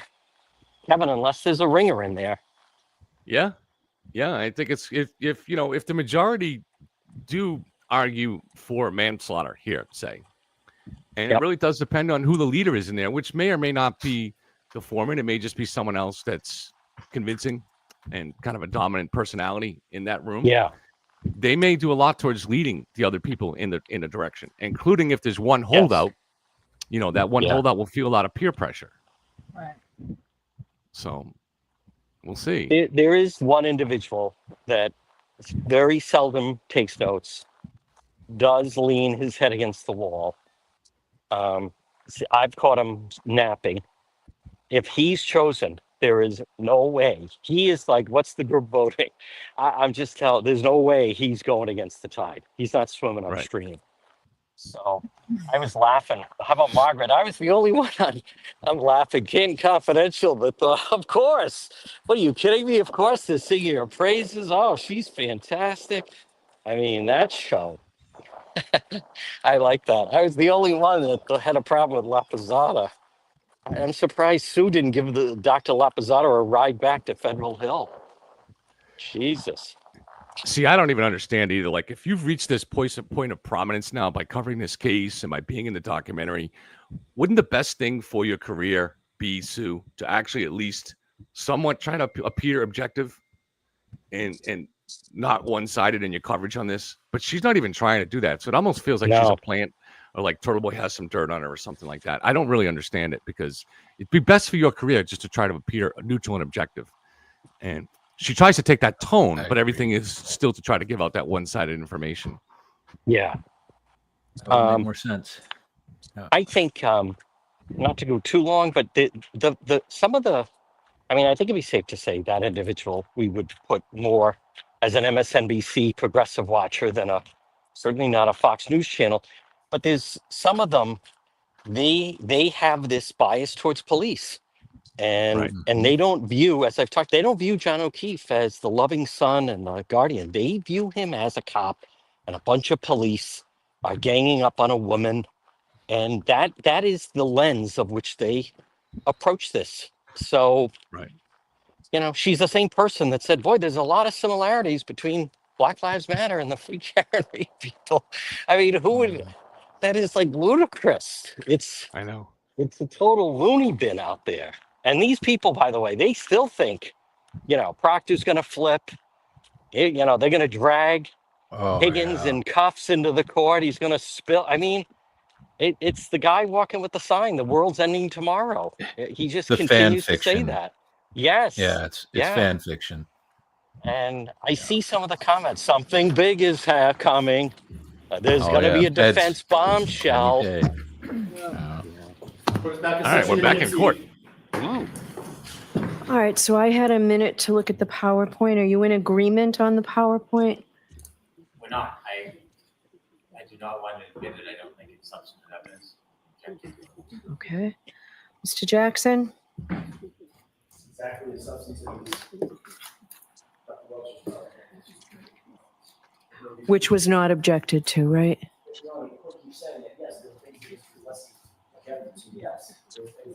But did he object to the PowerPoint coming in? It's been, we're all under pressure. I don't know what Mr. Weston's going to do, whether the PowerPoint, that's the question. The question is whether this PowerPoint is admissible, and it is. There's nothing in it, we take it out, all hearsay. Our discussion, the opinions and thoughts, thought processes. These are all the tests that were completed and done, exactly as Dr. Wolf's PowerPoint was done. Dr. Wolf's PowerPoint was in evidence. This PowerPoint should be in evidence. Is there anything in this PowerPoint by way of videos that is not already in through Dr. Wolf? I believe the video of the drop test is in Dr. Welch's PowerPoint. There are most of the videos are included. Oh, no, I'm wrong.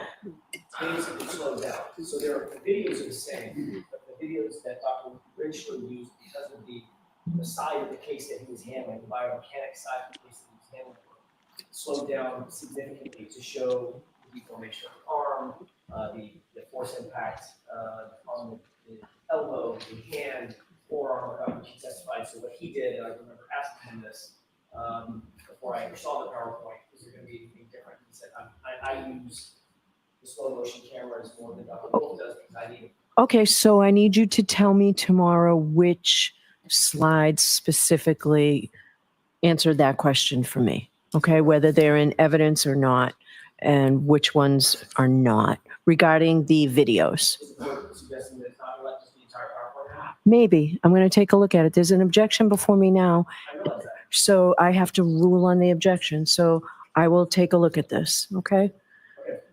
So if you let me know, and if you want to let me know tonight, I can let you know first thing tomorrow.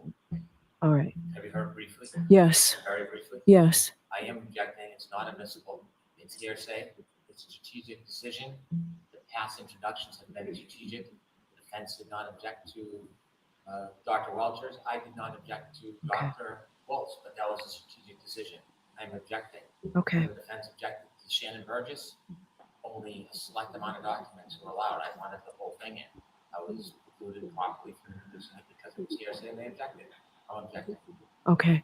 There's no hearsay. They objected to certain slides. We took out the slides. They had an objection to the PowerPoint. They should have posed that objection before it was displayed for the jury. Well, the jury's now seeing the entire PowerPoint. I think it's tactical. It's not strategic. It's tactical. They just don't like it because it hurts the case. If they didn't want to put certain things before the jury, which is exactly what admitting it into evidence does, brings it before the jury so that they can see it, they should have objected in a timely manner. When they objected, they chose certain slides, certain data on certain slides, and we took all of that out at their request and at the court's instruction. We did that with the court's instruction, with the Commonwealth's instruction, and there was no objection to playing it before the jury. Given the fact that it's been displayed not in part, but in whole, as it now assists for the jury, assists for the court for quadruple K for identification, it should be admitted. Okay. Just like Shannon Burgess. It's no different. All right. Shannon Burgess's PowerPoint is in evidence. So, Mr. Jackson, when you let us know which slides answer my question about slides that are not in evidence and you want to put in evidence, the videos, just the videos, let me know that. And if need be, I'll hear you all on this tomorrow morning as well. Okay. All right. Is that it for today? Will we see everybody just tomorrow morning? What else do? Mr. Leslie needs to, I didn't need to interrupt.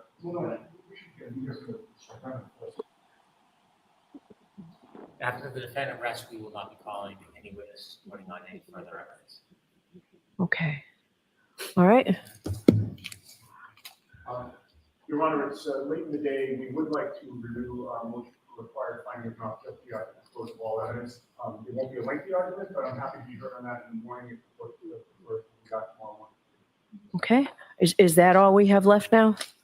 I have no idea what Mr. Alessi wants to talk about, but would it? I'd like to respond to that, Your Honor, and the answer is, given Mr. Brennan's answer with no more witnesses, my issue is moved. Okay, great. So, The only technical thing is we need to move in the 3 items of evidence, the documents associated with the sweatshirt. I think they've been marked for identification. no, they were marked as evidence, right? They're private markets exhibits. Yeah, they're exhibits. But no, they're come into evidence, Your Honor. So are they? I thought they were marked as identification, not evidence. If they're an evidence, they're in. If it's identification. So I need to find that. It would be my intention that they get put into evidence. I'm not going to display them and bring a jury in just to see those at this point. I'm not asking for that. Okay. As long as they're in evidence and I can use them in closing argument, then so be it. If I can, for clarity, Your Honor, they're exhibits. I have Y. So that's not an exhibit, Mr. Alessi, if that's how it marked. That's identification. I have a different parlance. I'll use this word parlance. Yes, it's YYY, ZZZ, AAA, BBB. So that means that, all right, so that's for identification. Letters are identification, numbers are exhibits. Your Honor, I understand that. We all know what we're talking about, and Your Honor agreed that they're going to be in evidence. Right. So, and I've ruled that they're in evidence. I just need to know for this record whether they're in evidence or not. What you tell me, you just told me they're in evidence. They're not. They're exhibits. They're identification. Now they will become exhibits. Can we do that now? Do we have them? Where are they? Oh, Jim, they're in there? Okay. Yeah, and Your Honor, my whole point in wanting to be heard is that they're not in evidence, and I want to make sure they get it. That's my point.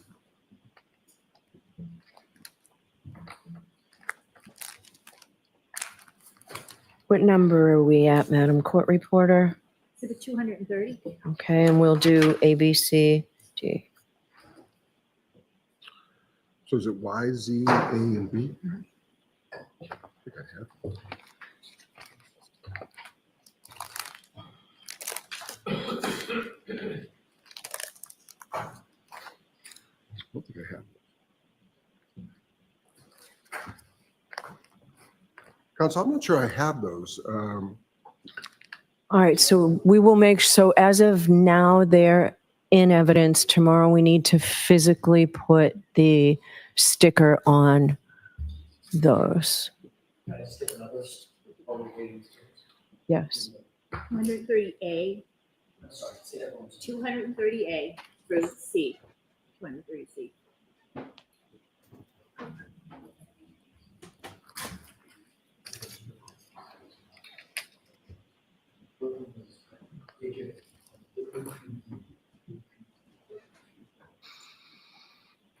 All right. Council, there are 4, A through D. Just so the record, this is limited in saying different things. They were marked for identification as triple Y, triple Z, quadruple A, and quadruple B. Okay. And all I need to do for my records is figure out which one is which in terms of the whole points marking. So as we do that, I'm good and I'll get out of here. We will do that first thing tomorrow morning. That's fine. All right. We will, so everyone is in agreement then. I will let you have tomorrow without the jury. We'll have our charge conference here in person. Then I'll give you the rest of the day to get your closing arguments ready. I'm imagining that you don't want to argue tomorrow morning at 9 o'clock. Is that fair? That's fair. Mr. Brennan, are you in agreement? I'm in agreement. I'm not interested in arguing tomorrow. Okay. All right. So we'll give you tomorrow. We'll have a charge conference tomorrow.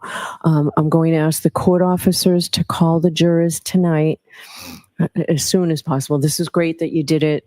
I was going to give you until 7 o'clock tonight, but if you're certain, then the court officers will call the jurors now. and let them know they don't have to come in tomorrow. And then when they come in Friday morning at 9 o'clock, we'll do arguments and charge.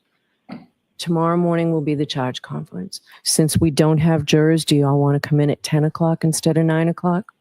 That would be great. Does that work for the Commonwealth as well?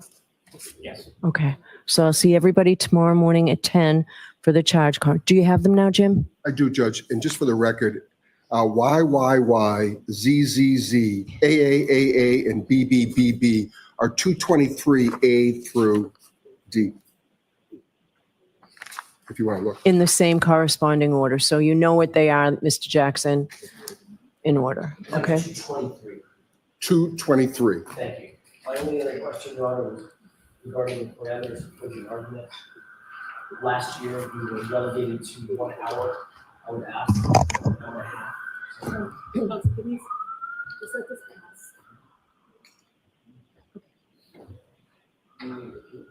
No, I got it, but yeah, you can go. I would ask for.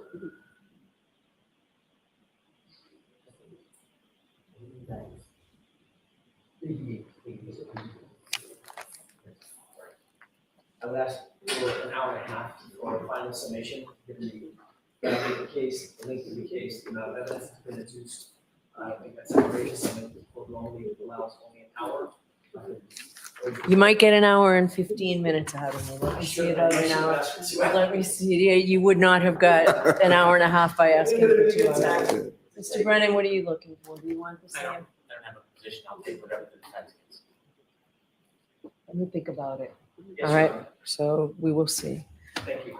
All right. So I'll see everybody at 10 o'clock tomorrow morning. Is there anything else we need to discuss? No, thank you, Your All Honor. right. We'll see you tomorrow morning. All rise for the court, please. Okay, guys. So there we go. There's our final curveball. No rebuttal. Mm-hmm. I think honestly, it leaves Hank looking strong, like he's got nothing left to prove. Like I understand that the rebuttal could be useful, but this is just like, to me, in my opinion, it's a strong ending. He's got nothing left to prove. He doesn't want to burn the jury out anymore, and they already are. Might be a safe bet. To play devil's advocate, could it be because they don't want the X-ray conversation to happen with Welcher? Could be. It's possible. It's possible. But either So way, we're I think giving the defense the last word, and their last 2 witnesses were pretty solid witnesses. I'm a little worried about that. I don't know. I wouldn't say they were both solid. I would say that out of the 2, Lapalato was probably more convincing than the display we got out of Rentschler. By the end, Rentschler looked very questionable. I don't know. I mean, there were some chinks in the armor, but both of them were definitely qualified in their fields, and both of them were used to testifying, so they knew how to testify, and they scored their points. Is that enough to create reasonable doubt? Kevin, 2 things. One, Kate was right. Kate predicted, maybe said no rebuttal.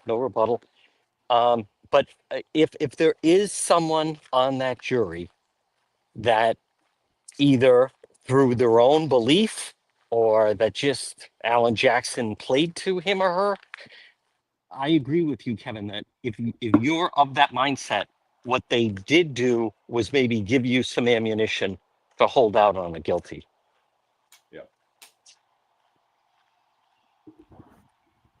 Yeah, absolutely. Absolutely. Yeah. So, I wouldn't want to be a betting man on this case right now, to be honest with you.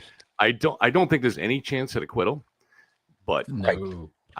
I guess if I don't see had to, that. if I had to bet my life, I would choose on a hung jury again. Really? Yeah. I don't Wow, think even on the state's case- manslaughter? I just don't know if the state's case was convincing enough to get 12 jurors. And the combination of the jury pool contamination that took place for the last couple of years that was very effective, and some of the witnesses for the defense were somewhat effective, and the state didn't give a perfect case. They did much better this time around, but they still didn't have a very clear explanation for things like John's injuries. So, I mean, they offered a lot of other evidence, but this was weeks ago. Will it all be remembered? I don't know. To get 12 is going to be tough. Well, I think Hank, strong close.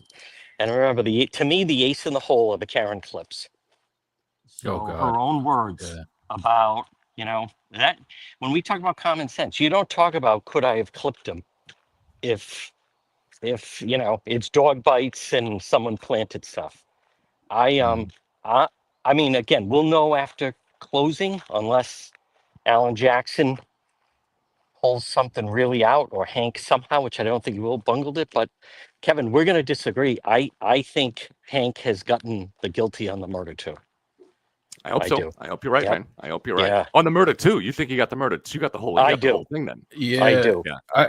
Yeah. I hope I'm kind of in definitely hope so. between you guys, Yeah. your opinions. I think the manslaughter is going to be the slam dunk, but I lean towards murder 2 is more than on the table, though. I don't know if I'm as confident as you are, Sean, with murder 2, but I don't negate it, though. I think it's definitely on the table. For me, as a guy that didn't watch the first trial, I felt that the prosecution of the Commonwealth did their job in this case. I think that my biggest concern is jury tampering. Is there a juror that is free Karen Reed? If they actually got a unbiased jury, I'd have no worries whatsoever about the ruling in this case. In the end, though, I think that it's going to depend on how Hank articulates murder 2. If he can get it across and through to the jury that in that state that intent isn't the main focal point, and for this reason being it's being murder 2, and it's just basically the act, and that a reasonable person would believe that her traveling at over 70% throttle in reverse while intoxicated in those weather conditions, that a reasonable person would believe that could cause death. If he can get that through to the jury, I think they got her on murder 2. Yeah. I want to say too, watching chat, it's like deja vu. Man, you can go back to watch the first trial. Go back and look to the chat because I did this for the book. And all the comments were almost exactly as the same. I mean, in fact, someone back then said, Kev, you're Debbie Downer. Everybody in our chat, everybody was convinced that she was going to be convicted. Everybody except me. And I said it was going to be a hung jury. It was a hung jury. Now, I hope I'm wrong. I hope all you guys are right. But just as a cautionary tale, if you go back to the end of the last trial, you're going to see you all made exactly the same comments. Exactly the same. Even Debbie Downer was repeated. So this is a stronger case this time, as expected. So I'm hoping that won't be the case. There's more than enough evidence to convict her on manslaughter. So I hope you guys are all right. But I just, like I said, as a cautionary tale, go back and you can look at those. And everybody said the same thing. Everybody called me the same names, said I was Debbie Downer, and said I'm too negative, and they said it all then too. But Kevin, But just if we something all that said the same thing, go ahead. Oh, just real quick. If we all said the same thing, how useless would that be too? Like, I'm glad you have your own take, Kevin. Please do. Like, that's no matter what they call you, Debbie Downer or not. Like, come on. Kevin, why I think that is, to me, there's a couple of differences and 3 quick ones. One, I just don't think they're going to let Hank down. He's been right there in front of them. He's not Lally. He's made a really strong connection with this jury. He knows who to tap into. Right. They all Good point. follow him. Number 2, Peg O'Keefe. Remember, they look straight across through Karen at Peg O'Keefe. Her taking the stand. That was a powerful moment in there. And then the jurors, are they really going to walk out and watch Peg O'Keefe standing there crying? And then the third thing is, I think Boston media really has dropped the ball on how unappealing Karen Reed is in that courtroom.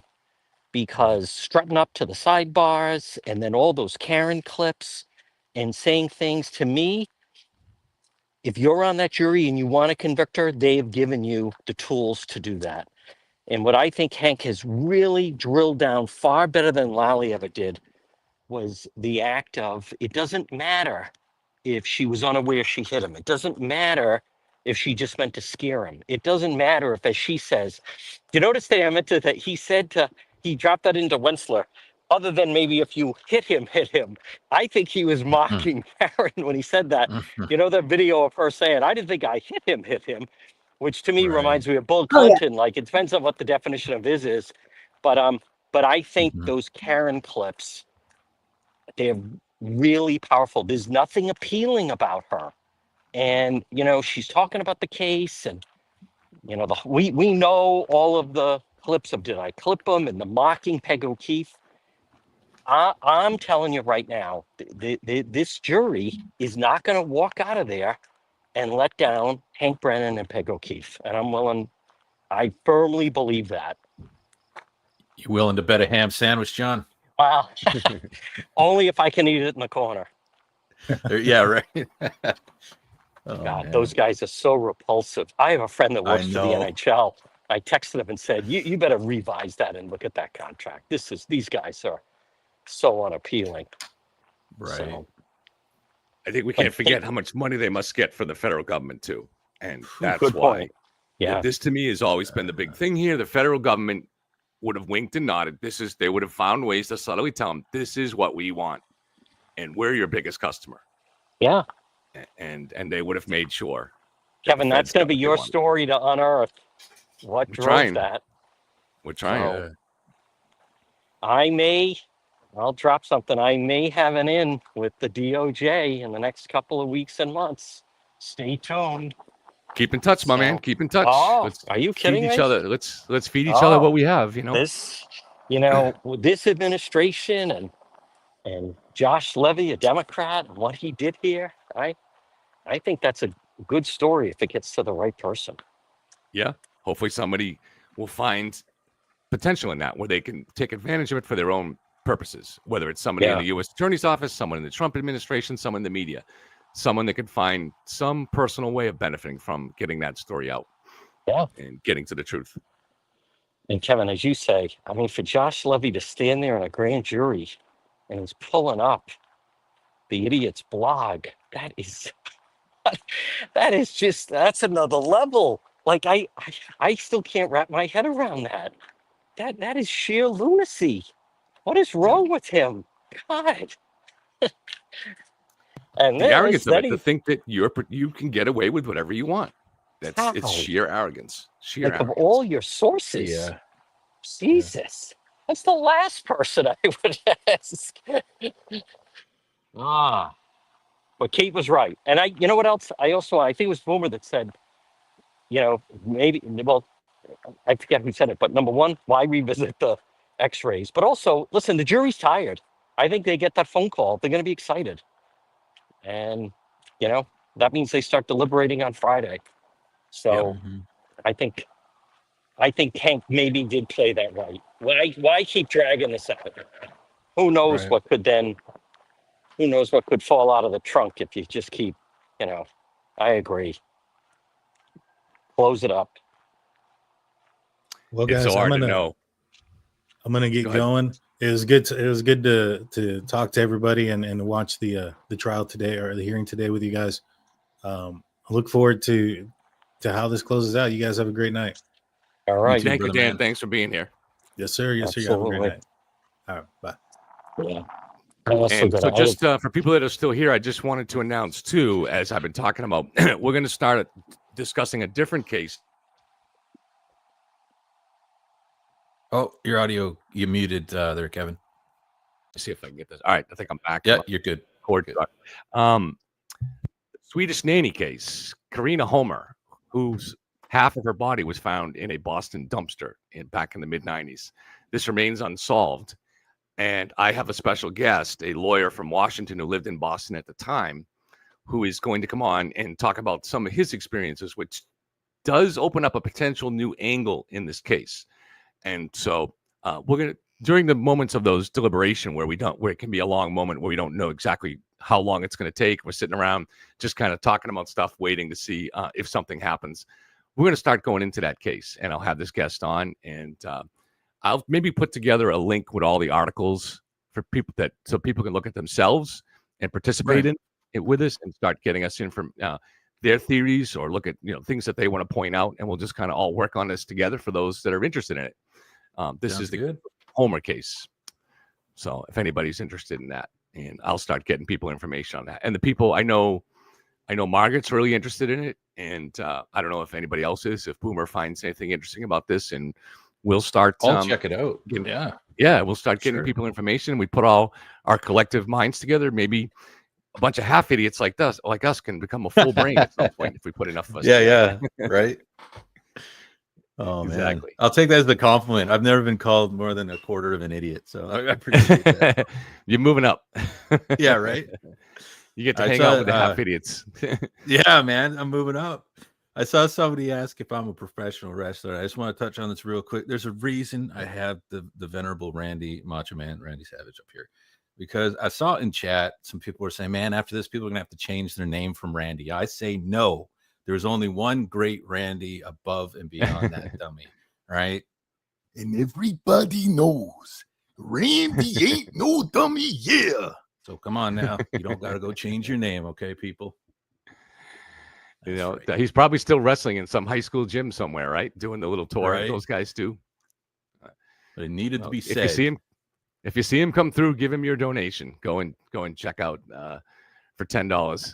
And 5 of that goes to Randy. That's right. All right. Absolutely. So I don't even know. Should we come back tomorrow? I don't even know if it's worth coming in. They're not going to be in until 10. So it's I don't know. up to you, Kev. I'll check the email. If it comes, I'll be here. If it don't, I'll talk to you later, man. I'll play it by ear. All right. I'll talk to Kate and see what she thinks, and if there's going to be even worth coming in tomorrow, but certainly we'll be here Friday for closing arguments, which should be really interesting. I won't be here Friday. I actually have to go. Well, at the moment it's scheduled chemo. We'll see what happens. But at the moment it is scheduled, but Kate will be running the show. So not to worry. Everybody else will be here. Alrighty. Thank you, guys. Thank you for being here, everybody. Appreciate it. And for those who already left, looks like Margaret already left, and John DePetro and Matt from Boundless Millennial, Matt Doherty, wasn't able to make it today. He's, I think, got some family issues going on, and hope he's doing well. And obviously Jen Coffenaffer. But we'll see everybody at least by Friday, if not tomorrow. Thank you, guys. Absolutely.